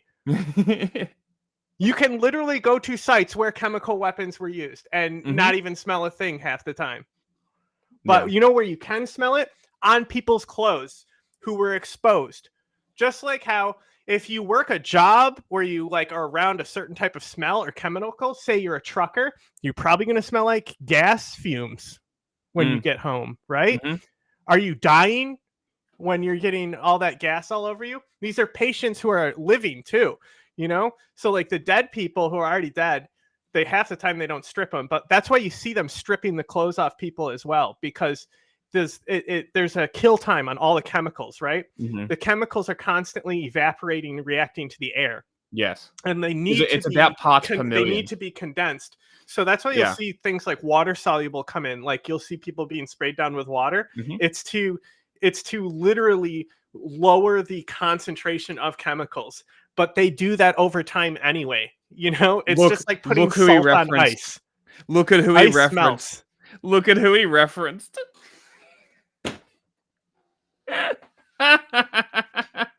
Gray Zone, the people who put bags on their head to mock chemical victims, because you can legitimately fucking make gas masks out of fucking cardboard trash as long as there's charcoal. Guess how you get charcoal? Burning wood. And you can counter things like chlorine with charcoal. You can literally make a paper and cardboard mask out of charcoal. And they mocked these people for doing that, for taking precautions against chemical weapons by using trash to make it. Gotta love it. I haven't seen fucking Aaron Mate in the fucking... I haven't seen him in Idlib on the ground reporting. True. At least Lindsay Snell goes in there. That's why I'll still fucking stand by Lindsay Snell. No, Gray Zone. Like she really got held hostage by El Nasra, and she still does. Like she's mainly anti-Turkey, but like she went in and did the Azov shit in Ukraine too. Yeah, like she has an agenda just like Gray Zone does, but she actually goes there and actually does on the ground reporting because she's not a fucking pussy. Well, the thing about Gray Zone as well, Gray Zone, Max Blumenthal specifically got the same exemplary award for excellence in journalism from Russia. Where are the Americans coming and talking like this? So where we can just tell them to shut up about Blumenthal, America. I know, where are the Americans? So Max Blumenthal got some excellency in journalism award from Russia. Do you know who else got this fucking award? Jackson Hinkle. You idiot. It's literally just an award for propagandists as a cash injection to their bullshit, as an official source of money for these people. It's literally a way to track Russia's investment in American propagandists. And here you are telling us about American propagandists sniffing chemicals and then quoting Gray Zone. They're actually sniffing the bodies, saying they smelt bleach. No, he's saying that they smelt the chemicals. So no, I know the exact clip. I know the exact clip that they're referencing. I know exactly. It's he's saying that he has the video. Yes. So send the video. Exactly what it is. And yes, John was in Syria. Yes. And I might go back, hopefully. Like, if I had this disposable income, I'd be there right now. For sure. Oh, I would fucking love to. I would love to be in Damascus right now. You know, because I like my job. You know, like I can go into places that are destabilized and stuff, and like it's intense while you're there, but like, hey, I'm still waiting. My head hurts, my feet hurt. You can smell bleach on bodies, by the way. Inside Sednaya, the air is heavy and stale. Rescue teams work tirelessly in dark, crumbling corridors. Dude, I bet the air is stale. I bet that is probably one of the worst places to be in right now. That's what I was thinking about. Like, nobody bathes or anything. They don't have access to any sanitation. Yeah. Can you imagine how fucking bad it... I mean, you'd fucking stop smelling it after time, but like, imagine going in there at this point. Armed militants and desperate families move with only their phone lights to guide them. Turkish teams dig through concrete, hoping to uncover survivors or remains. We found official records signed by the prison manager. It says there were 137,000 prisoners here, but much of the information has been destroyed. We don't have exact numbers. A few kilometers away, the search continues at the Damascus hospital. Photos of unrecognizable bodies hang on walls, waiting for families to identify them. A forensic doctor declines to give her name. The prisoners, how can they do that? And as a people to the people, how they can do that? I would love to interview Jelani. That'd be great. Sednaya prison north of Damascus remains a symbol. I'd fucking do that. I'm not afraid. Of horror and repression. Today, its walls are painted like with it was the a lot more colors of the dangerous when I was Syrian there. flag, a silent challenge to its brutal past. Yeah, I would love For the to be able to families go there. waiting I wish I here, had it's a disposable reminder income. Instead, I'm starting a non-profit. Yeah. that even in the face of such darkness, love is stronger than fear. For Attell Bonnet in Damascus, Marcus Harton, VOA News. Let's go. I'll pay for your trip. Okay, so you can go This video is sub brought to to you our by Patreon. There's tiers that you can sub there. And you do one of those tiers and I'll have the money to go and I'll head right over. I think I need to renew my passport and that's about it. Let me check if there's a Patreon option that's that much. But yeah, I'll go. I'd love to. I have a current passport. And your personal membership. Gmail. I mean, you can go to the Patreon. And there's $1,000 a month one. Do we have a coffee? Is that a custom one? PayPal? No, but like, you know, $1,000 is easily what I would put aside. To go to Syria? Sure. Wouldn't be able to sustain me for very long, but it's the plane ticket is the most expensive part. True. You'd be able to sell footage and whatnot. True. Well, I mean, like, I'm just saying, it's like, you know, you put that $1,000 there, you know, maybe 2 months, evaluate, because I have to do my logistics. I have to plan what I'm doing. I need to start planning with sources on the ground and stuff like that. Yes, yeah. And I'll have a game plan and budget and everything. Fair enough. But, you know, you maybe sub for 2 months on that $1,000 tier, and then be able to go there. I want to go. That's more expensive. Knows. Cut the mohawk. Fuck off. Or you will Fuck be off. killed. It's both No, of I us. won't. I had a mohawk when I was there too. It was always tied back. I didn't fucking go through the effort of putting it up in Syria because I was working. God, but I've always had a mohawk.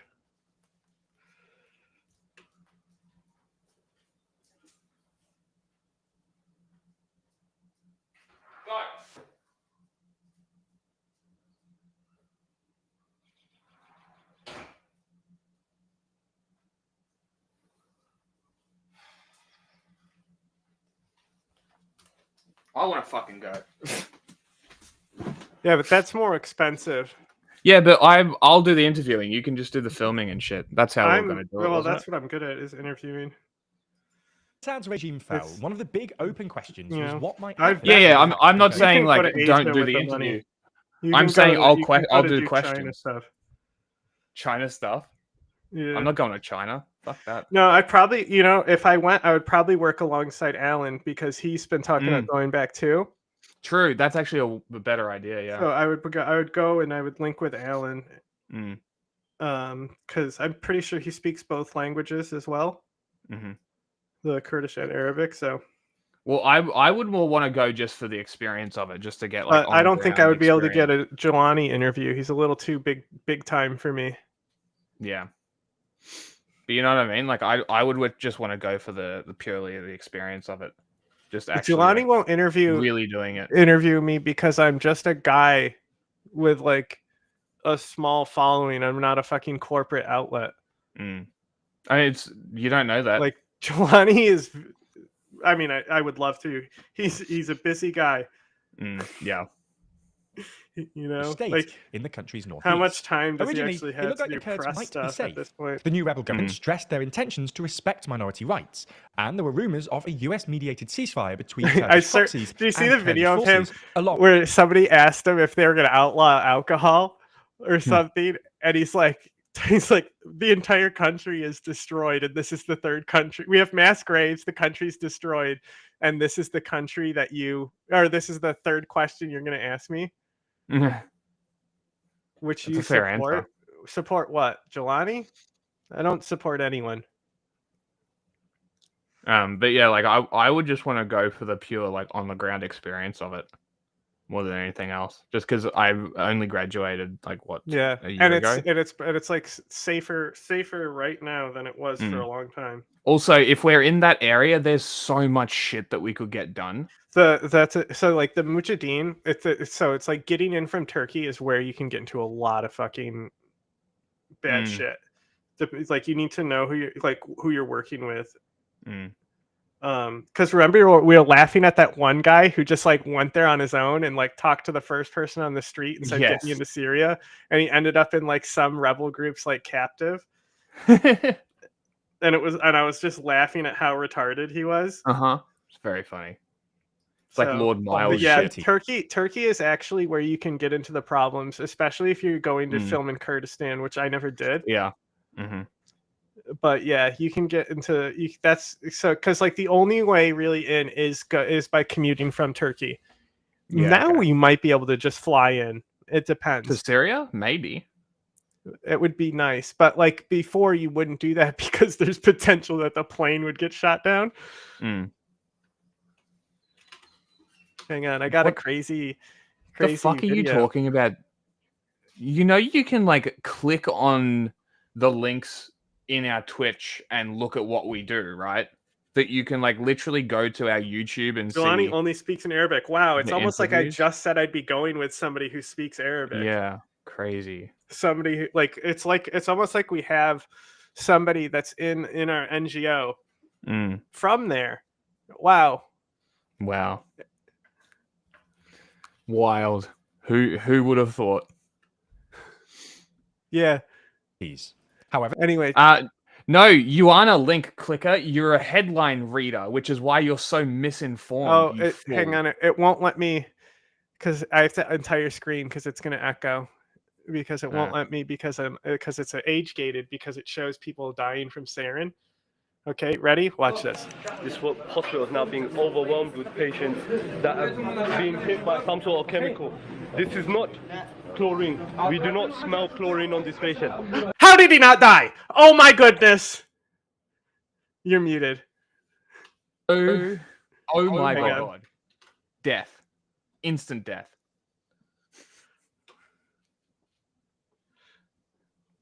Right? And right after this, right? So at this point, like this guy's got enough medical experience. He's just saying that chlorine attacks happen like daily at this point, right?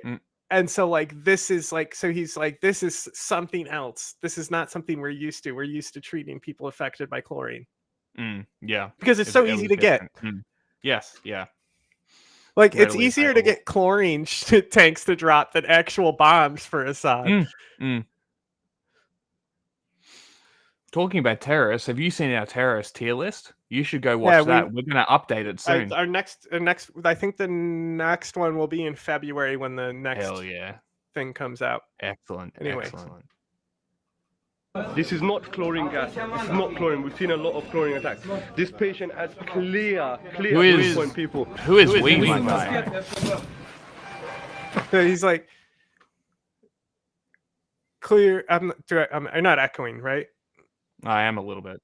Okay, I wasn't sure if I was sharing audio. So he's saying, he's like, they have clear pinpoint pupils. So before he even started filming, he's aware of the potential that this is likely a nerve agent by the responses in the patient, right? Yeah. So like obviously you can't determine exactly, like, because it's like if you look at like a lot of poisonings, like the chubby emu guy, have you seen that guy? He does like, this person drank 13 Red Bulls, this is what happened to their body. And they're like, it's like kind of like Law and Order, how there's some truth based on the case, right? So he takes cases that happened of poisonings and like recreates it with his own like original story to go through like what happens to the body in response to this. And we'll use like, he films an entire reenactment of the events too. Interesting. But they're like the events are changed to be like more of a cohesive like story video type things. But he's that's what his job is. He's like a poison doctor. Yeah. Right. So like if the patient can't tell you what they took, you have to guess. Right. So that's what I'm saying is like he has evidence that this person could clearly be affected by a nerve agent. Right.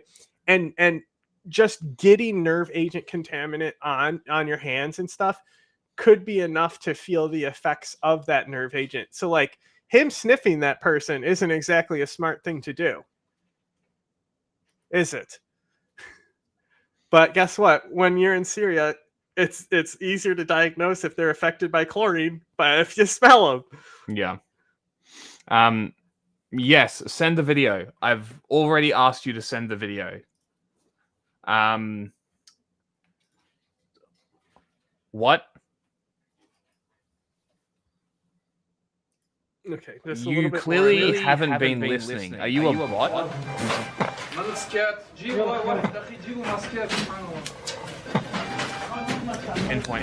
patients have got clear signs of organophosphate attack. This patient behind me organophosphate has got pinpoint people. So have the other patients we've received from the gas attack today in Khan Sheikhoun, which is in northern Hama. The gas attacks are continuing every day, and no one is doing anything to stop these gas attacks. Yeah, but it's just a colloquial thing. It's just like silencer. But also right? because the chemical weapon is chlorine. It's a gas.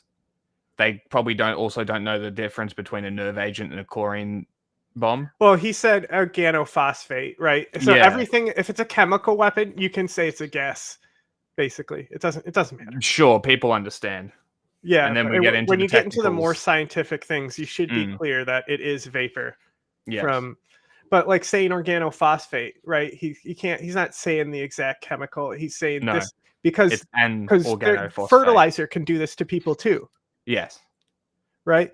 So, like, potentially, if you put enough people affected by this in a room, right, the people around them could potentially start getting affected. Right. So there's this interesting story. One of the few WMDs that were found in Iraq, it was not manufactured after the deadline, right? It was something that was buried in the sound that they found that ended up having a nerve agent in it, right? So the EOD squad responds because they saw that they realized it was a chemical round, right? But the chemical rounds they've been dealing with were like mustard agent, right? They weren't dealing with nerve agents. They couldn't really find them. They were so rare, right? Because there's such limited that have even ever been created. Yeah. So this was an corroded shell that was leaking, right? So the team showed up in their gear, right? And then they bagged the shell and they put it on the outside of the vehicle, a Humvee, right? I believe. So it's on the out. You know how they have the outside compartments. So it's on an outside compartments in the back. They're in the driver cab, and they start feeling the effects of it. And when they get back to base, their eyes had gone to pinpoints, but they were 92? still able to drive, right? Was this 90s? No. This is the Bush Iraq War. Okay. Yeah. Old chemical shells. Okay. It's actually, this is the reason we know about this is because of WikiLeaks. Actually, if you search WMD on WikiLeaks, you will find this event on there. But everyone has come forward, and there is a picture of the guys getting treatment. They just had like oxygen treatment, but they did fall under the effects of the nerve agent, right? But it was so minimal that it was enough to have their pupils go to pinpoints. They have tightness in their chest, but nothing else really. But they were able to, like they atropine, and then like they had oxygen for a while they recovered. Yeah, very interesting. And it's a legacy of Desert Storm, I guess. Opposition figure who was poisoned by Novichok, right? He survived, but he had long-term effects from it. You said before that fucking the Iraq War, 03 Iraq War, also has cases of Gulf War syndrome, which is probably where that comes from. So old and that was like and like not everyone who had micro exposure got Gulf War syndrome too. No, that's true. Which is why they tried to write it off as PTSD. Right? They've been trying to consistently write it off as something else when it's clearly acute nerve agent poisoning. But this clinic in Syria, like, they risk the potential of actually having some effects from the organophosphates. They could feel tightness in their chest treating these patients, right? Buddy, but you have no it idea. evaporates so quickly. Yeah, right? Sit down and listen. So because it evaporates so quickly, the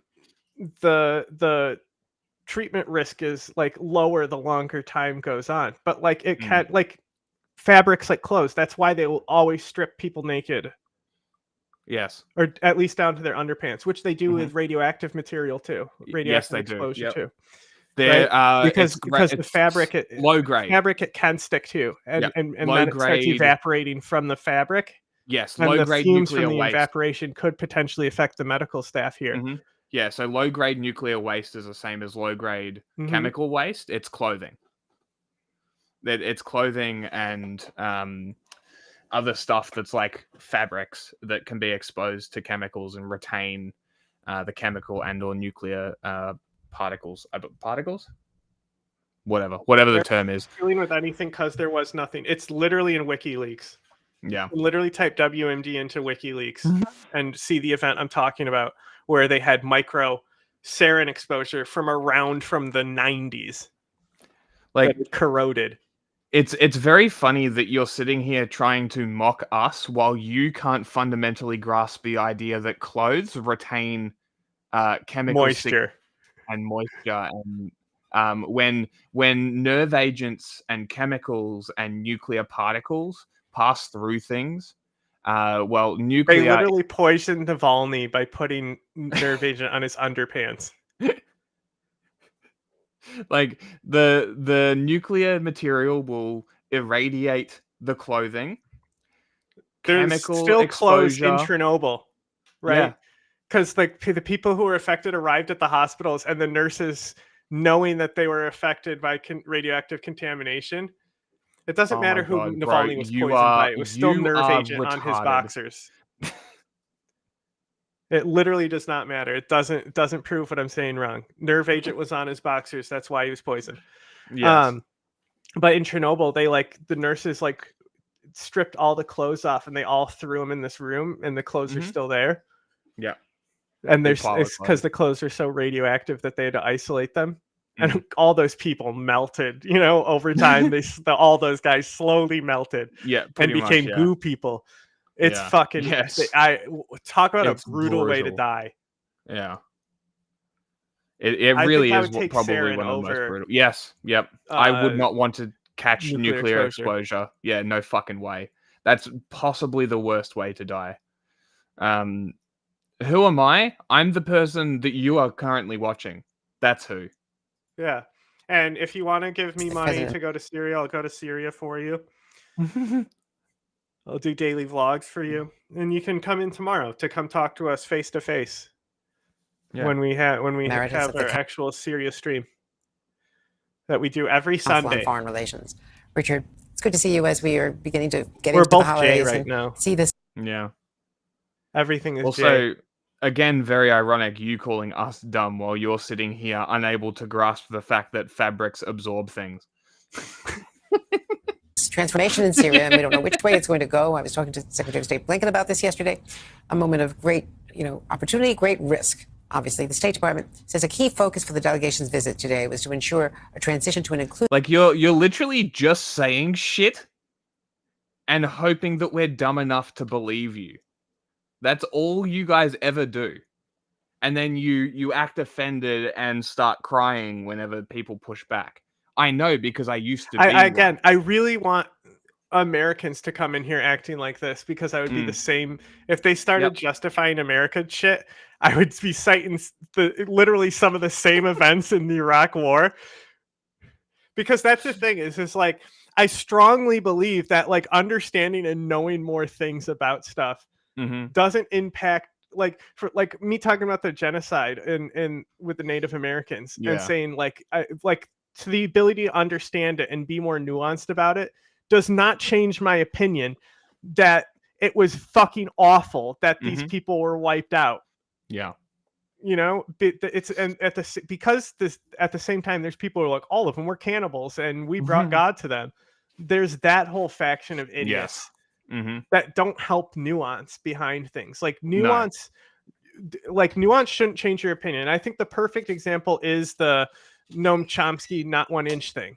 right? Yeah. It doesn't matter that nobody in that room said not 1 inch and Noam Chomsky made it up. Like, NATO expansion was still a factor. It still happened. And you can still be against NATO expansion and say that NATO expansion led to antagonizing Russia without that Noam Chomsky narrative there. And it's weird that people cling to it so hard, even though everyone in the room says that didn't happen. But that one factor of them saying not 1 inch in that room shouldn't fucking matter on the perspective if you're against NATO expansion. It shouldn't, but it does. That's because they need to attach their opinions to very specific names. What is NATO? NATO is a defensive cartel.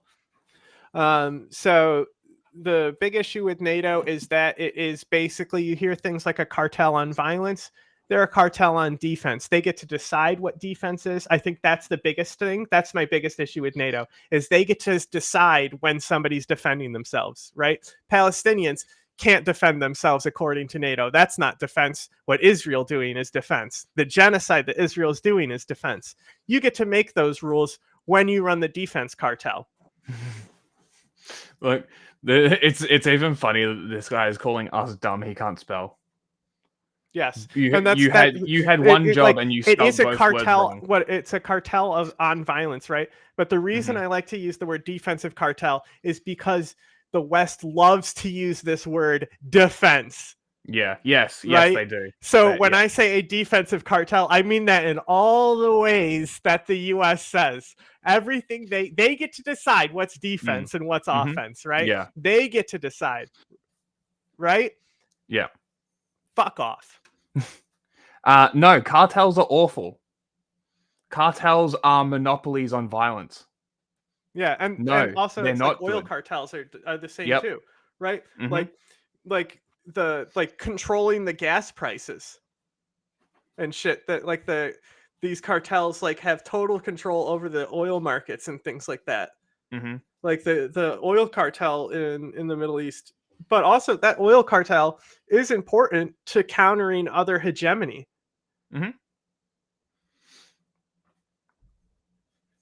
Like, that's the thing. This is like, I could also sit here and talk about good NATO stuff. But the thing is that it doesn't matter to me, because my issue is the wrong stuff. You know? No CEOs wear a mohawk. How many do you know? I'm not a CEO, nor we're a nonprofit. Yeah. We are not a Decentralized, for-profit horizontal, business. non-profit. No CEOs. CEOs should wear lead. For the X-rays, right? Syrian government. Yeah, we want them the to be collapse of the healthy. Assad regime. Of course, it's all of that. Yes, we want them to get their X-rays What's more to striking make to sure you their about this teeth are in good shape, because we're against cavities. Bro, I have a shitload of cavities because it took me so long to get a dentist who would accept my insurance. Like, That's all fucking three of my crazy. molars on my right side have one. Seriously? So I need to go get filled now. Yeah. I need a crown, but it's like $3,000. They don't hurt or anything, but like, no. I can see that they're there because I finally had my teeth cleaned, because my insurance fucking found a place that would do it, right? So like, you can see them because they're still tartar where the divots from the cavities are. So I can literally see them in the mirror because of that now. But they don't hurt or anything. So you just got to get them before you rot your entire tooth. Are you trying to human traffic us? What the fuck are you doing? What are you talking about? Also, you were saying that we're trying to prove you wrong. Or if you give me the money, Listen to me, bro, if I had $1,000 right now and I knew $1,000 was coming the next month, I'd be planning a trip to Syria right now. Yeah. Like, why would I not be? Yeah. Like, if that's the thing, is just like, if we have the money that we want to grow the nonprofit and like, and we get will to the point literally where be we doing fucking stuff. get that sweet covert government investment.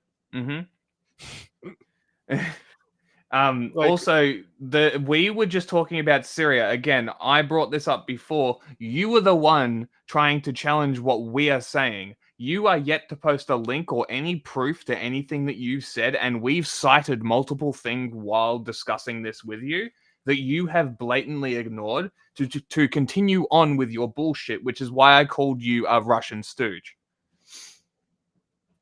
And to this point, I'm yet to be proven wrong. It just means that you're at least dumb enough to go along with these narratives. Yeah. Like, agent doesn't mean paid. Agent means you. Yes. I mean, I was just talking about the hybrid warfare, right? Yes. Yeah. Yes. Not me. Well, I did a couple things, but John mostly. Well, the reason why I wouldn't let you arrange my trip into Syria is because I'm not stupid and I've been to Syria. I'll take your money to go to Syria if you want to donate to our nonprofit by signing on to the Patreon. Mm-hmm. I'll go there. I'd love to. And what they're trying to accomplish. That'd be cool.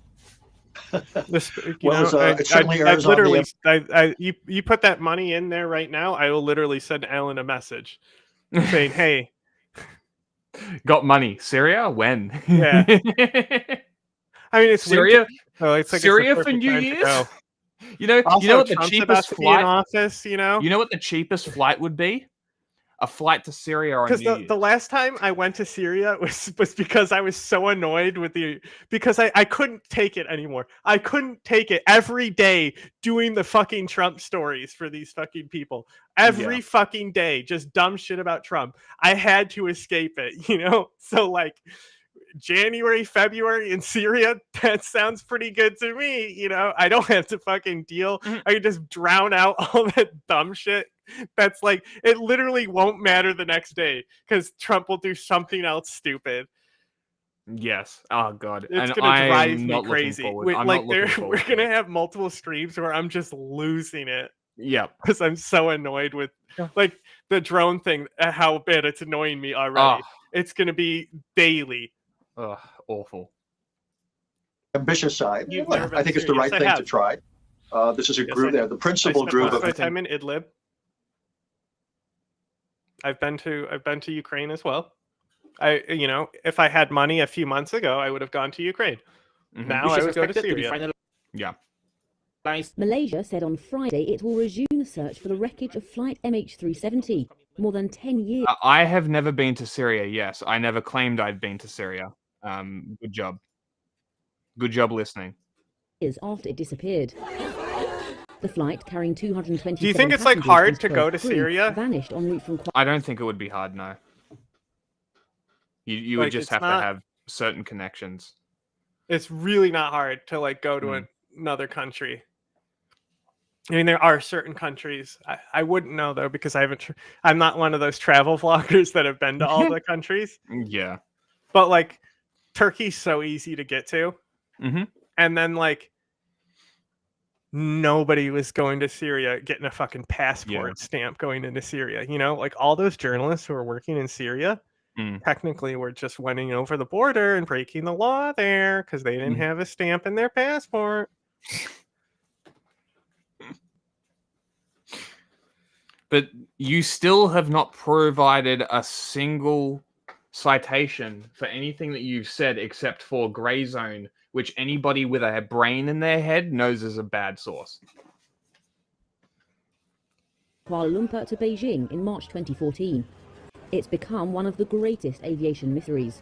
The fresh hunt was proposed by explorers. Did you see there was a post on Twitter that was like, South Asians are not East Asians, and it was a picture of Ian Miles Chung?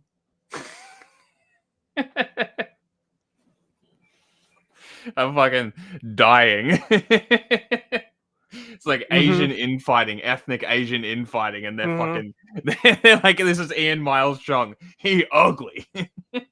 Look, man, I already told you, put the money in the bank. Go ahead, step up. Or keep talking shit, whatever. You're just like literally helping the opposite point. Like you're accomplishing the opposite of what you're trying to do. You're just making all these things look more credible because you're coming at it with such weak shit. and it's not like it's our first time talking about this, and we just fucking started doing this yesterday. Like, I know, like you mentioned a reporter smelling somebody, and literally I can visualize it in my head. I know exactly the clip, you know? I don't like know what channel it was, but I know exactly what it is because I've seen people talk about it so much. I've seen it all. Like, you have yet to present anything that I haven't seen before. You're not even original about it. You know, you're just literally helping everyone realize that we're right and you're wrong, and all the Russian hybrid warfare shit is bullshit. And the best part is, I don't know anything about Syria. I know nothing about the Middle East. So every time some Russian stooge comes in here trying to argue the point, I learn a little bit more. Yeah, this is the best part. This is a learning experience for me. I've like, I don't know shit about China and Asia. But like, this is something that you know, I'm learning every single day. I'm learning, and the more that people like you come into the chat, the more I learn. The more it makes me talk, the more you learn. It's fucking great. Crazy. And the best part, everything is verifiable. These are our best videos too. Is when there's an idiot in chat that we, as long as we're constantly putting it on screen, so it'll cut later and be better. That's the thing, is I can't do it because I can't see all the chats, so I'm responding to chats that aren't necessarily on screen. Yeah, I try and bring them up. And because we're clipping it, we're going to do less clipping. No, I told you, going to be more specific. If you want to talk, you can come tomorrow in person. You can show up to the stream. We'll be going live around noon, and then you can show up to the stream. You can talk to people who are actually in Syria. We do it every Sunday. We do Syria streams, and we're going to continue doing it until the country stabilizes or destabilizes. And then, you know, as long as people keep watching and want to know what's going on in Syria, we'll be doing them every Sunday. And even if people come on in tomorrow if you want to. If you want to be Syria. a Syria expert and come on the panel with other Syria experts, go ahead. Oh my God, it will be a good show. I should get our friend from Georgia on the show. He is very passionate about the Kurds, and he would have a very fun time. I think that would be very the image in my head of me torturing Alan, because Alan face palms a lot, and it's very funny.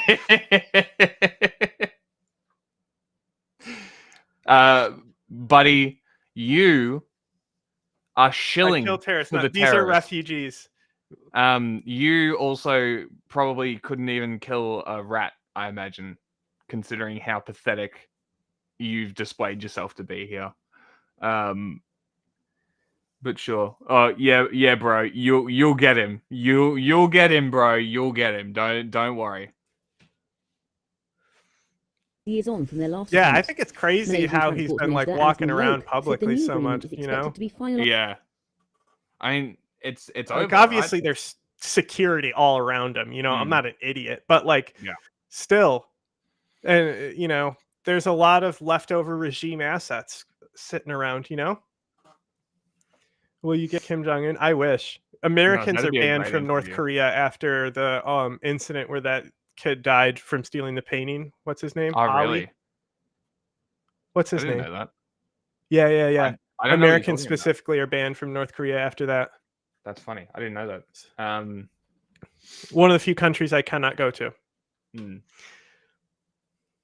Well, actually, but like you could have just a few years ago. You could have. I mean, I'm not sure how it's been post-COVID, but like you could, like Jack, you could just go to North Korea. I could go to North Korea. It's really not hard. You know what, buddy? If you give me money, I will go to North Korea and I'll release a video in 4 months. Yeah, go ahead. Do that 1,000. If you give us that $1,000 a month, you can see us do all this stuff. We'll be your personal on the ground, and you can see, you know, we'll be on the ground to see that you're right about everything, and you can laugh the whole time. Isn't that worth your money? That's fucking funny. Also, I don't think a weekly Ukrainian stream would be that great from my end, because I really I know the basics of like the rev up to the war and like all of that stuff, but outside of that, I think other people are doing it better. That's why what I always say about when it comes to Ukraine and focusing, I could get somebody in here who's a pretty good source on Ukraine, and we could do something like that. But I just think that there's other sources that do it better, and I would like to focus on stuff that is a little less known, and it takes a little more nuance and understanding. Like, it's really easy to get information about Ukraine, like, and including bad information. But this Syria, is true. No like, one does nobody knew Myanmar. what HTS was 2 weeks No, they ago. didn't. We did though. I was very familiar with HTS. I mean, after all because the Ace and I fucking shit that we've constantly were done. talking about him for Yeah. a while. Yeah. I miss Ace so much. Yeah, like you would have to It was fly so to nice China. having somebody around who I could say just these niche things and he would understand, like the terrorist TV thing that had him cracking up. Yeah, yes. Like having somebody around who has enough autistic knowledge to understand like these obscure things I'm talking about because they've seen them as well. Yeah. What happened to Ace? I have no idea. Just he hasn't signed on or been online. He's just But offline, he is in medical school, so he may just be busy. Yeah, he may have just dedicated to his studies. So yeah, he'll show up eventually. Like sometimes every now and then he'll like one of my posts on Twitter, but I haven't talked to him. Yeah, he's been ghosting, just fucking Yeah. ghosted. He hasn't posted on the He Ace did- report he would either. Be like, show up at this time, and like, no answer, and then Yeah. maybe he remembers, right? It was still he was already pretty hard to schedule and work with, but he's had such a great input. He was so yeah. hopefully he'll show up again. But this is kind of the nature, especially with the work that we're doing. Like, even some of our like faceless sources might disappear because Yeah. that's just how it is. You have to get used to it when you do the online stuff. It's like people just disappear. Yeah. Your buddy who you gamed with for a while, you'll never have that experience again, right? Yeah. Like pretty my much, Mass yeah. Effect team, they're gone. I'll never know who they were and never be able to Yeah. contact them. Yeah. I still know the people I used to play Destiny with. I don't really talk to them, but I still am aware of their profiles and stuff. Flying to getting to North Korea, the problem is China, because I'm such a vocal critic of China. I couldn't go to China. Just put your price. I did. I told you, go to the Patreon, go to that $1,000 a month tier, and I will give you $1,000 a month content. Yeah. I will use that $1,000 to be able to go to Syria. I will, and as long as it's coming in, I'll stay in Syria and I'll keep reporting from there. And also, we can stream remotely. Also, on top of that, having that I'll need Syria that mobile content, hotspot because like Jack Syria, hosts connection.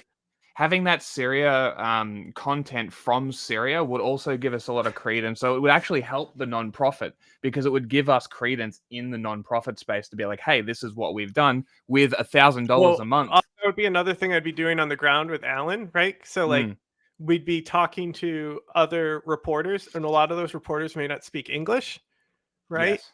And it's so much easier to make connections on the ground. So like when I was doing my body art documentary, I went to the piercing convention, right? And it's like you really can't get, like, it's a class, it's for classes, right? Yeah.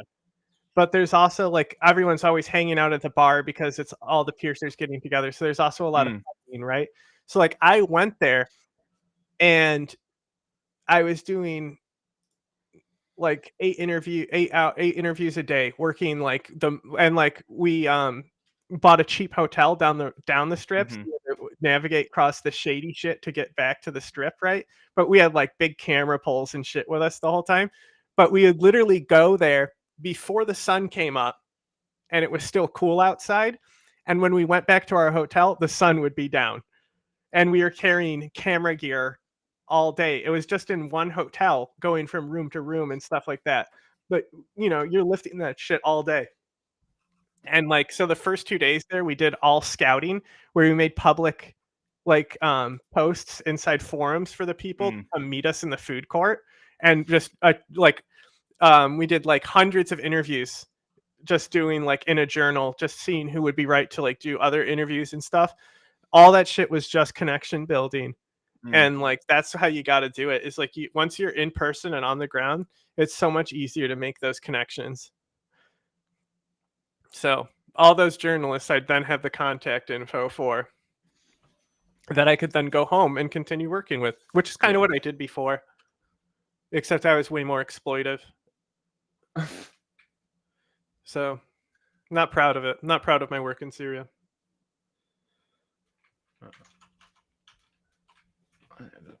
Hold on. Some of it was fine. Yeah. Yeah, so just this one. So it's I can't fly into China because of their national security law that they passed. You fucking knob jockey. You fucking dickhead. You idiot. Like, what the fuck are you talking about? You think I am not aware of what's going on? I am a vocal critic of the Chinese government. You think the Chinese government isn't aware of every single one of their vocal critics? Like, I couldn't fly into Hong Kong because I would get arrested based on their national security law. It's got nothing to do with my opinion of China. I would love to go to China, but I'm not going there while their fascist government is there. You comprehend? I'd love to go to Iran. I'd love to go to Iran. Iran would be great. You know what's a fucking crazy country to work in? I haven't been there personally, but Egypt under Sisi, apparently trying to do anything filming there is like nearly impossible. Where? Egypt. Really? Yeah, they have such a clampdown on like even like vlogging for food videos and stuff. Interesting. People might show up to you and fucking ask you for your phone. Crazy. And look at it, and they'll literally say that your footage isn't good enough for them. Like, it's like crazy. They say that it's not making our country look good, so they'll delete it and stuff. We're not avoiding the interaction, my guy. We are busy doing a show. I also can't see all of the chats. Jack has to pull them up to read them to me. Like, we have told you multiple times that we are doing a show tomorrow. You literally that can is come not tomorrow. one of these, and you can talk. Also, you can send the proof, and I will bring it up on screen. You can also give me $1,000. True.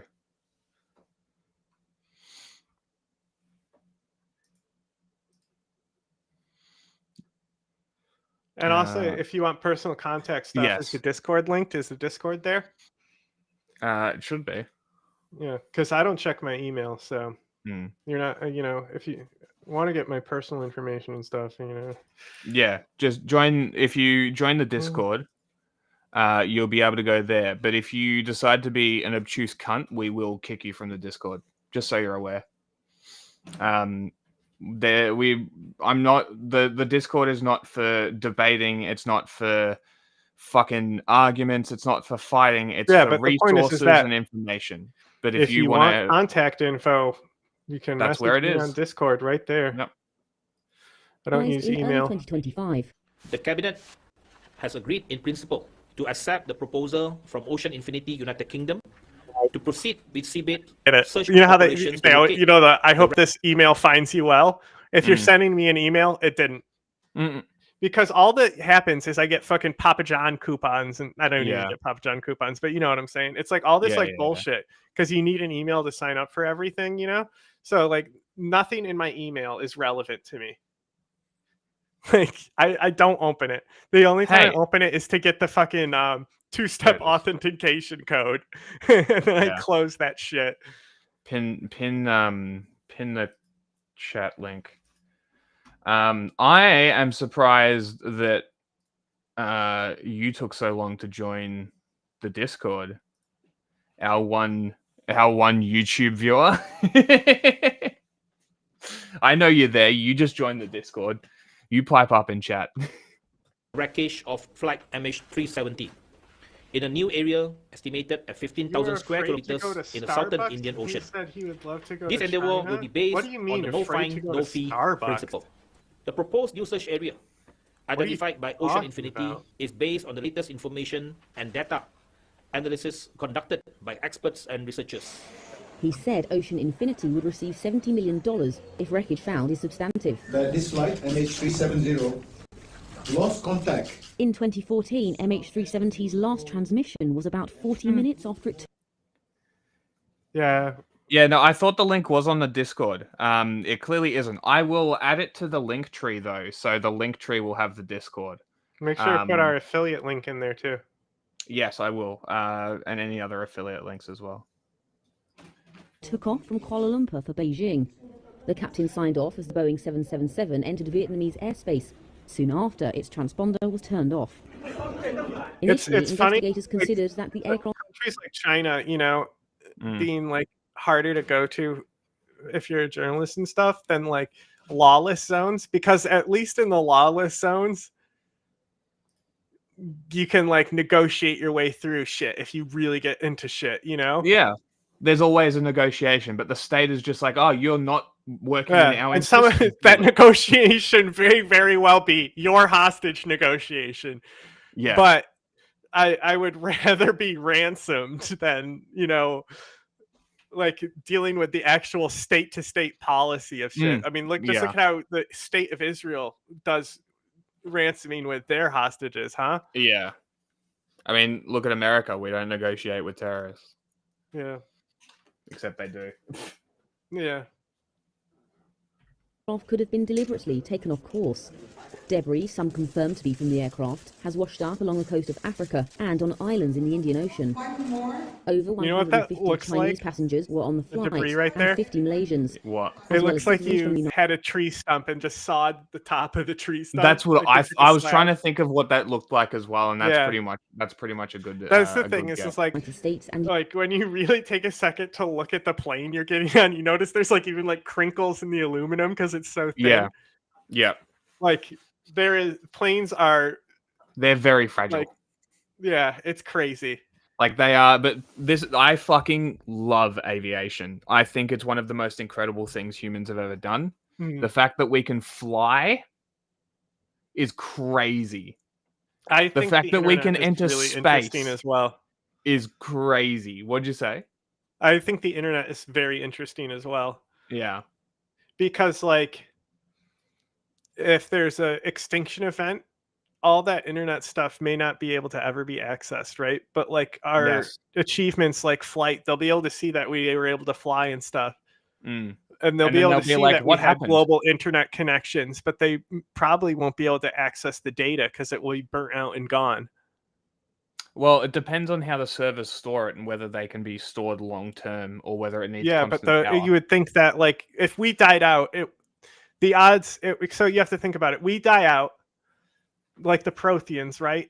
And 100,000 years from now, some species out there advances far enough where they can explore uninhabited planets, and they find Earth, and they see Earth. I feel like they could. There might be other life here still at the time too. Yeah, so, like even if it's a mass extinction event, there might be bacteria still. Well, not even that necessarily. It could be millions of years before somebody gets flight like intergalactic space travel, right? So theoretically, millions of years, those fiber optic cables are still there. The issue is that we faster than light is it's very problematic because think about it. Okay, you're traveling back in time. If you go faster than the speed of light, okay, when you arrive at your destination, right, this is like you have to be like a certain like timetable, right? Going fast enough to like make this possible, but basically you go fast enough at the speed of light, you arrive at your destination before you leave. Yeah, right. And that's very weird and may not be something that's possible. But isn't this like scientific theory? No, we don't know if you can go faster than the speed of light. No, but isn't faster than light a scientific theory that people have theorized with math? Isn't that like a thing? Yes. Yeah. Okay. So it's not just and like the closer bullshit. You get to the speed of light, the slower time does go. Yeah, time dilation. Yeah. Yeah. It's the same as a black the hole. Moment you pass it, you would start going backwards. So that's the thing. Is even tachyons, right? They're a theoretical particle. We don't know if they exist. Yes. But they're a fifth dimensional particle that is moving backwards through time. Yeah, it's a very interesting subject to talk about that I am definitely not qualified to talk about. I still desperately want a science communicator that specializes in nuclear science to come on. I also I was thinking of this new kind of like sci-fi term, you know, because they talk about faster than light or light speed. Yeah. Right.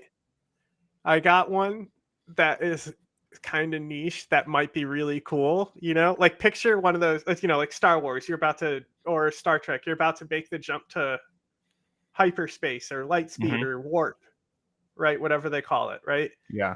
And instead they say Godspeed. Godspeed. Right? Because God would have to be faster than light because he knows everything instantly, right? Isn't that an interesting one? Well, there's a newer Flash villain called Godspeed. You know what his power is? Running. But low key though, Flash is the best DC comic book character. He's pretty good. The more that I learn about the Flash is the cool. They have all these cool time stories. Yeah. Right? But I gotta tell you, Blackest Night is so Let's bring in good. And I don't understand Is how that it Batman? hasn't been turned into a DC movie or anything yet. Batman. No, it's Green It's Lantern. Really? Oh, it's because Green Lantern's hard to do, dude. That's why. Well, yeah, the animated movies though. Oh, the animated one was so good. Blackest Night is DC Zombies. Oh. So you know how each of the rings have their own power? Yes. And like green is will, yellow is fear. Okay. So before Blackest Night, the fourth Green Lantern, Kyle Rittenhouse or something like that. His name's Kyle. I'm not sure what it is. He becomes the White Lantern. White is all the colors combined, right? Or no colors. Actually, yeah, it's both. It depends on how you're doing it, right? It can be both. So can black. Black can be the absence of, black is more the absence of light than it is the absence of color. Anyway, so this guy becomes the White Lantern. And like he can, and it's their solution for like one of their death events. Is like White all Hope? These heroes died, so he becomes the White Lantern. Is to, White like, supposed to be them. Hope? But Blackest Night is this Grim Reaper type guy, and so Blackest Night takes place in a timeline where like a bunch of the heroes have died already, right? And it's like the end point in one of these timelines. Oh, like I think Batman is dead at this point. Okay. So. So the guy who has the Black Lantern ring, he's a necromancer. He can raise people from the dead. I think he even has a scythe. That's cool. Is the white one Hope? What's the White Lantern? Hope is indigo, I believe, or something, or blue. But the White Lantern is life. The Black Lantern's death. Oh, it's literally life and death. Okay. Yeah, I believe so. But so you know how Hal Jordan gets his ring, right? Because the guy carrying it is dying, so the ring seeks people's out. Yes. So they bring all the lanterns to come fight the Black Hand, and all the to stop him, and like they all fucking die.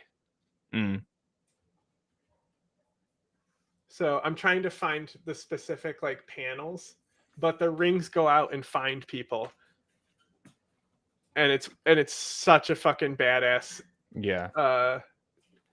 paneling, like where they go. I just don't know what to look up to get those panels to show up.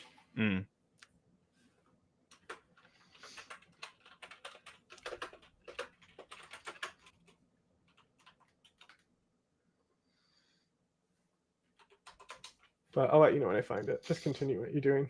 What is the American intermediate range ballistic missile? I don't know what it's called. They definitely have one though. I don't know Well, they have the ballistic submarine missiles. I don't know if they publicly have one, but I know they withdrew from the contract because they had evidence Russia was building those missiles, and I think they started building them as well. Okay, so the but US they could have been has... building them to begin with and just pointing at Russia, saying, "Hi, you're doing it." So intermediate never is a know with range. Okay, so intermediate is a range of 3,000 to 5,000 kilometers, 18 to 3,500 miles, which is between a medium and intercontinental. The US has the Thor, which was made in 1959. The only people that have one now seems to be China, India, Iran, North Korea, and South Korea, and Russia. That's it. Because I guess why waste the money? The most recent one, so between 1980 and the 2000s, the most recent one, there was 24-year gap between building of an intermediate range ballistic missile. I don't know why you would not just use an intercontinental. I said fucking World War II ICBMs look sick. Damn. And these are fucking crazy weapons. Yep. I love that the US is called the Peacekeeper missile. It's very cool. Of course, Israel's is called the Jericho. Decommissioned or cancelled. Operational. Here we go. So they're still the Minuteman ones. They're replacing them, aren't they?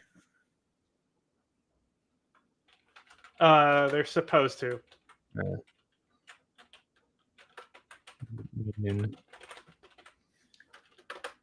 Damn, America really...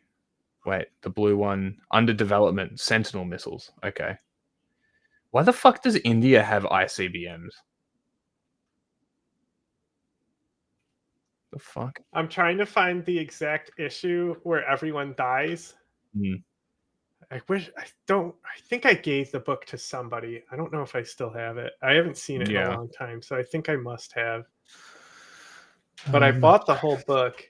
So I'm trying to remember what issue this happens because I'm trying to get the panel to come up where they all die and the rings go out and seek people. Yeah. So I'm trying to figure out what issue it's from, and then I'm gonna fucking look up a fucking issue and find it in that issue myself, but I can't even find when it happens. Okay. SSBNs. What does SSBN stand for? Oh, you guys only have 8 submarines?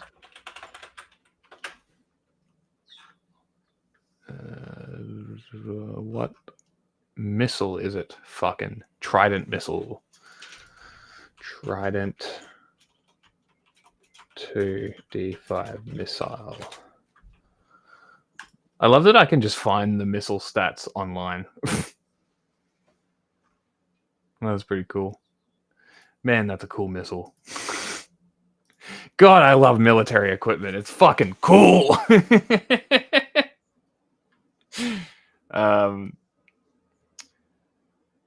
The Thor is faster than the Oreshnik? It's still really?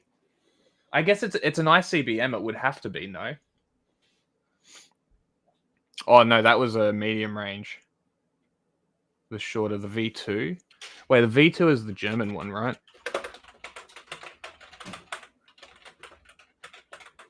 First long-range guided ballistic missile. Single-stage ballistic missile.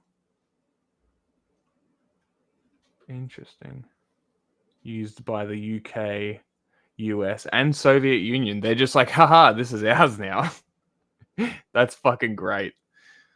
What was their range? Operational range, 300 kilometers. Weak. Piss weak. That's fucking great. So what's the range of the Trident then? $30 fucking million a missile. That is insane. 3-stage solid fuel. No, second stage. No, it is a 3-stage rocket. Okay. The Hercules. Oh, it's a company. Okay, so what's the range? 7,500 miles, 12,000 kilometers. Okay, so wait. Hold on. Intermediate range ballistic missile. There's a range between 3,000 and 5,500 kilometers. 3,000. It is an intercontinental ballistic missile. Even though it's sub-launched. It's an ICBM, technically. Or does that not count? 3 to 5,500. Yeah. I'm just making sure I'm right here. More than 7,500 miles exact is classified. Holy shit! How fast do you think the Trident missile is? How fast? So the Russian missile is Mach 10, right? The intermediate range ballistic missile. How fast do you think the American Trident missile is? Meters per second? No, I'm talking like kilometers an hour. Miles if you really want. Mach if you really would like to be Mach 10 I think is 9,000. No, it would be 10,000 kilometers an hour.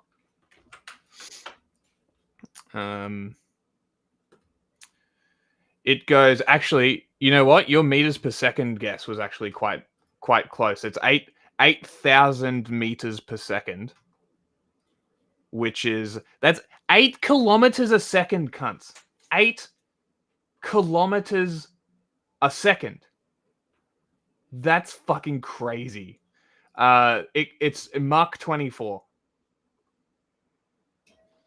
24 times the speed of sound.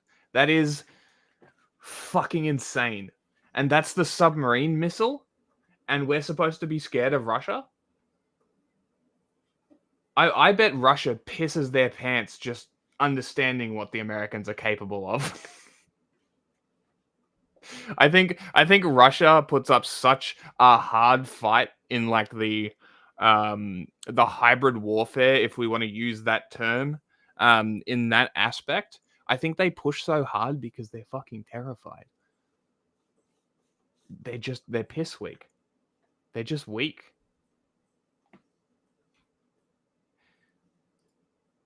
What are you talking about? I'm talking about the UGM-133 Trident II submarine-launched ballistic missile. Is that a Russian missile? No, I'm not talking about the Oreshnik. I'm talking about the American one. Because the Russian one is not that impressive now that I've looked up other missiles. Michael Balboni, former New York State Home. Not true. The Trident missiles, I believe, are still going to be on the Australian submarines. They're just not going to have nuclear missiles. They're just going to have conventionally tipped missiles. But they're only nuclear armed if they have nuclear warheads. There's no reason that you would only arm a submarine with nuclear warheads. They're never using those tubes if that's the case. So they would have to, logically, I could be wrong, but logically, if I was a military, I would not store my nukes in a submarine. I would put them on it. I would put a couple on a ship and swap them out every deployment.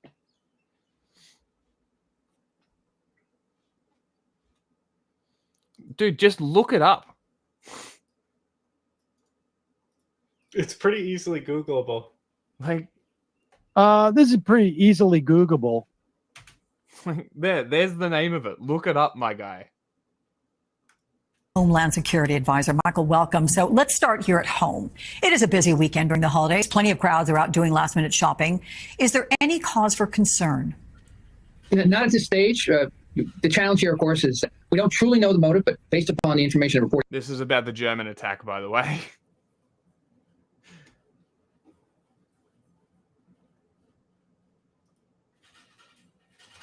Yeah. No, I know like the deterrence of the submarines, but there's no way that you're gonna have 2/3 of your entire submarine fleet, your nuclear armed submarine fleet, all with nuclear capable missiles. You would maybe you would have 2 or 3 patrolling in an area, or maybe even just 2, maybe 1. I don't know. I don't know the American tactics of the US Navy, right? This is just me spitballing on my ignorant ass fucking how I would do it, right? If I had the American submarines with missiles, I would have a nuclear, half of the missiles of 2 of the 3. Missiles on 2 of the 3 half full with nukes. I would have 1 completely full with conventional missiles and the other ones with half conventional missiles. You've still got the deterrence. You don't need that fucking many. There's like 8 in each missile. Why do you need that many nukes? You could take out all of China with 2 of like a single ship. You don't need it. So I would not have them on the ship. Why do you want every strike to be nuclear? That seems absurd. Like it makes the weapon unusable. You know how in Mass Effect when I take the cane but I never used it? It's because it's a fucking nuke. Right? I'm not going to use it. They're not going to use it. So why have them all? It just makes them a useless fucking like $15 billion anchor. You want to utilize them, so why would you arm them with all nuclear weapons? I don't know. That's just my logic going through. So far is that this is an individual who had the counter narrative to what happened 8 years ago, where his perspective so far has been anti-Islam, and the perspective 8 years ago was obviously in furtherance of ISIS and Al Qaeda. But No, I would not point them at anybody, actually. I would just be like, hey, we've got them. We're gonna be chill. If you're chill, we're chill. Yeah, I think that's pretty good. You know, mutual agreement. Everybody's chill. No nukes. So there isn't this network of terror that was 8 years ago. So therefore, what it looks like right now is that this is an individual who decided to do something on his own. This is the worst case scenario, as you know. China, I'm less concerned about a population decimation by nuclear weapons. Russia would be there'd be no more Russia if they were hitting military targets with nuclear weapons in Russia. There'd be no more Russia. The population would be decimated. Might as well give it all to Lithuania at that point. For security officials. It doesn't matter if Russia has more nukes. America's nuclear weapons are stored outside of population centers. Russia's are right near St. Petersburg. Right, which I was. You could send a sabotage team from Finland to take out and sever them from their nuclear weapons. What's Russia going to do then? To say it's almost more scary when you have one lone individual who can have a level of like we literally had a video discussing this a few weeks ago. I can't remember. Lithuania is the first target if Russia decides to expand after Ukraine. Like they're going to expand from Kaliningrad. Like that's exactly where they're going to go from. They're going to take a lot of Poland and then they're going to go for the Baltic states there. Yeah. Because they have to be. I wouldn't want to be next to Russia and not a part of a group that would defend me if Russia decides to do a Georgia or a Ukraine now or a Chechnya. You know, which one of these imperialist conflicts do you want me to refer to when we're talking about Russia and imposing their will upon their neighbors? disgruntlement and issues that they can go off and behave. Well, yeah, Cal, this is the other thing is like, I don't think Russia's nukes work. If their military doesn't work and they can't even logistically take Ukraine, a country that really had no army when they invaded, I don't think their nukes are going to be in perfect working order if I was to hedge my bets. This way. This is a suspect who was taken into custody, reportedly We already explained what NATO is. We're not going into it again. very critical of Germany, posting online about what he called. Also, Lithuania asked to be in NATO. Nobody forced Lithuania into NATO, by the way. Called the authorities' tolerance of radical Islam. For those who may share his extreme views, what about that? Does that prospect of a potential copycat attack? They would have chose that one. Yeah, exactly. It's almost like the cartel existing limits their options of what they have to choose. Yeah, it's almost like that's the point. Wow, amazing how we can still have this anti-NATO take and still live in reality. Yeah, you wanna provide some citations for that one, brother? Pretty sure Lithuania had to reach standards and then request to join NATO. And then all the other members would have to approve, and then they become NATO members. That concern authorities. Yeah, delivery capabilities and working nuclear weapons are very different things. So the three takeaways from this, Alex, that are really profoundly disturbing. The first is this came out of nowhere. And yes, you could be monitoring social media, but for the most part, Exactly, dickhead. NATO is not a global event. Lithuania's joining of NATO was irrelevant to the point that, can you tell me what year Lithuania joined, John? I can't. 2000 something? I don't fucking know, because who gives a shit? You know who it actually impacts? Lithuanians who wanted to get the fuck away from Russia. It's not that hard to connect the dots. Like, if Russia, if Putin stops being an aggressive imperialist asshole, maybe countries would be more willing to work with him, but I guess not. You're not going to know timing on this and what they're going to do. Second, yeah, bro, the CIA did it. Yep, the CIA made Lithuania join NATO. Uh-huh. Good, yeah, okay. You want to, again, hit me with a citation, brother. Cite your sources. When and how did the CIA convince an entire fucking country to join NATO? You fucking retard. The method of attack is so easily reachable by anybody. It's not like you put a bomb together, get a gun. You just take your car, use it as a weapon. And the third is that, these types of areas, the Christmas market or any type of public gathering, in New York on Halloween years ago, we had a similar incident. Yeah, look, I won't be cannon fodder for any state because I would rather go to prison than die for my country. So, and if I was to defend my country because somebody invaded, I wouldn't be working under the army.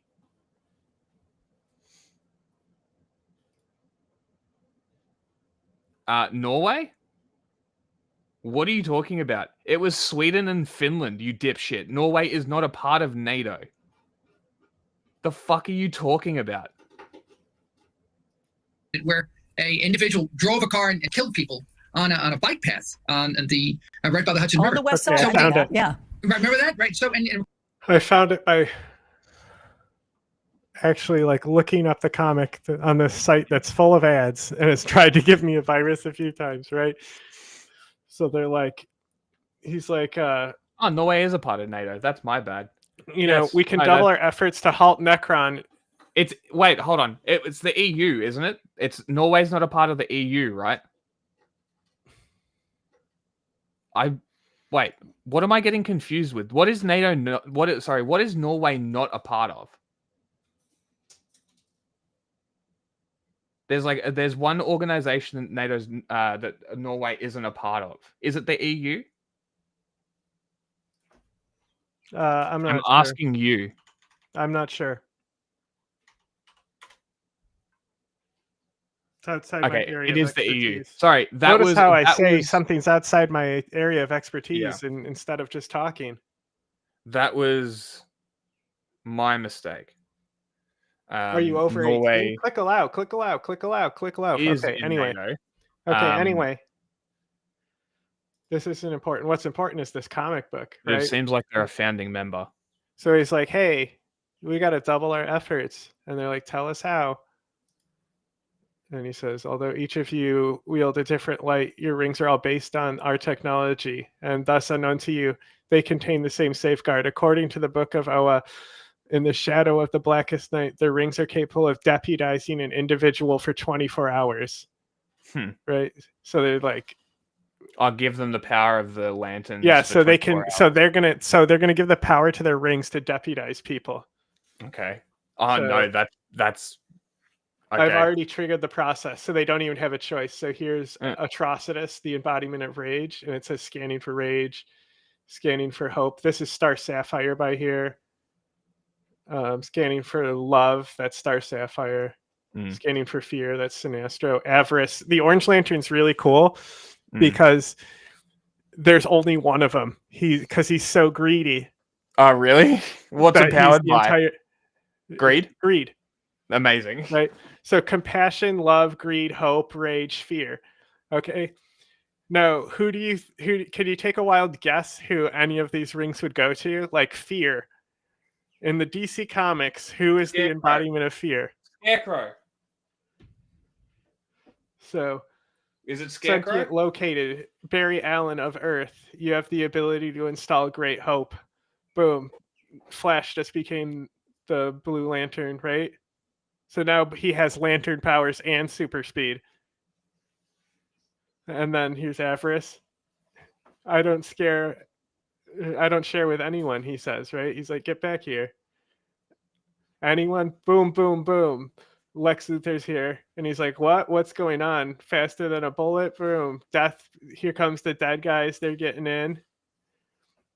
And he said, I took your lives apart. By the way, like Batman and Wonder Woman are Black Lanterns, and so is Superman. And that's why they're being devastated, is because the Black Lanterns also have heroes and they're outnumbering them. So Lex Luthor's like in a bunker because he's a billionaire trying to make his last stand here. You know, so he, just cool battle stuff. And then Lex Luthor of Earth, what? You want it all, mine. So just boom. Uh-oh, it's Scarecrow. Well, I'll say this, right? With have you seen the Superman trailer, the new one? Yeah. What do you think? I mean, it was a trailer, right? Yeah. So if James Gunn, Adam, he gets one, and this one's my favorite. Mira, Aquaman's wife, gets hit with the Red Lantern while she's fighting Wonder Woman. And Diana Prince, who's a Black Lantern here, is going to be hit with the love ring of Star Sapphire. And it turns her back. And so, boom, now it's like there's this cover. And it's got cool. Scarecrow, Lex Luthor, Mira, Wonder Woman, Flash, and Adam. Isn't that fucking awesome? Yeah, that is pretty fucking cool. If James Gunn stays on with DC, there is a chance that we'll get something like this. There's a chance that we'll get a good Lantern movie. And honestly, the Superman looks kind of good. I'm kind of keen. I just don't really care about comic books. I like these. Of course, then in Nice in 2016, on Bastille Day, you had the same type of thing. So what is the danger there? There's no way to secure every single public gathering, especially when you don't have timing, you don't have any advance notice, and you're not using something like a bomb that you would have to do activities to try to put it together. Okay, but at this Christmas market where it happened, there were security measures in place. There were large concrete blocks at the entrance to the market. We see it around here at Rockefeller Center with the beautiful Christmas tree we have sitting outside this building. That driver still found a way to get in. Yes, Is it possible to entirely protect large events like this, or will there always be some sort of a risk at places with large crowds? There will always be some type of risk. Unfortunately, that's the reality that we live in. I love the art in this panel too, like the art style. So here's literally, boom, Batman, right? Coming out of the grave. Now, here's Aqualad, and he's fighting Aquaman, and so is Mira, and Aquaman is a Black Lantern at this point.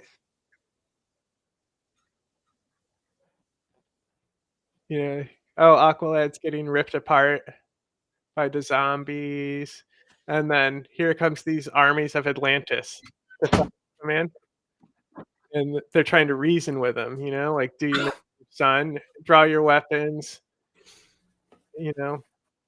for Atlantis, and then Aquaman goes, "I am still your king." Boom! Sharks come up and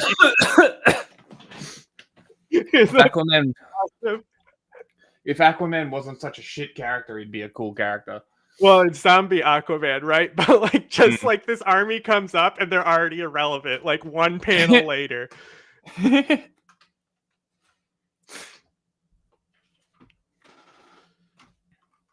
What has he been talking about now? I don't know, I got bored with it. Also, I wasn't necessarily incorrect, because he said Norway was forced to join NATO last year, but Norway's a founding member of NATO.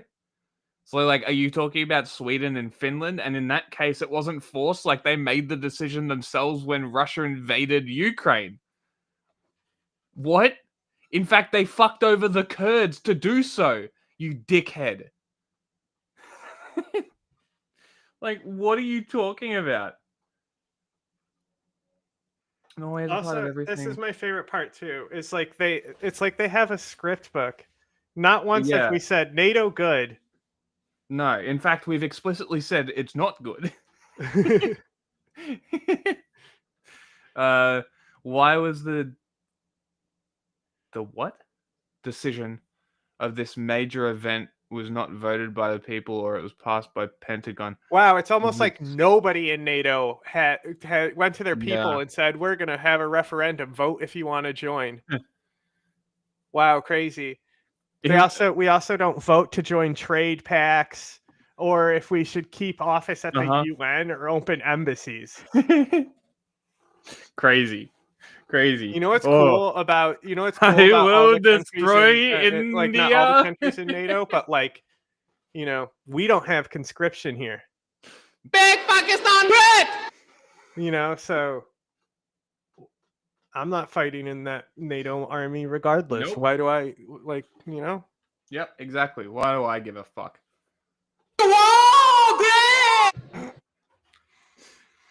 Most people in Latvia, Lithuania, Estonia, you will not be able to dodge this war. Yeah, look, if this war with Russia happens, which it won't, because Russia will fucking lose immediately. They're already out of troops. They're literally running out of men.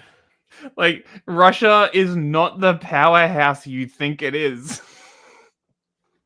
It's blighted with corruption. What are you talking about? You know the movie War Dogs? You know that's based on a real story where ex-Soviet leaders were selling off the Soviet weapons for personal gain? You know how that's a real thing that happened.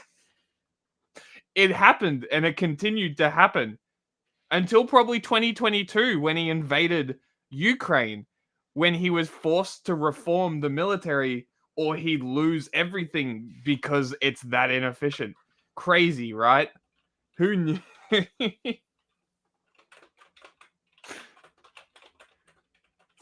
Same country. No, sir, it is not. Anyway, come on tomorrow. Today, in the wake of that, it's news. Come on tomorrow. You can talk all you want. When did I say anything about the U.S.? Yeah, this is what gets me about these people every time. Where are these people who are like, we're sitting here talking shit about America the whole time? Where are the Americans to come do this for America? I would fucking love it. I would fucking love to sit here and destroy America for an entire stream because some idiot wants to argue from chat about wrong things that they think is true about America. right? And they're like, from like, I love this country, I'm a patriot, blah blah blah. Like these people would like lose their minds as soon as I start talking about 9/11. But the thing is, they don't exist. Isn't that weird? No. It's because America doesn't pay people to be pro-America. I mean, they kind of do in certain ways. I mean, there's Voice of America, stuff like that. Sure, but that's like official propaganda channels. That's not like the way China and Russia do it with like individuals that they pay. But honestly, they do engage in hybrid warfare. But the thing is that it's much easier for other countries to engage in hybrid warfare on countries that have free speech. It's not really like, also like, America just likes to use Voice of America. Yeah. And broadcast into countries with that shit. Yeah, isn't it funny that America's subversion is free press? And if your country could be taken down by free press, that's the thing, is if it really was free press, they would have no problem doing pro like narratives that were against the, like, you know, they would like literally be like, well, you're a free press, so you're open all opinions. That's not necessarily what happens. Wait, you're fucking kidding me. There's no way. That's not a real thing.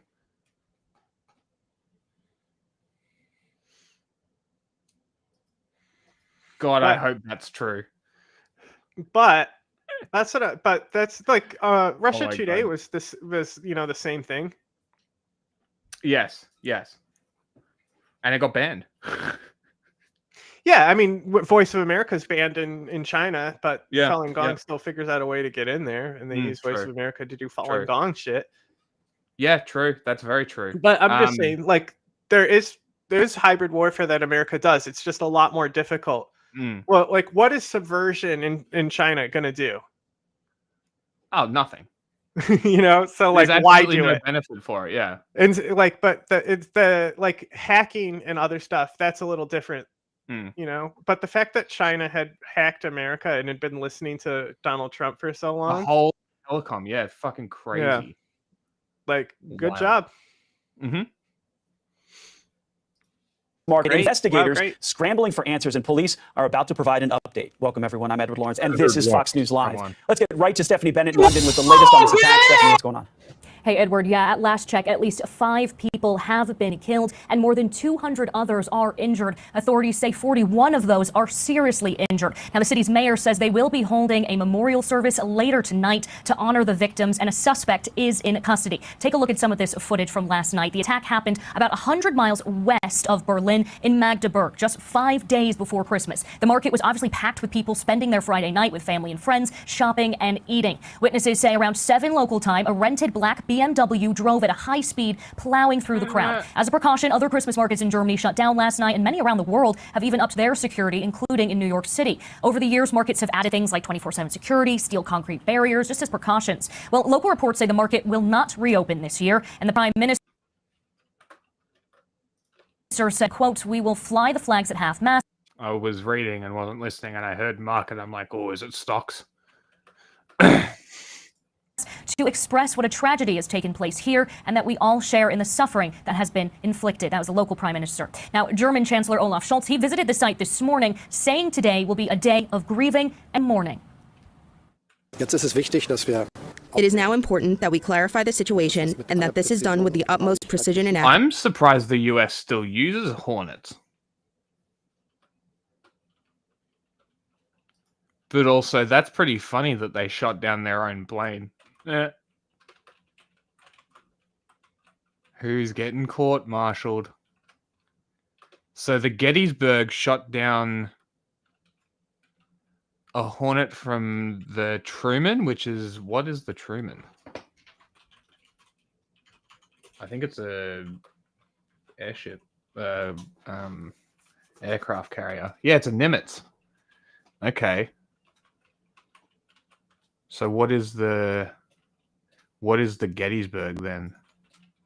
Because I knew that the Truman was a Nimitz class. Oh, I was about to say, it's a ship? It's a cruiser. Okay. I haven't been paying attention to, because like I'm doing work stuff because we're not fucking covering news anymore. I know we're just a dipshit. So I'm trying. I know, really but trying. this stuff gets us more views anyway. So, but when I have commentary, I would engage if I could see the entire chat on Restream, but I can't. But and my laptop had to be plugged in, so I can't monitor from there for a minute. So. Accuracy. Nothing must remain uninvestigated. We must understand the perpetrator, his actions, his motives, so that we can respond with the necessary criminal and other consequences. And we will.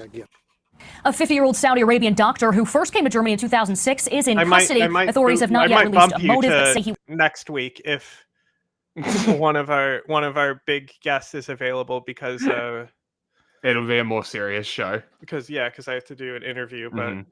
It won't be that much of a panel, but we'll see what happens.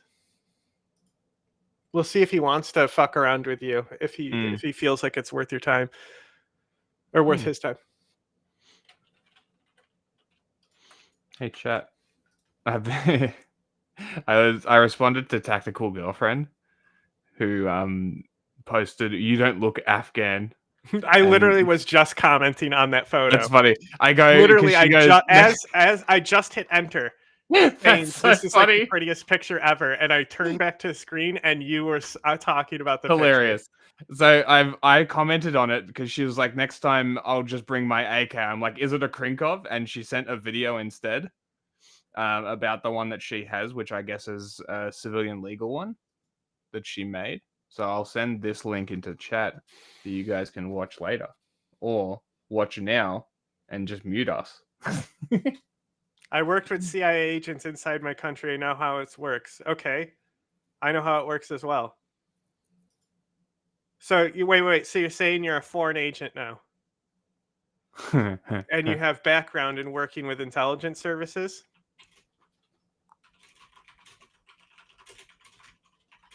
I can't believe it.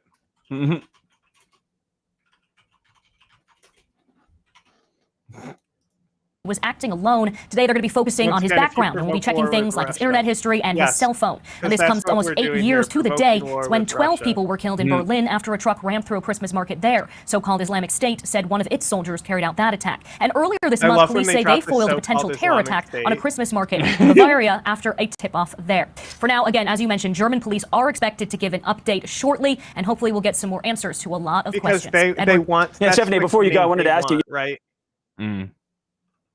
Like they want everyone to just refer to them as Islamic State, nothing else, no abbreviations, right? So putting the so-called Islamic State is like appeasing them, kind of, but it's also being like, this is what they think they are. But I don't like using it in general because it confuses people, because a lot of these groups, their goal is to create an Islamic State, and because ISIS named themselves that, it kind of conjures the wrong image in people's heads about many of these things. Like there was just an Albanian Sufi state created, you know? So that's why I think everyone should have gotten used to the term Daesh or Daesh or whatever you want to pronounce it, you know? But that should have been regular on the media, so all of the media would be triggering them constantly. The more ISIS tiers, the better. Yes. You know, one of the victims, one of the dead is a young child. Of the 41 that are critical, you know, could we see this death toll rise? Yeah, I think it's definitely certain that the death toll will rise, unfortunately. Last night we knew of the 2 victims, as you mentioned, one of them Islamic being a very State young... asterisk? What? It says, isn't Islamic State asterisk? I can't see it. It'll probably be uncensored on the Restream chat. I literally can't see it because there's asterisks because they're censoring this. Supporting ISIS now. They are called. Is that the comment? Where is this comment? What even is an Islamic State? No land Bolinby. It says it's an Islamic State blank. Is that some woke shit? It's ISIS. The word is ISIS. Yes, it is. That some woke shit? Yeah, so it's censoring ISIS. So I couldn't see what they were asking. US. What? Oh my god. He is supporting ISIS now. Oh my god. Excellent. Well done. Well done, ex-agent, you genius. We're moving on. We've covered it before. Young toddler and also another adult, and 41 serious condition. Do you want to explain what an Islamic State is? It shouldn't take too long. I mean, it should take about 5 words. A state that is Islamic. What 5 words? A theological state that's Islamic. Pretty much. That's fine. In theory, the head of the government would be a Shura Council of Islamic scholars, even though all these Shura Councils in Al Qaeda and HTS aren't Islamic scholars on those Shura Councils. Oh, really? Weird, huh? You know, would the Islamic regime in Iran be an Islamic state? Yes, it is. There you go. Yes. But we refer to it as the Islamic Republic a lot. But I say regime because technically Afghanistan identified as one as well. The Jaroa. Yeah, true. Afghanistan, not Taliban. Afghanistan. But yeah, but the one that the people recognize is the Taliban one, not the Iranian one, because maybe because one's Shia and one's Sunni, and the Iranian people are killing a lot of Sunni trying to pursue an Islamic State. But yeah.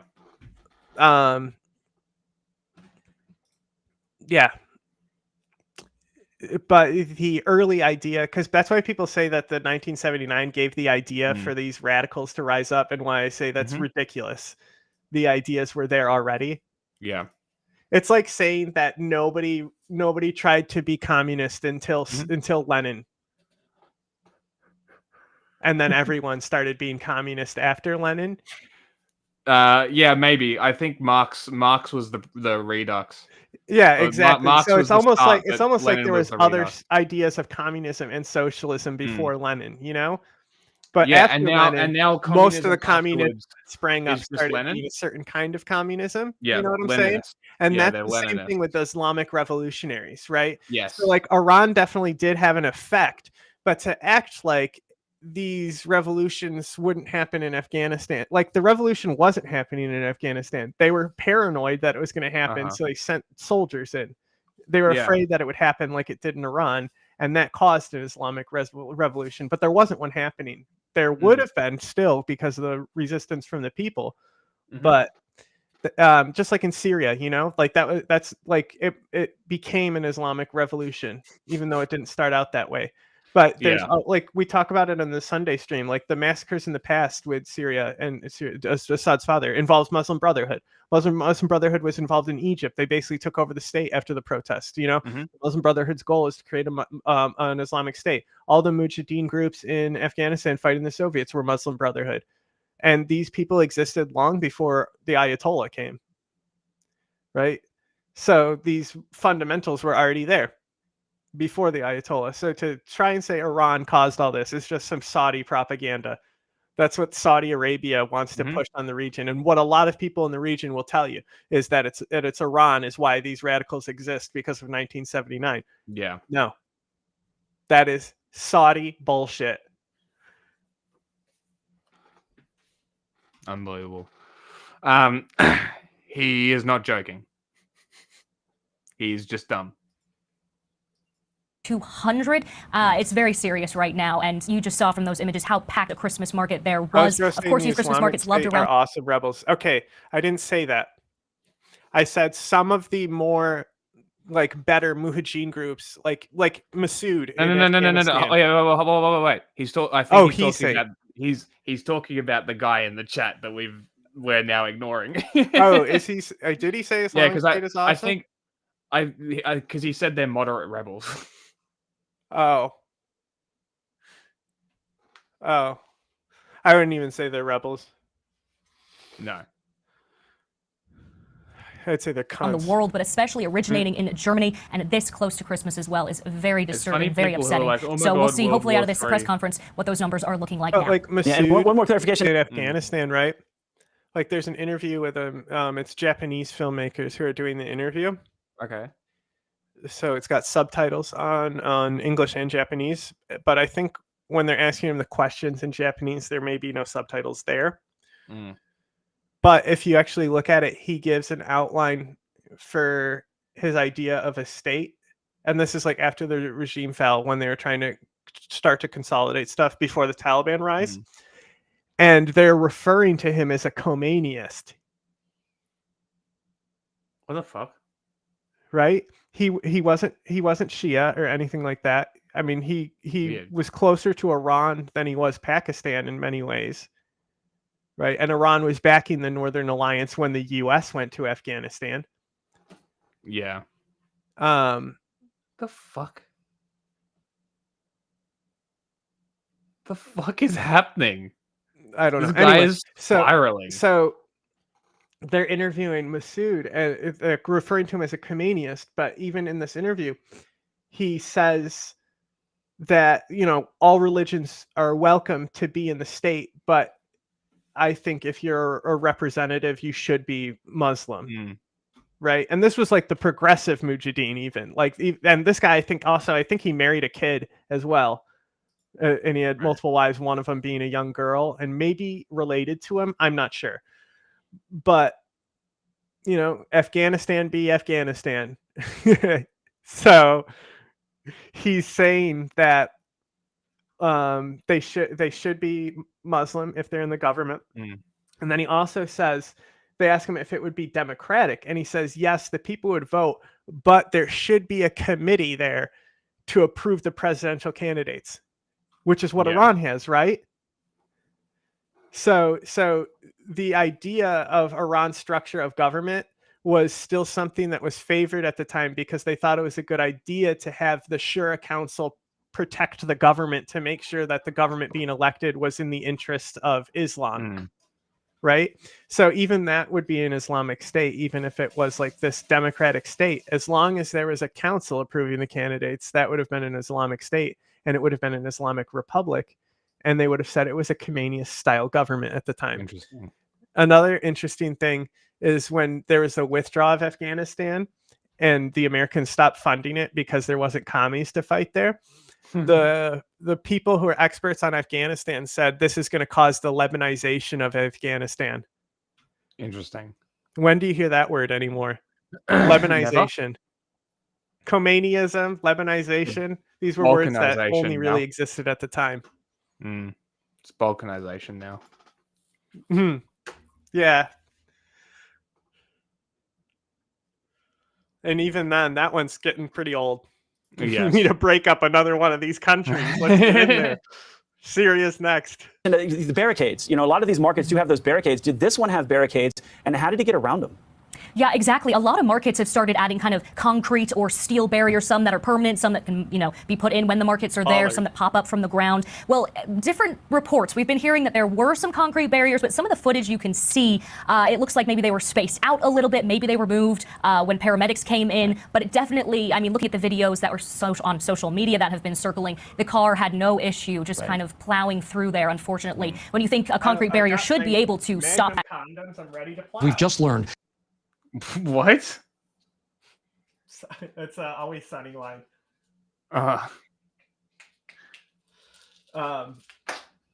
Sorry, can you retype that? It's Sweet D starts dating this guy who's like a soldier, and they all hate him or something, and so they all have this plan. And Frank's character is Dr. Mantis Toboggan. And so it's like they're talking about the dentist system and like and how dentist gets girls. And it's like, it's this whole gaslighting system dentist has with DENNIS, and S is like separate entirely. Okay. Right. So it's like you like emotionally destroy these women and then leave them in the past. And then later Mac is with the girl that is just started separated with. And he's like, oh, I'm doing the Mac. Move in after completion. And then like Danny DeVito, I think gets the after Mac. He goes in and tries to get them if they've really, you know, had their self-worth destroyed. I think that's what's happening, but I might be remembering wrong. But his whole thing is that they're trying to like do something to get somebody attracted or something. Okay. And so Danny DeVito was like, that I'm gonna drop a Magnum condom so they think I got a monster dong. And like there's all this commotion and drama going on, and then all of a sudden you hear Danny DeVito go, "Uh-oh! I dropped my monster condom for my Magnum dong."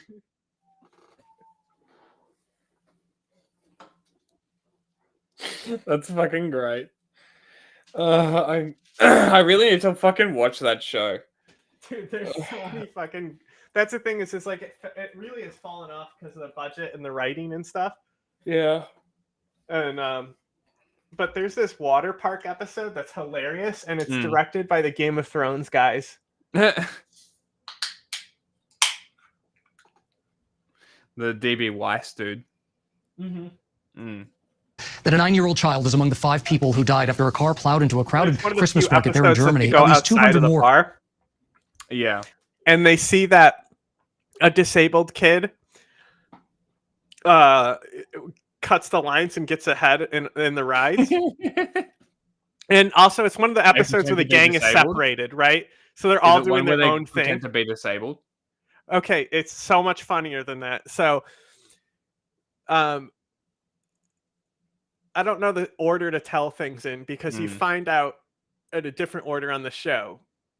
But so later on, when they ask about the disease, they find out that to do it all, Charlie gave Frank a bunch of hickeys to make it look like he has lesions. But immediately after they discuss, hey, we got a fake having a disease, it hard cuts to Frank going, AIDS! AIDS coming through! I got AIDS! He's just covered in lesions.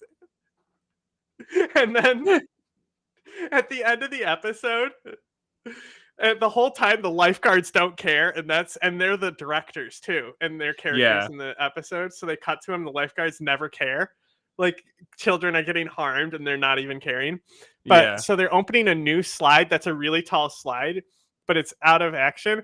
So Charlie and Frank get up there and they dump one bottle of water on it and they go, "That's probably good, right?" And then Frank gets on it, and so it's all this friction starts ripping the skin off his back, and he lands in the pool and comes up, and like there's blood all over his back, and he's going, screaming. And the kid goes, "He has AIDS!" And all the kids start running from the AIDS blood. And it cuts to the lifeguard. He blows his whistle and he goes, "AIDS, out of the pool." Doesn't even look up. That's fucking great. Were injured in what authorities are calling a deliberate attack. The suspect, a 50-year-old doctor, is in custody, but investigators say that they need more time to determine a motive. Foreign correspondent Tom Sufi-Burge is right there outside that market in Magdeburg, Germany. Tom, thank you so much for joining us here again. German police just gave a press conference. What more are we learning about the victims and how this attack unfolded here? Yeah, Jed, police giving that press conference nearly 24 hours on from this horrific attack at the Christmas market here. And they said the attack in total lasted all of 3 minutes. The driver of that BMW, he rented the BMW, he came into the market at that end and basically careered right down. There's a road just behind that police officer there. You can see there are concrete bollards, the red one there, the green one over here, trying to stop vehicles getting in. But effectively, according to police, he took advantage of one access point for the vehicles, the emergency vehicles, to get in and out of the market. We're actually joined by Shirin, a local nurse here, who was here at the time with your young daughter and your husband. I mean, just tell us where you were and what you saw and you felt. Yes, I was here in the cabin drinking some hot drinks with my daughter and with my husband when we felt some vibration, and then we went outside. That was the car. You got to feel. Yeah, we felt the car. It was so fast. It was so. We felt the hate in the car, and then we got outside and saw the car rampage over the hallway, took everything with him. Oh, it's absolutely awful. Honestly, you're so brave for talking to us live on TV, and we appreciate it. And you're an interesting way to describe it, though. Because like it's interesting because how do you know what the motivations are in the time of the event? You know what I mean? So to describe it that way, I wonder if that would be a post-event analysis, like a self-analysis of what happened, or if that's just like a thing that is said, which is answered here. Which is exactly why I said bloody Germans, because I feel like that's a thing that's like stereotypical. As a nurse, like so many people here, you told me that you rallied round, you were actually treating some of these heavily injured people just over here. Yes, it was really many people, head on head, foot on hood. Some were broken, some broken bones. Yeah, broken bones. And you actually helped reanimate someone. You did CPR on somebody just over here. Yeah, just over here, yes. And what is the mood here like in your city tonight? I think we are all really lovely to each other. And where is this city in relation to like Berlin and the country? I don't know. Really helpful to each other. The city stands still. It's really awful, but like I think said multiple times, Europe is probably where I need to increase my knowledge the most. Which is another reason why I don't do the Ukraine coverage. Yeah. Like Africa, the Middle East. I would still say I'm very intermediate about my knowledge, but intermediate is rare even. Yes. Like even basic knowledge about there is rare. Okay. Yeah. Even the hateful actions of one person. Yes. The community's coming together. I mean, yesterday I saw how helpful everyone are, and nobody looked away, nobody went away, and it was really. I don't have any words right now. We've had that from other people today. Very brave people, and thank you very much for talking to us. Clearly, people are just at a loss as to why this would happen, why someone would carry out such a horrific attack to you. And you can probably see the church just behind the Christmas market up there. There'll be a vigil in about an hour for the victims. And as you said, we now know a 9-year-old child was among the victims, 4 adults as well who have been killed so far. And police saying 41 of the 200 people injured are in a critical condition, and some of them are fighting for their lives tonight. Gio? What a powerful interview, Tom, and you can sense the trauma there that she is still feeling. Can you show us, because you have those barricades right behind you, and so some people might wonder, well, how did the car actually get through? Could you show us how it is that this car actually made its way through there? Yeah, I mean, just take a couple of steps here. I mean, you'll see that there are these massive concrete bollards, Gio, and, the perimeter of the Christmas market, it's not a huge area. You can see some of the stalls going down. I mean, there is a bit of a chaotic scene of debris if you look down that way. But there is this road, and effectively it starts up that end, and that's what happened. The driver, probably taking the mic the attacker off. of that BMW that he rented, came in at that end, and in the space of 3 minutes... You just have to rewind if he's putting a mic in her face. No, is he holding the mic? No, she looks they were taking the mic off of her. That's what you heard. They didn't cut the mic there is a bit of a while they're taking it off. Chaotic scene of debris if you look down that way, but there is this road, and effectively it starts up that end. You want to know why? Why?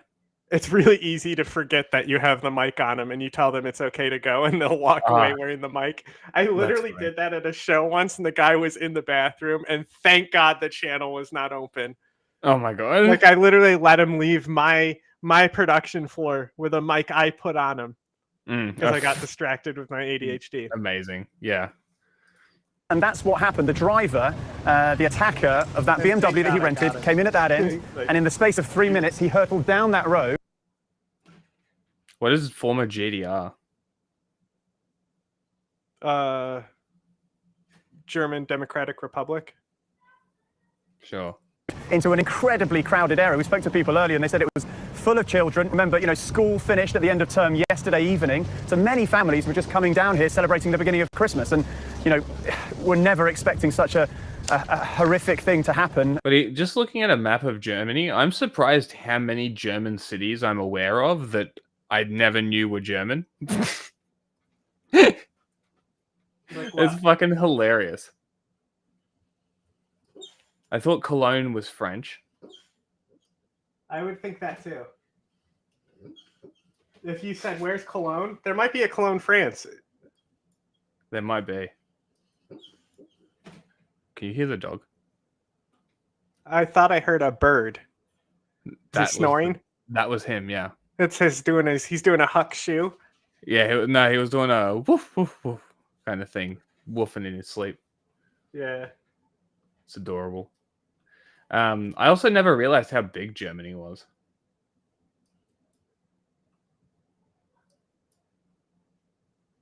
Liechtenstein. Is that a place or a suburb?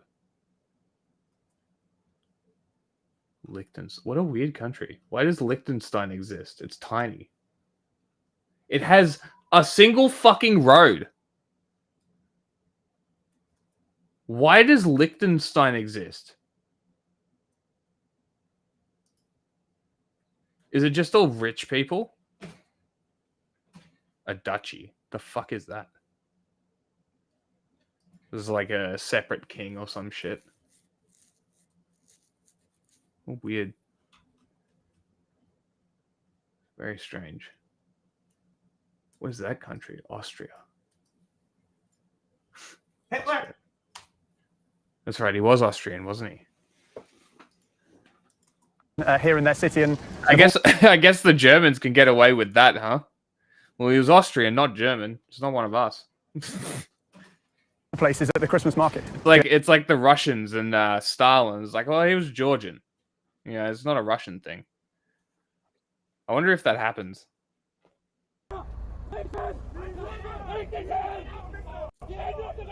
Where they arrested him.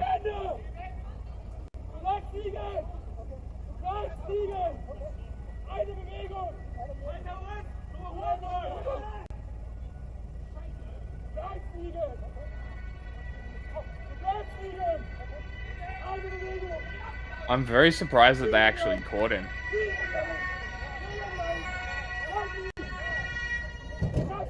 Well, I mean, of course they did. He was in a vehicle. No, you don't get away with something like that. He still had to drive out of there. Some breaking news right now at Germany, where 40 say several people probably would have. Okay, guys, so another shooter's manifesto just dropped. This time, it's a Femcel shooter that followed now deleted Twitter account RadFemHitler. RadFemHitler is a trans-exclusionary radical feminist that went by the name Hollow Earth Turf on Twitter. For those of you that don't know, radical feminism is a trans-exclusionary feminist ideology that basically states...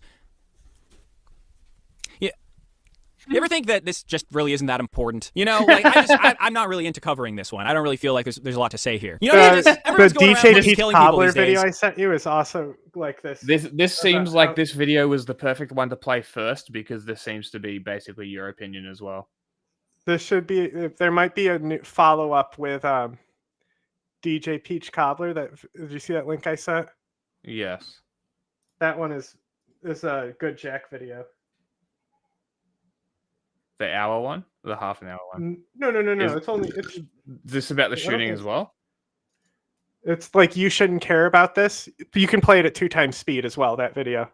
Okay. Well, we don't have much time and I wanted to power through some topics. Well, that one's evergreen. So okay, then we'll do it on Fun Day.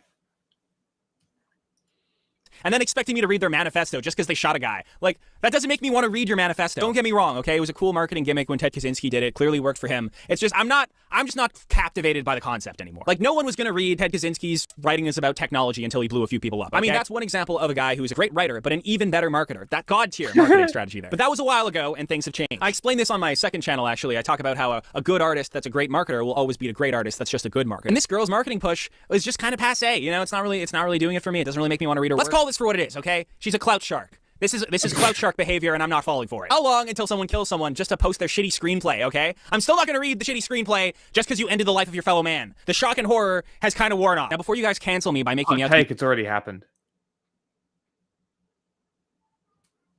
Hey, guess who just made a few more sound bites before we end stream? Anti-violence or something. I want to make it really clear here that most of the reason I'm not reading this manifesto is because I'm a misogynist. Listen to me, motherfucker. I mean, okay, I guess it's cool. It's like a turf shooting. Cool. You know, pull up the list. Check turf off. We have a turf mass shooting. Cool. We got the primitivist murderer. We got the Nazbol murderer. We got the turf murderer. We got the trans murderer. Wowies, owies. So these guys wrote manifestos they expect me to consume just because they murder people. But I'm busy, okay? There's a lot of good content out there. And video games. I'm playing Balatro. You want me to stop playing Balatro? You want me to lose around in Balatro? Read a stupid manifesto just because you shot a guy. How long until we get a highly performing AI video? Every ideological shooter explained in 5 minutes. AI slop channels. You can take that one from me. I'm not going to make it a million views. I guess it's darkly funny that she made the manifesto. 3 versions for you to choose from. Great. Google Doc, and then didn't make it a public Google Doc, so you have to request access to a recently deceased murder-suicide perpetrator. That's kind of... That is fucking funny. Yes, there's something there maybe, but maybe I'm just not in the mood to riff off of that. We're at record happenings here, okay? Trudeau's gonna resign, Damascus has fallen, CEOs are getting murdered, Trump's gonna annex Canada, and you want me to read your manifesto? It's too long, okay? It's too long! It's not enough to just be schizophrenic with a gun anymore, okay? It's passé. Everyone's schizophrenic, everyone's got a gun. Try something more interesting, okay? You tried channeling your homicidal and suicidal ideation. Unironically, this is what I meant by, like, what more do we have to say? Yeah, no, this is great because we don't have to cover it anymore. She killed 2 people. Like, wasn't even a mass shooting. Skill issue. Ironically, that's what fascists were saying about her. That her score was so low and it was pathetic. Fucking hysterical. I mean, did the 2 people count herself? Oh my god. Did she die as well? Yeah, she shot herself. Great. So then it's a mass shooting. It doesn't 3 count. people dead. No, it doesn't count. Mass shootings. Nope. No, the shooter doesn't count. I don't care. No, I know, but the shooter doesn't count. They never count them. I don't care. But if you wanted to stretch it and make it a statistic, then yeah, it's an official. It's like it's shooting. a woman this time. Woo! I don't care. That works. Anything to That's actually that would work for me. I really thought the meta had changed after the CEO stuff. Yeah, it's like nothing's actually changing. Cool. We were done with the whole school shooting thing. I thought we all agreed it's cringe and you'll be portrayed as the chud. Going back to business every time this happens. Yeah. Is why. Like this is what he just put on screen is. I would rather have gun grabbing than nothing. Happen. Okay. The fact that absolutely nothing happens and nobody really actually cares. Yeah, no, it's not gun grabber logic. It's literally trying to fix the problem because it's a societal problem. But kids are problem. literally in school every day scared that someday they might die because somebody has a gun. Yeah, like it's so crazy. Prevalent. And it's not a gun grabber thing. It's a society should work to stop this at a societal level. I'm not even talking about the guns, right? I'm not touching the guns or anything like that. I'm saying that the problem needs to be examined. This is a societal problem. These issues don't just go away if you ban guns, right? I bet it's TikTok. No, it's okay. We were both completely wrong. Yes, in that sense, yes, it is gun grabber logic. But no, but I'm just saying, like, you know, I would rather have gun grabbers than this. But yes, yeah. I think if you just eliminate everything that was done at a school or by a minor, like it's like how many mass shootings would you reduce? Well, how do you count them to begin with? It's a hard thing to say for that specifically. But if only like more of the like ones that are like attacking nightclubs or Allen Mall, stuff like that, or the convenience store where black people go, right? If it was only those, we would have a different societal outlook on it. Yes. And it would probably blend in with a lot of the other like crime we don't care about, like the gang mass shootings and that happen constantly and stuff, you know? It would be a half a day news cycle and it'd move on. Right. Well, but because that's how mass shootings are already. It would be even There's faster. The one in Texas was a huge one because of how it went down with the cops not doing anything. But half the time there's been ones that have happened and I didn't even know they happened. And like the one where I sent you the video where the cops were flagging each other the whole time. Where was that? That was a school. That was... Oh, no. Where? What state? What Tennessee? was the name of the school? It was it wasn't it Audrey Hale? Wasn't it the trans shooter? No, it was... No? I don't think so. I think they were African American.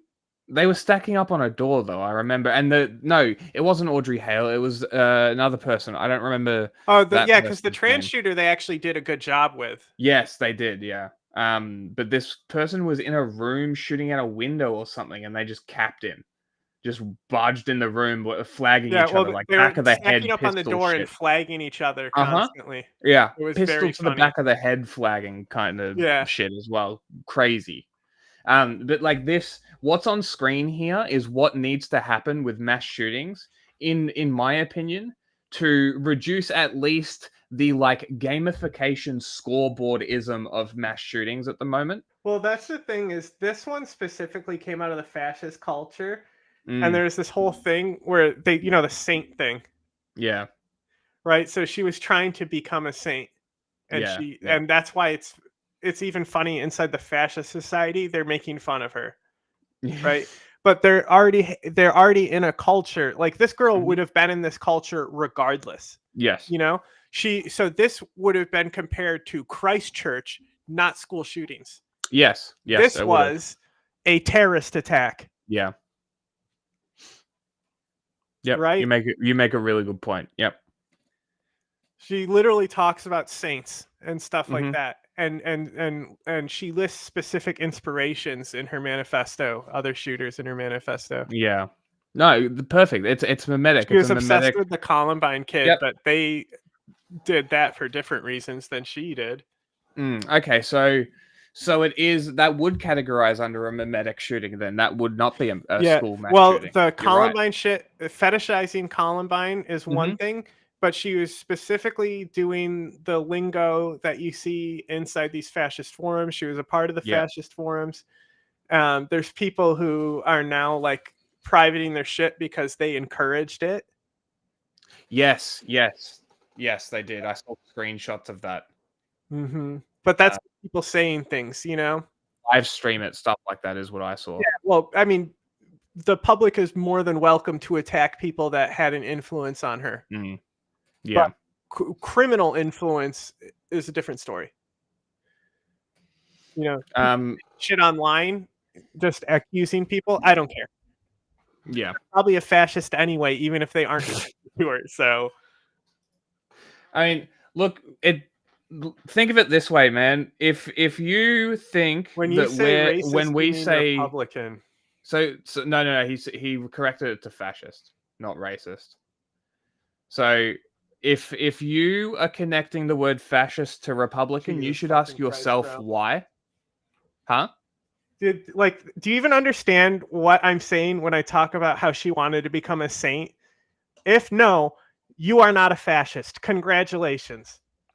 You are not in the fascist subculture. You do not understand the fascist lingo. You might be racist or something like that. I don't really care. But if you're not connecting with what I'm saying about how she wanted to be a saint and how other fascist networks she was connected to are making fun of her, like this girl was a self-identified fascist. She was in fascist forums. She was doing fashy shit. Like, I still love that. Like, I posted one thing where I said cope. It was rarely will I say this, but it was one of the funniest comments. Let me try and find it real quick. Okay. Because it was very funny. Yeah. Also, if you want to learn more about what we're talking about, our episode with Jake Hanrahan goes into a lot about it. I don't know if we talk about saints there. Not necessarily, but about the subculture and stuff like that. And then you can also go and look at our Mac Millie's episode, which is, I think it's called the Global Nazi Terror Network, that you can watch. And that will tell you more about Order this of Nine Angles instead of Angels. Yes. Which is just, you're on me about saying Shahal when I continually will say Order of Nine Angles. And then other people I'm talking to will say it, even though they know it's Order of Nine Angels. It is Angles. It's Angles. I got it backwards when I was... Yes. See, even there, I'm flipping it around. But I wasn't aware of it when you guys were talking about it initially. So this was all new to me. So I was the other one is the other one that's really bad. It's like 764 or 765 or something. But that one kid who gets shot in the head on the video by the dad, which it's honestly just a crazy ass video. Did you see the video where like it's a guy arguing with a stepdad and then the mom's pants fall down? And she's trying to pick up her pants, and the stepdad pulls out a gun and shoots the kid in the head, and it grazes him. I haven't seen that. No. And he like literally is like going outside with a bloody head. The dad was shooting him because the dude was a part of this group, and the dad got into a siege with the police and killed himself. After he was shooting the kid because he was a Nazi. He tried to kill the kid because he was a Nazi. It's more than Nazism. This group. Okay. Does anyone remember what the number is? 764 or something? 763 group? Not sure. Before remember, put a note in this. Let me look up this tweet real quick. Did you know there's a notes category here in our sidebar? There's a notes tab. Oh, cool. So you can literally write notes. What did you want me to write? 764 question mark? Sure.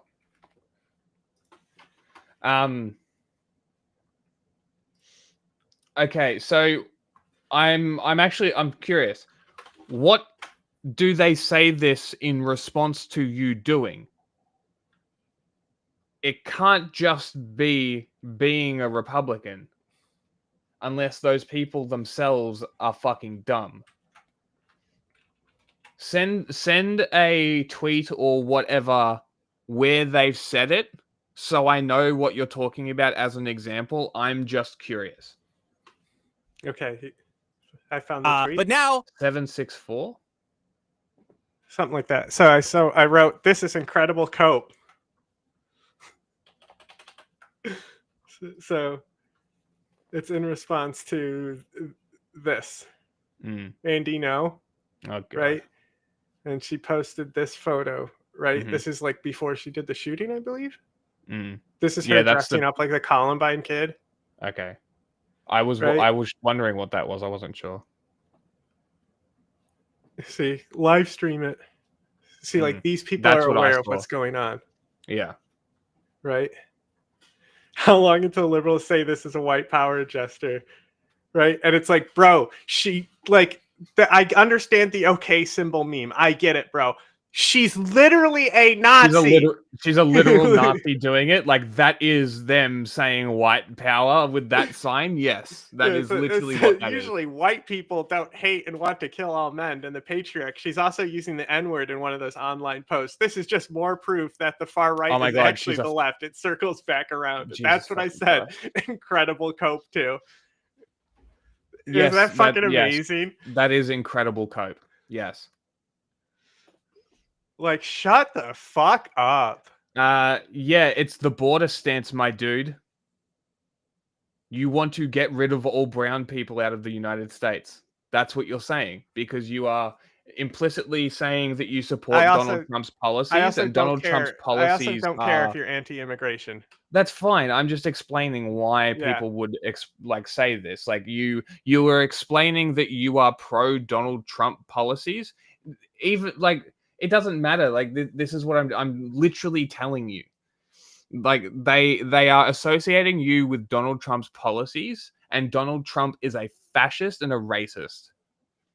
Right? So if they're associating you with him, and self-identified fascist though is a different thing. Yeah, like, it's a completely different thing. So if you hang out with and support a Nazi, are you going to get called a Nazi? Probably, right? It is 764. Makes some kind of sense. He doesn't, though. He really doesn't. Like, okay. The only... So 764 or the Com is a decentralized transnational sextortion network with alleged ideological ties to Order of Nine Angles. It is classified as a terror network by the United States Department of Justice and considered by the FBI as a Tier 1 terrorist threat. Right? Okay. So this group, what they do is basically get 15-year-old girls to kill themselves on camera and stuff. And distribute child porn to each other and stuff. Right? So the kid who got shot in the head was just sentenced because he has a connection to this. Okay. And was fucking distributing this kind. It's not just child porn. It's so much worse. Right? Because they extort the children. Content. Yeah. They get them to take pictures and more pictures and then cut themselves or else they're going to tell their family about the images that they have and stuff like that. Yeah. Yep.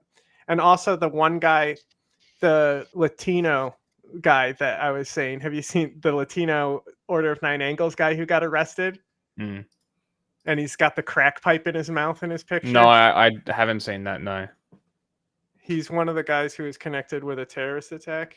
Okay. But he was part of this group as well. And he was arrested for gun possession and had this shit on there. Yeah. Here's the kid.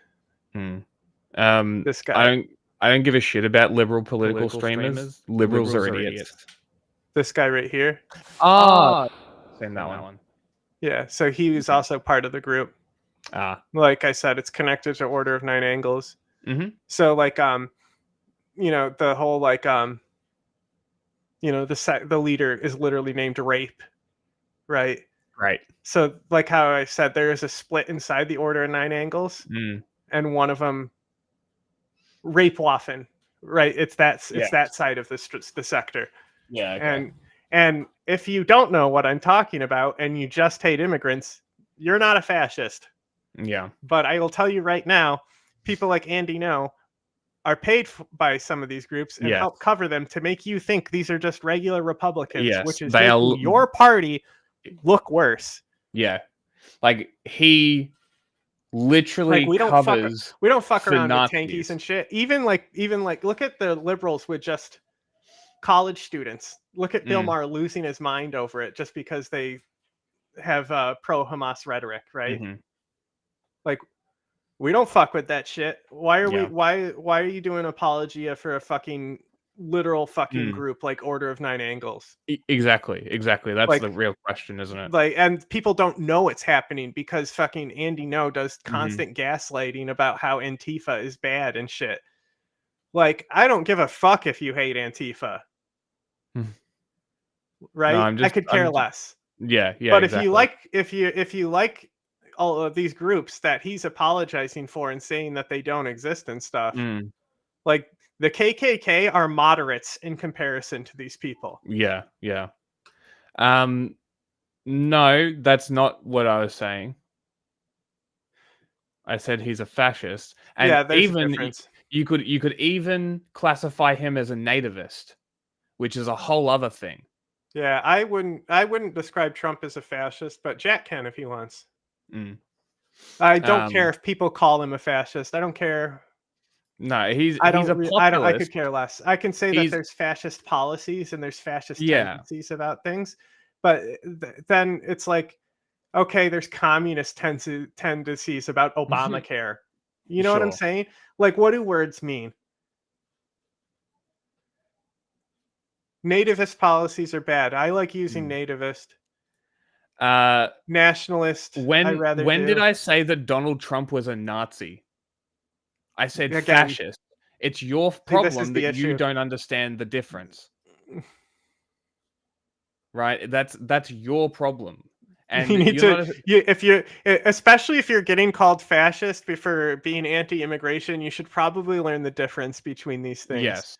Yeah. And actually learn what fascism is and stuff. And who knows? Maybe you might like it. And if that's for you, go for it. Like, I don't care. I could care less because you're just someone online. Like, who gives a fuck? I know exactly what I said, and I did not call Trump a Nazi. Again, you said you support a Nazi, and no, he never said Nazi. Stop equating the words, bro. Fascism is not Nazism. It's literally not the same. It's a completely different ideology. And also, if anything, I'd say I'd be more likely to call him a Nazi than a fascist because, like, if we start putting people in camps, I'll say Nazi shit. Japanese internment camps, Nazi shit. That was done by a progressive, but it was Nazi shit. No, the Trump rhetoric is obviously and clearly fascist. Like it has to be by nature. It has a fascist tilt to it, but it's populism. It's definitely populism, but it's really Erdogan level shit. Erdogan actually is talking even more fascist than Trump. That's the thing. Yes, like because he gets until like Trump isn't out. Trump at least panders to like Mexicans and stuff. Yeah, I mean, insulting. Erdogan is never going to say there's some good Kurds. I mean, we can literally start with the fact that it's a very liberal. Bro, where is that happening? I said if camps appear, I would call it Nazi. Are there camps right now? I mean, there's not right now. Migrant. I mean, there is on the borders. What I'm talking about is rounding up people with ICE and putting them in a temporary camp, a filtration facility. Not about it. You want to deport people? Just look at what Biden did today. Nobody gives a fuck. Do you know what Biden did today? It was in there. There was 2 stories on it, and the only one I could find was like a 30-second one and rising. Yes, but I can't remember because record number deportations. That's right. It was too. I've got it on the list. Hold on. Right? Where is it? Why does nobody care when Biden does it? Isn't that weird? Pretty crazy. How come nobody's praising him as well when he does mass deportations? They're going to say, "Oh, it's too little, too late," like they always do. Why did Donald Trump? But it's not too little, too late when Trump will do it. Then it's the perfect time. But why did Donald Trump shut down the border bill that was everything that they wanted? Oh, good question. So that's why I say it's populist. I don't believe in any agenda being put forward. Yeah. I need to see what he's going to do.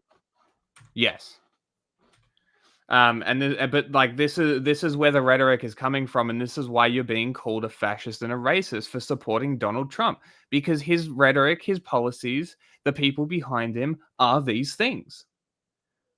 Like, you literally have a dude in his VP position who wants to stick his finger in every fucking pie of every American household because he wants to force people to have children, basically. The guy's a fucking freak. And the worst advice the Democrats were ever given was stop going with the weird thing. It was killing them. They didn't know how to deal with it. The weird angle was working, and they fucked it up. They are so weird. They are fucking weird people. Why would you want the government in your bedroom? That is what you voted for. You voted for the Dominion theologists behind Donald Trump and voted for the consolidation of Republican power, and you voted for the WASP types, the white Anglo-Saxon Protestants, to gain the power. This tiny sect, religious sect of psychopaths now hold tremendous power because they have Donald Trump's ear. It's so funny because it's so everyone's very clear on how obvious liberal pandering is and like where shit comes from. But as soon as it's the fucking Republicans, we can't talk about it. We have to put on blinders. Yeah. Which is how a lot of people treated like the anyone but Trump philosophy as well. Like, bro, no, we're not excusing a genocide just because he's running against Donald Trump. And we're not going to come out to vote. Go fuck yourself. Like, that's what happened in Michigan. So, like, I just don't get it. And again, if you're anti-immigration, I don't care. I do not care if you're anti-immigration. You're more than welcome to be anti-immigration. Go ahead. Sure. It literally has zero effect on me. The issue I have, right, is more of like, if there's a mass deportation where the system needs to like put people in camps because they're overwhelmed, to start trucking them back to the countries, right? Because like Trump could literally change the immigration policy, like, because that's one of the things they're talking about is the naturalization policy. If you're born here, right? They're talking about getting rid of that and changing that. That's actually one of the core things that I could see them actually pushing for. That's not just populist bullshit. Like, we're going to deport all these millions of people. They're not going to deport millions of people. Maybe over their admin, it will be that many because they're constantly deporting people. And it's going to continue no matter who's in office. And Trump was actually worse than Biden at this specifically. So if that's what you care about, wrong guy to pick. Yeah. Trump actually increased illegal migration and lowered legal migration. So everyone says, I don't care if they come here, as long as they come through legally. Well, Trump did not do that. People call me fascist. Why are camps bad? Really, man? Yeah. So maybe don't do it in a way that forms camps if you're going to deport people, because we deport people constantly. We just did a massive one under Biden, and there was no need for camps there. So maybe do it in a way that doesn't cause camps and has respect for human life, even though it's not really respectful. But problem. Anyway, my point, quick, is that they can change the policy, the birthright citizenship, and all they have to say is, Europe has the same policy. Why are you criticizing us? And it's perfectly valid. It is perfectly valid for the Republicans to change birthright citizenship. And it would change a lot. But the thing is that I understand that people are scared about that think now if they were born here, they're suddenly not going to be citizens and be deported, which they have implied and hinted at. But every time when pressured on it, J.D. Vance especially has denied that it's going to happen. And even then, I don't believe politicians to begin with. I don't believe if he's, that they're going to do it one way or another. I don't think it's possible to do. But an agenda like this, if it starts shaping out, yes, I will call them a Nazi. If they start forming an agenda that specifically does it like this, I will call them a Nazi. If they change birthright and just say, hey, Europe does it, that would be me calling all of Europe Nazis because they don't have birthright citizenship. You know what I'm saying? Yeah. Since the adoption of the 14th Amendment to the Constitution, the citizenship of a person born in the United States has been controlled by its Citizenship Clause, which states all persons born or naturalized in the United States subject to the jurisdiction thereof are citizens of the United States and of the state wherein they reside. It is constitutionally protected. Yeah, so like if they change it, they can't. It's just it can't. But that's what they're like. They would need it would have to require this Supreme Court to do some fucked up shit, right? Which could happen. This is a policy I see them realistically pursuing. They would need 2/3. Let me finish. Okay.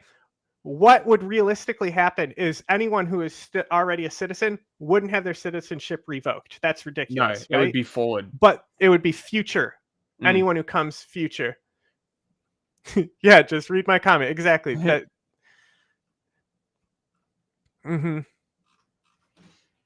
So, anyway, I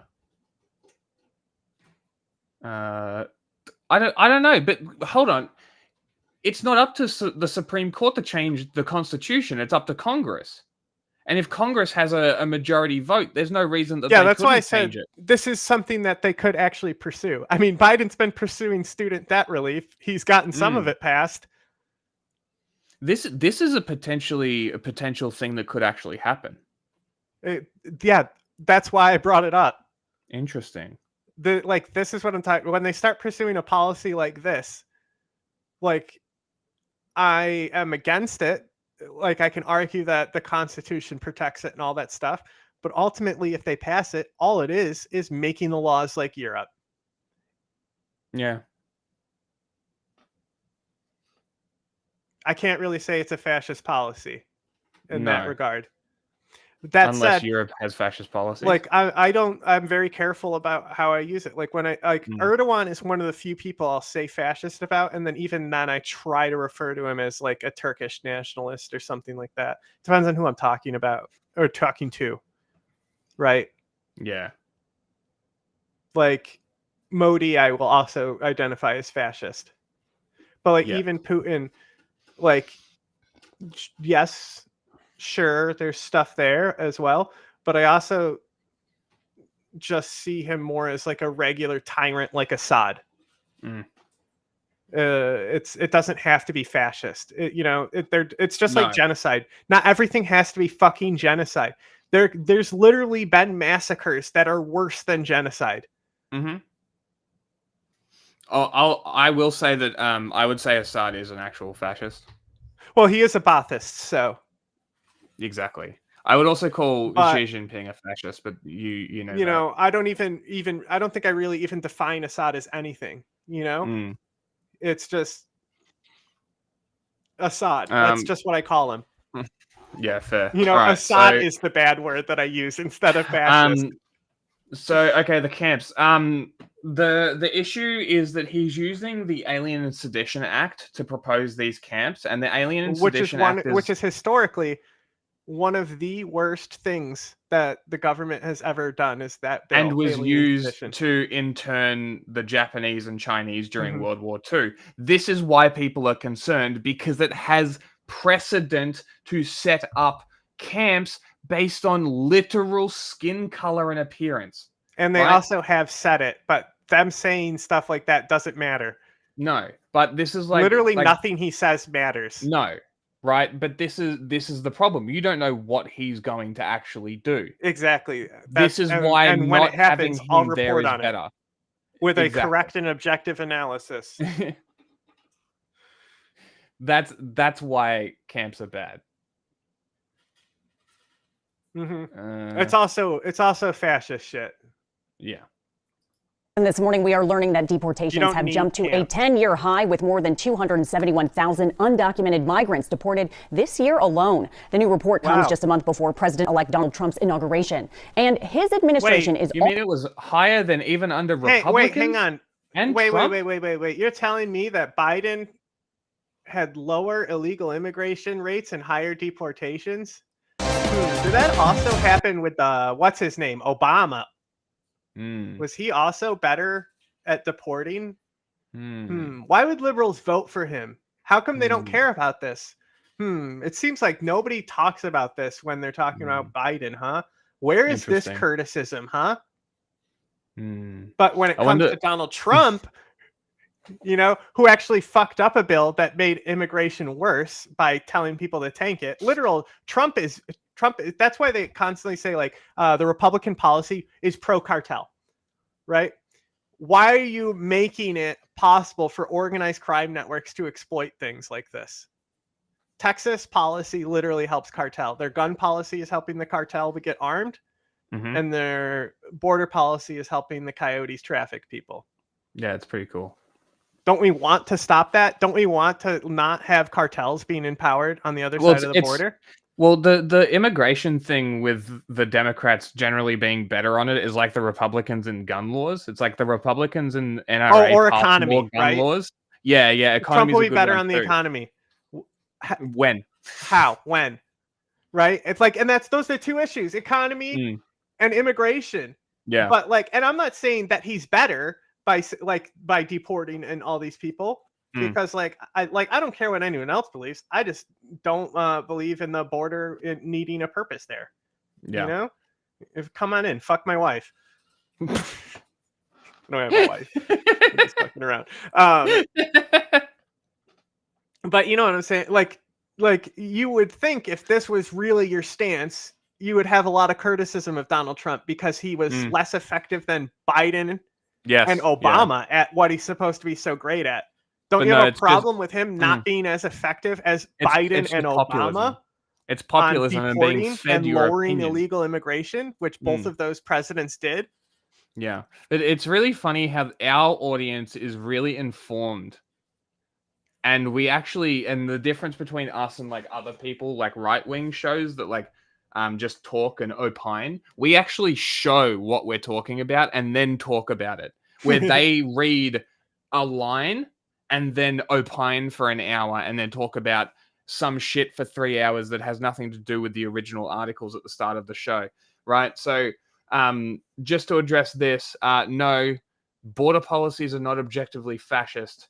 You still misunderstand the word here and why Donald Trump's policies would result in him being called a fascist. Ryan Chapman has a really good video. If Biden did the exact same thing, nobody would call him a fascist. No. That's my issue. That's my issue with the word. Yeah, well, it's a double standard, right? And that's the thing is no lib out there is going out saying, "Wow, Biden's so great at deporting all the people." But it happens, and they just don't seem to care. So do they care about immigration or not?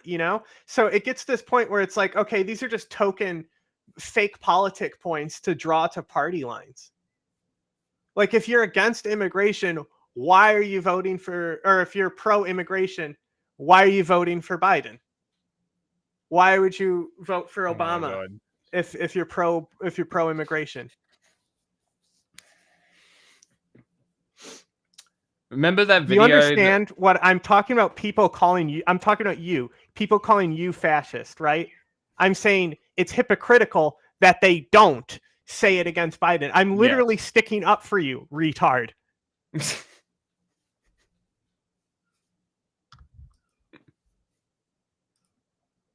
Yes, I don't understand why people watching. You remember when I showed you that Veritasium video that showed you that politics makes people stupid?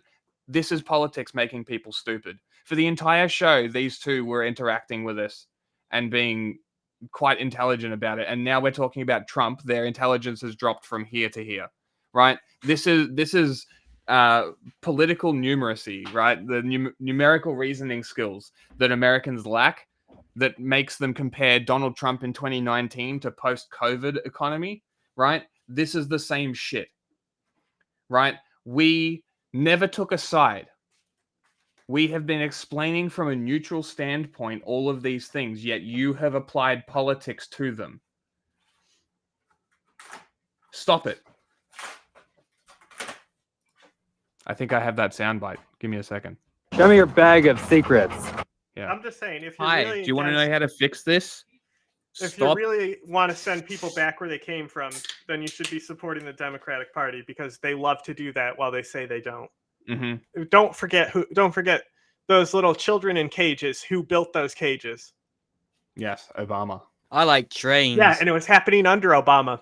Mm-hmm. How come it only matters once Trump starts? Let's get AOC crying at the fence. Yeah. Yes, the crying at the fence. We love that picture. I can't wait for the next one. I'm gonna be so annoyed. I'm gonna be so annoyed by the fucking libs constantly crying about shit that literal the last admin did that Trump's doing, and suddenly it's bad now. Mm-hmm. I'm gonna be so you know what's gonna be aggravated. even better? What's going to be even better is the fact that the Democrats are going to do nothing but appease the Republicans, while the Republicans did nothing but fuck everyone over for the last 4 years. I'm still waiting. You know, I'm ready to go to Syria. I'm perfectly fine not being aggravated by American politics. If anyone wants to drop that $1,000 subscription on Patreon and fund us. No. Look. It's what I'm explaining is that you are applying politics to things that we are saying with no politics attached to them, which objectively makes your responses dumber. It's not a comment on you; it's your responses and your ability to comprehend what we're talking about. There's like a brain, it like activates your brain in a certain way that makes you like interact with stuff differently. It's literally like a scientific thing you can actually test. Yeah, but also, like this is what we're saying. It's misunderstanding a few sentences is fine too. I haven't been able to look at chat to be able to judge, but what Jack is talking about is a real concept. It may not be what happened here. You may just be misreading things, but if you do look it up, what's it called again, Jack? The video? Do you have it? I can get it. We can post it in chat. So you can look at it, but it's an interesting scientific concept, and it's not something that's exclusive. But I will say, like, I really wish that the libs would come in here so I could start telling them they're stupid too, and start talking about how Biden deports people to them. Well, maybe what we can do is we can start baiting the titles. Well, when Trump, what we'll do is we'll put pro-Trump headlines when I actually will, because like I'll compliment his policy if it's good policy, right? Yes. But it's frequently not. He's just not a good president. I'm sorry. He's awful. I'm sorry if you like him. He's just bad president. But here's the video. You know, guys. like it's not. Sometimes the government does things I like, and then we put that in the title. They'll think we're Trump people, and they'll come in, and we can destroy the libs. Then okay, maybe that will help my sanity. Fair. Okay, that's fair. You're a little bit distracted. That's fine. Okay, I apologize. I was a little bit aggressive, but like it is a legitimate concept that like is. I thought you said bad cop, bad cop. But it's like, this is what I'm talking about. That number's right? insane. I know, it's crazy, right? It's insane to even. There literally isn't that many like people. That. Where are you going to get the 20 million? But also, no, it's just Jack. He's Australian. That's how they talk. I'm very nice. The 20 million number is fucking crazy because like people don't understand how much this is going to literally crater the American economy. Removing 20 million There's people? literally not 20 million migrants to deport, bro. That's the issue. And that's this is why where the number's insane. And this is where the worries about just profiling come in. We know American cops are bad at profiling people. They're just like, how many did Biden do this year? That was a record number. Was it 1 million? 270,000. That's it? Not even 1 million? That's it. No, 270,000 to be the record for the year. No, for the last 10 years. Yep. Right. Where are we getting these? Where are we going to get 20 million from? And this is why, and this is another reason why I'm like, Biden built more of the wall than Trump. Nobody cares. There was an Al Qaeda attack under Trump. Oh, that's on American soil. Like, where's the Homeland attack? You know, there was a small one there. You know. Yeah, the Al Qaeda attacks would be on not like they transitioned to mainly be targeting military assets, right? Yeah. Interesting, huh? And then if we really want to talk about like foreign policy on Trump was one of the worst foreign policy presidents ever. Just objectively fucking awful. His also, flip-flopping on another Iran. Thing about, you may have heard this thing about how there's like all these unaccompanied minors that they lost track of in the system. Yes. Yeah.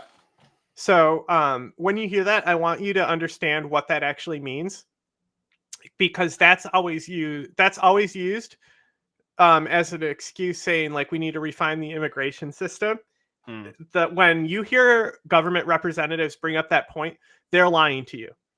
Okay, the statistic is real, but the way they're implying it is why they're lying to you. They're manipulating it to manipulate you. What it actually is there's family that is already here, right? Because the policy has made it so they do child separation at the border, right? Because they have exemptions where we're not going to fucking like, we're going to take care of kids who show up unaccompanied, right? So when you do stricter policies, the parents will, to get into America, they'll separate with the kid. And you can criticize them saying they're not good parents. I don't care about any of that.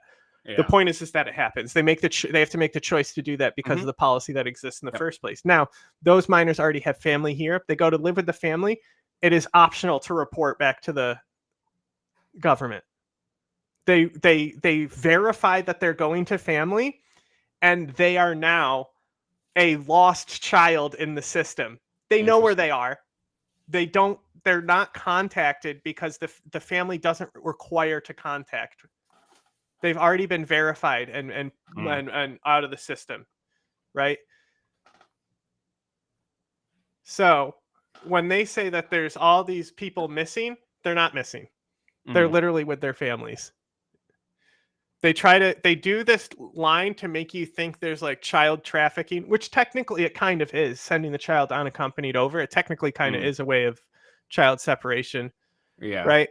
But that's the like catch, is that it's not actually a real thing. It's another point that they try to use to push this agenda to get you to vote for them with populist rhetoric on shit that they're not even good at addressing or even exists. Yeah, they're literally just saying shit to gain power, which is why populists suck. You know? Also, I'm curious what this belief might have been. I'm sure John will be interested.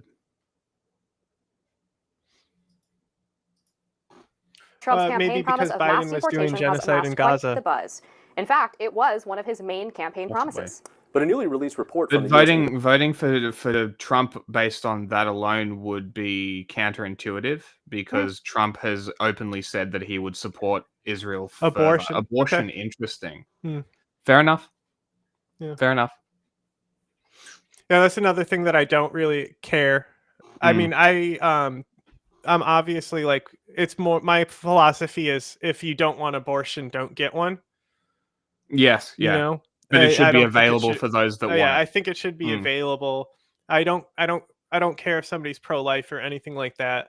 I don't like the Supreme Court interfering and turning it into this stuff. Yeah. But my opinion is pretty much the same thing. It's of no business of the state or the church or the courts. It is a matter between a medical professional and the woman getting the procedure. If you see abortion as murder, how affected you can feel about it happening. I understand where that feeling comes from, but my philosophy is, if like you want to prevent abortion, outlawing it does not prevent it. No, it just makes it more dangerous. And there's policies to reduce unplanned pregnancies and things like that. Even like, you know, because they've like even been like anti-contraceptive in some of these states. So if we don't want abortions to happen, like why are we potentially fucking with birth control? Yeah. Right. So like that's my thing is like if you truly are pro-life, then pursuing policies that will prevent unwanted pregnancies would be better. Yeah. Than outlawing it. I don't think outlawing it prevents it. And there's, you know, this is the other thing. Medication to do a lot of them. Yeah, like this is the other thing is that Christians are anti-sexual education. Yeah. And if we really want to talk about anti-abortion and banning well, this is what we were talking about earlier with the AA too. Yeah, right. So the sex ed is the thing that will change everything, right? You teach girls and young boys how consent works, how pregnancy works, how sex works, how STDs work, and how to do it safely, and you've solved the fucking problem. But like for example, like as like a Buddhist, like I have sex, but like I don't pursue like desire, right? Yeah. So like even then, like I'm not exactly like abstinent, you know, like I actively like have sex, but like I won't, if I have like those really strong attraction and desire feelings to somebody when like I go on a first date with them, for example, I won't pursue them because it's just opening myself up for like later suffering and things like that. Yeah. So that's my thing too, is that if there was a lot more on people not pursuing selfish desires like that, Hang a comment. You know, more kind of like a pro-abstinence stance here in a way. You know, like to get to a point where you're not really suppressing yourself, but you can get to a point where you're managed enough that you don't like pursue things that you desire like that in that way, and understanding that it's unhealthy. And it's the same way with like sugar and sweets and stuff, right? You know, maybe you shouldn't eat cake every day, even though you really like cake. Yeah. This is basically side effects. Yeah. So this is I don't expect people to be monks either. I'm just saying that I think it would be good if people acted less on these desires and thought, you know, and because a lot of times when you have accidental pregnancies and stuff, that's part of it, is like people are just in the moment and horned up. And that's where sex education comes into it too. Yes. Here, so this women it's having them Mormonism. No, like I said, I'm not like pro abstinence. I said it was gonna sound pro abstinence before I explained it, but I am not pro abstinence. I just think that the philosophy of like thinking about stuff, you know, it's like you're doing something out of desire. What are the consequences of that? And like people would think it's like, wow, I'm not supposed to like be in a relationship where I love people. And I'm like, yes, but not really, you know? The like if I wanted to start a family, the last requirement would have is me loving the person. That's weird. You know, like it would be like, you know, do I fight with them? You know, because normally if you really desire somebody to have a lot of love, they can weirdly frustrate you in different ways. Yeah. I don't think that's very healthy. So like that's just like my philosophy on how I look at a lot of things, like relationships with me.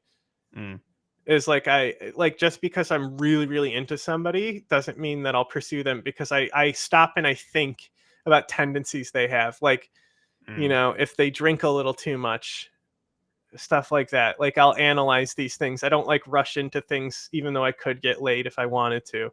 And that's why I said, like, I have a high body count, but now I look back on it and I don't really, it's not something that I think is like, I used to do it just because I could brag about a number and notches on bedposts. You know, I was pursuing this out of my own ego, and I kept being in situations where I would be like the middle person because the girls knew I wouldn't commit to them. Right.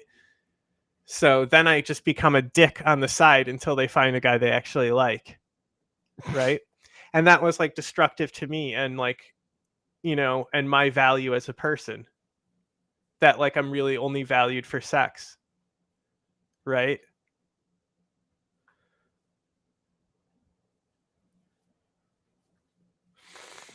Like maybe I shouldn't just, if I couldn't commit to anyone, maybe I shouldn't have been fucking all those people.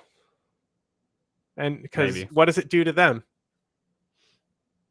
Why is it about me? You know? Did you ask them? I mean, this is years ago, you know? I didn't really get into Buddhism until I had turned 26 and had my insurance revoked and shit.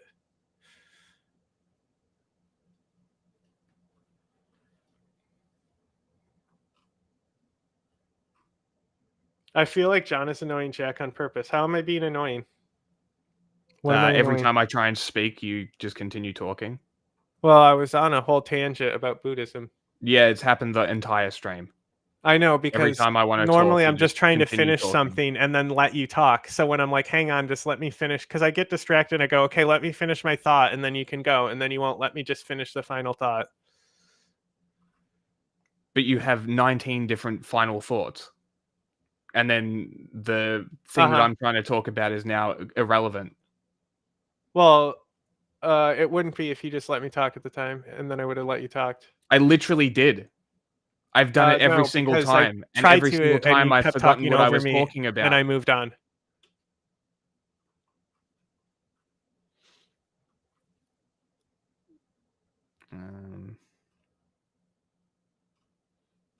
Now I don't even know where the fuck I was. Whatever. Immigration Customs Enforcement.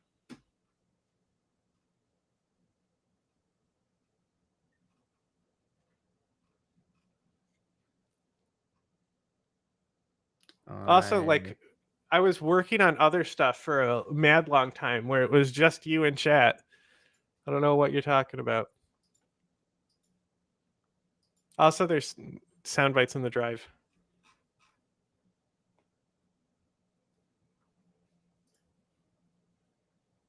Yeah, I know. We talk over each other constantly. That's what happens with two people. I don't know what to play. Let's do this. What about those sound bites? Jasmine Crockett of Texas. She's a member of an accountability committee. Congressman, good to see you. Thank you for being with us this morning. Let's do this one. This can be the last video. But what about those sound bites I put on there? I don't even know what the question is I want to ask you, because as we've watched this week unfold, the general takeaway here is you guys still can't get your house in order. Not you, but the Republicans can't get their house in order. This was a fairly straightforward matter that was agreed upon in a bipartisan, bicameral fashion, and still they couldn't get it passed until the last minute. Yeah, you're absolutely right. Bro, play the video. Don't hurt your friendship. I mean, you haven't been around very long to hear how we talk to each other. No, I will never. No. The only time that I would go into politics is if I could make sure that every single politician in Australia gets banned from ever taking a seat in politics ever again, based on the fact that they swear allegiance to a foreign king. Fuck every politician in this country, except for one. And that's Lydia Thorpe. Because she's the only one who has actually made an effort to make a mockery of the fucking oath of office, which is apparently not mandatory. So when they forced her to take that oath of office, she didn't actually have to. And them kicking her out was actually, I would say, discriminatory. Which is really something to look into. Argued, who don't care who's going to drive me to school. That's the thing, is just like, one of the things that makes our chat entertaining is we're either arguing with chat or arguing with each other. So like when I call chat a fucking retard because I'm sticking up for them, I'm just gonna go back to not caring about them immediately after. As Democrats That's are why I swooping say in I'm like nice. Supermen and Superwomen to make sure that they can Like, take I care of could the say American mean people. But I bitch, just need the but- American people to have longer That's memories. it Because just as you slides off stated, of me. I'm just, I'm just being real. But also I will troll Jack a lot just to get him going. Today though, most of the interrupts was me just reading chat. And reading chat is not interrupting, it's reading we chat. have so clean assholes. That's not a new one. I think I ran out of pages. So there is limited pages. There is a limited page. 16 is the number. Okay. All right. How many per page? 4. Oh, okay. So now we're gonna have to do some cutting. Actually, well, I was just creating them to see how long it would take to fill them. What did you think of the ones I just made? Well, I can get rid of the Luigi page. It's me, Tony Lasagna. Because we covered can him. just bring them back as long as they're on the drive for like when we're talking about stuff. Yeah. Did I download this one? No, not yet. No. Oh yeah. No. I yell at the videos, yell at chat, or yell at Jack. That's what makes us entertaining though, because like people love that drama shit, but like, they're like playing it up and being fake about shit. Like we're just like very blunt and aggressive about how we like talk about stuff because we don't give a fuck. Okay. I mean, Jack especially. Like I'll at least hold somebody's hand and guide them through it. Well, I'll guide them through why they're an idiot. But not me. That's the entertainment. Do y'all like Ice Spice? Honestly, I didn't really mind her or anything, but like I'm buying Magnum Dong that she's a piece of shit. She's not a good person, and that's my issue with her. But like, I only listen to gay music, and she's not gay enough. Not gay enough. No. Magnum Dong. That's the only one I'm using, and they need to be short like that because that's why I did 3 different versions for you. If you could cut the massive condom as well, that would be funny.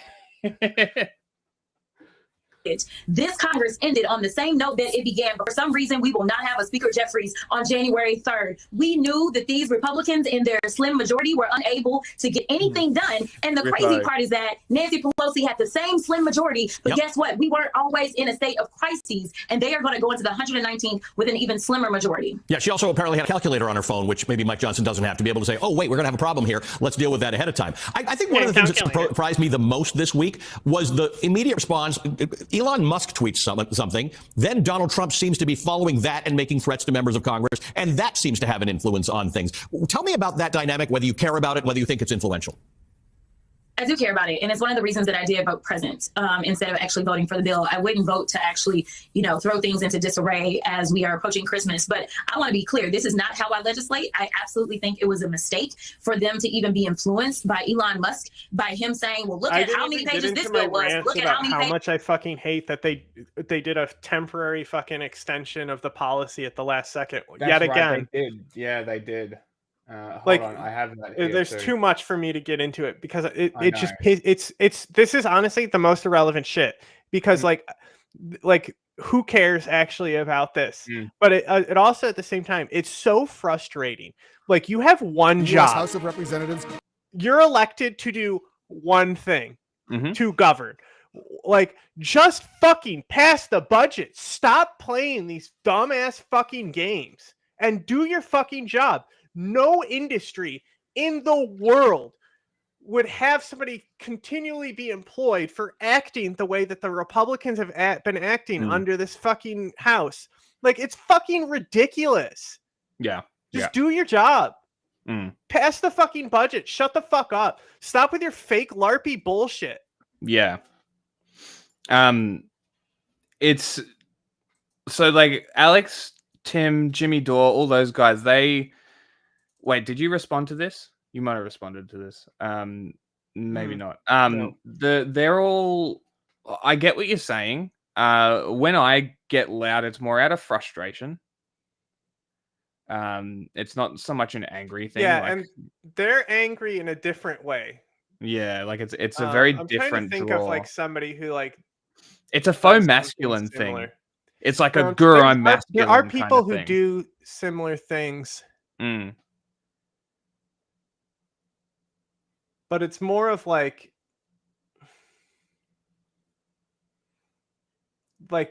Louis C.K. angry comedy about things. Yeah. You know what I'm saying? Like it's like Louis C.K. complaining about things, kind of. I don't know. There are people who do it, but most of the people. Oh, there's the angry Aussie guy.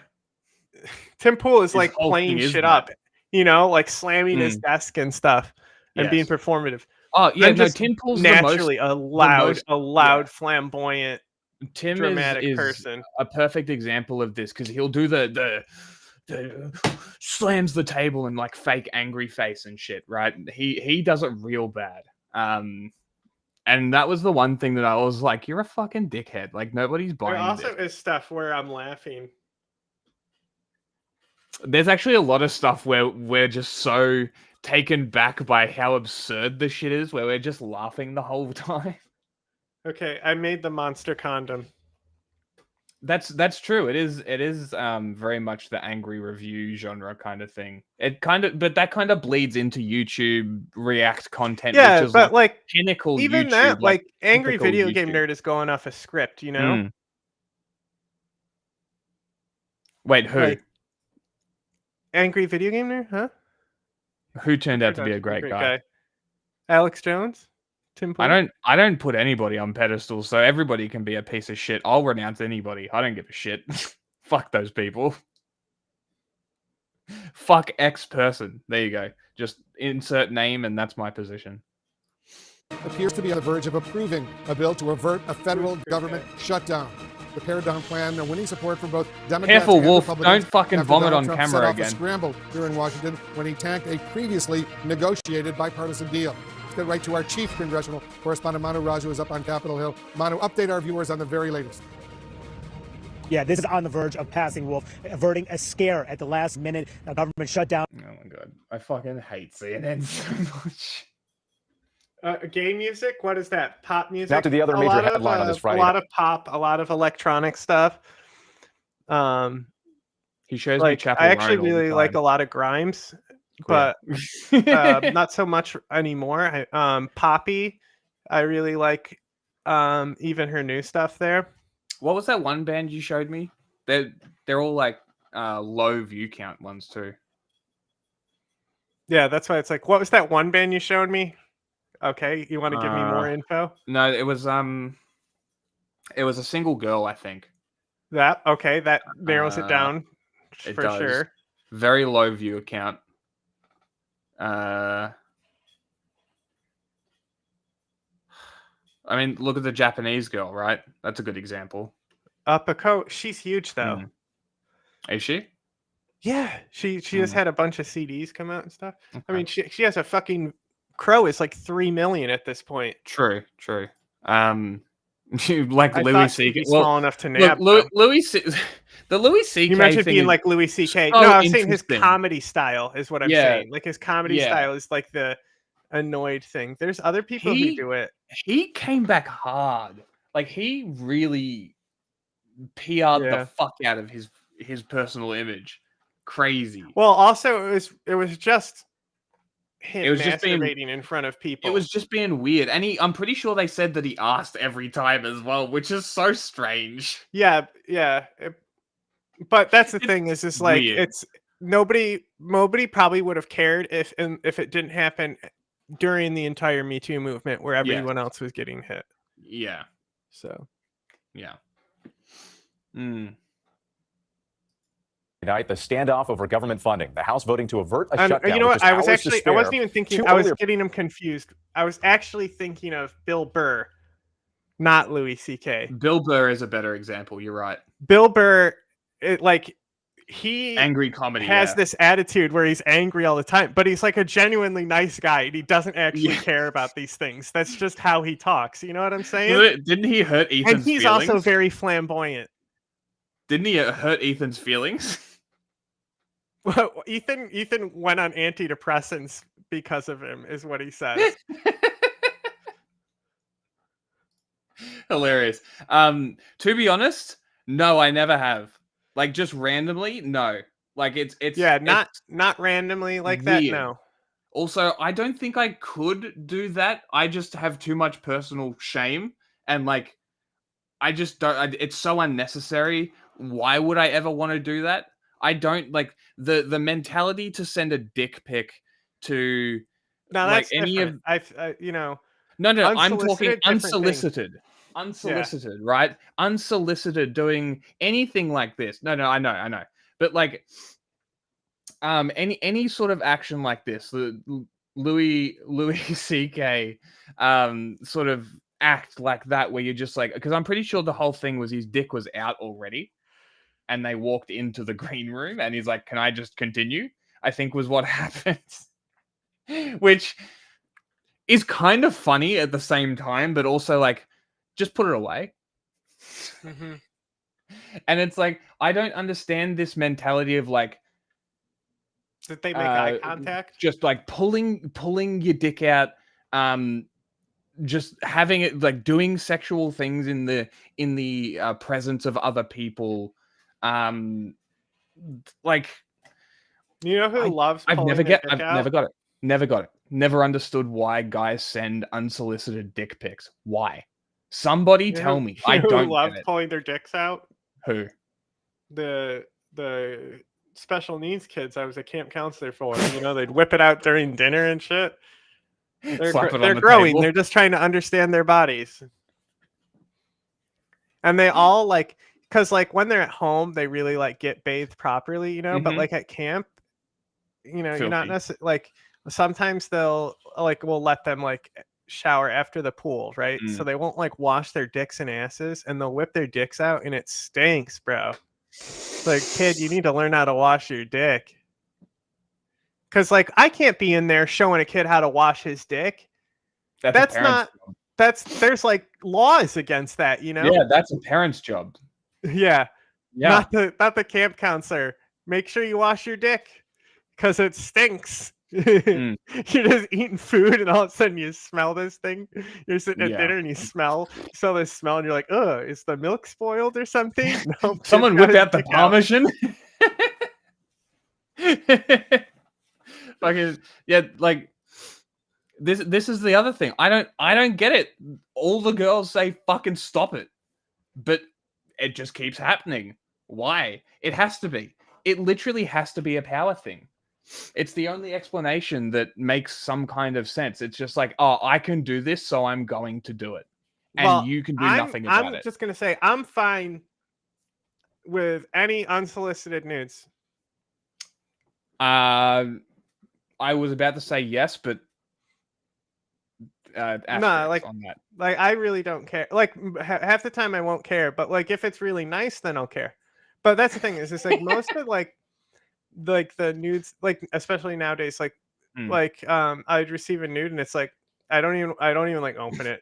You know, like girls send me a video of her like touching herself and I'm like, I don't care. You know, but if it's like a video of my dick in there, all about it. I'll save that shit and be like, cool if I send this to other people because my dick looks great in this.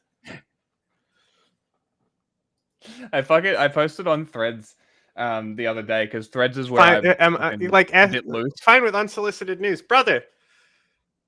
I have a page where you can see my asshole.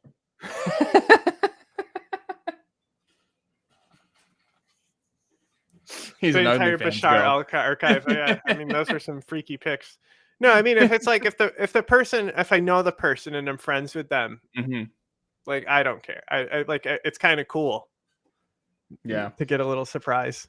No, I actually agree. So I've always just been a fucking loser. So I've never really had it happen.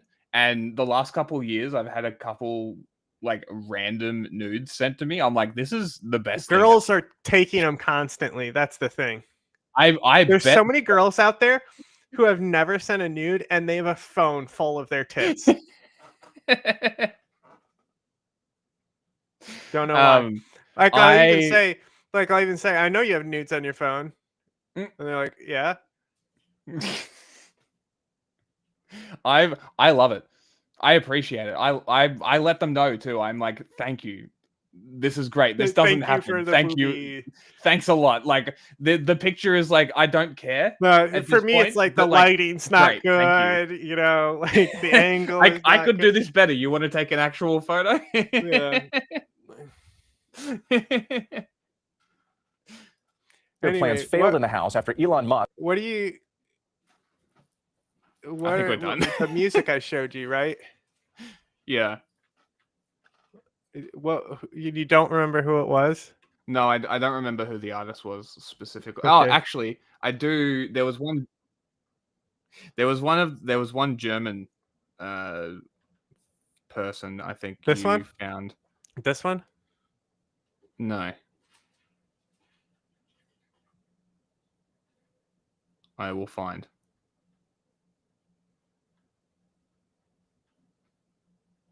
This one? Blonde girl. Blonde girl. Mara. M-A-R-A.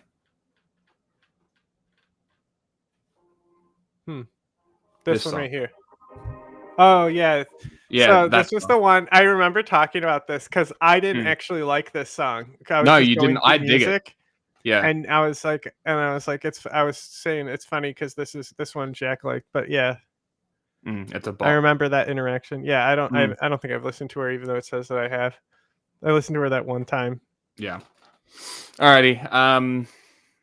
I will add this one last soundbite, and then we. How's it? Yeah, let's hear how. Show me your genitals. The one I think I just replaced it, right?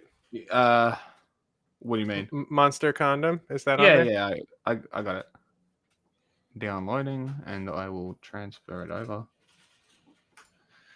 Yeah, and also I think gay nudes. I've said this before, like gay porn. I'm totally into gay porn. I just wish it was shot better. I can't get off to it. It's not good enough.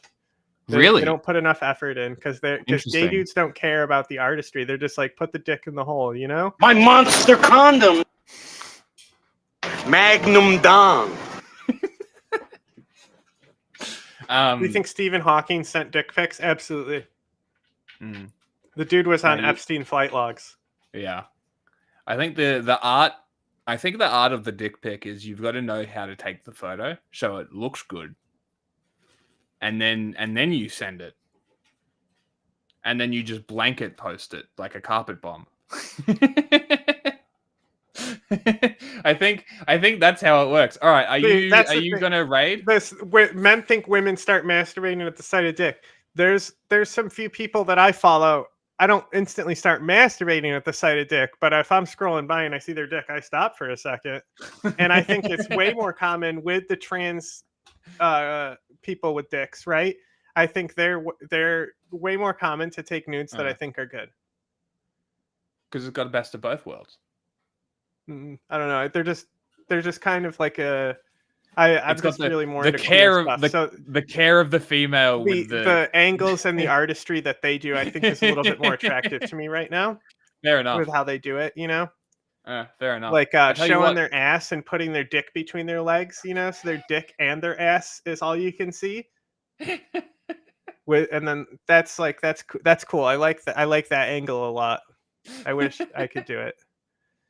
I need to near my asshole, so I have such clean asshole. You need to go to the gym and do a chick's routine, which is just glutes and legs. That's it. That's all you need. That's all you need to do. Maybe some midsection stuff, some yoga, some core. Hey, speaking about tits, money.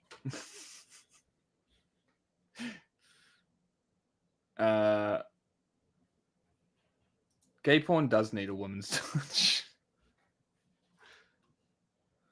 There's like one porn outfit that does like gives the chick the choice, and it's like female centric porn. Maybe you'll prefer that. I don't know. Maybe. Are you rating? What are you doing? I already rated Moon. Oh, you already did? Oh, went to Moon. Okay.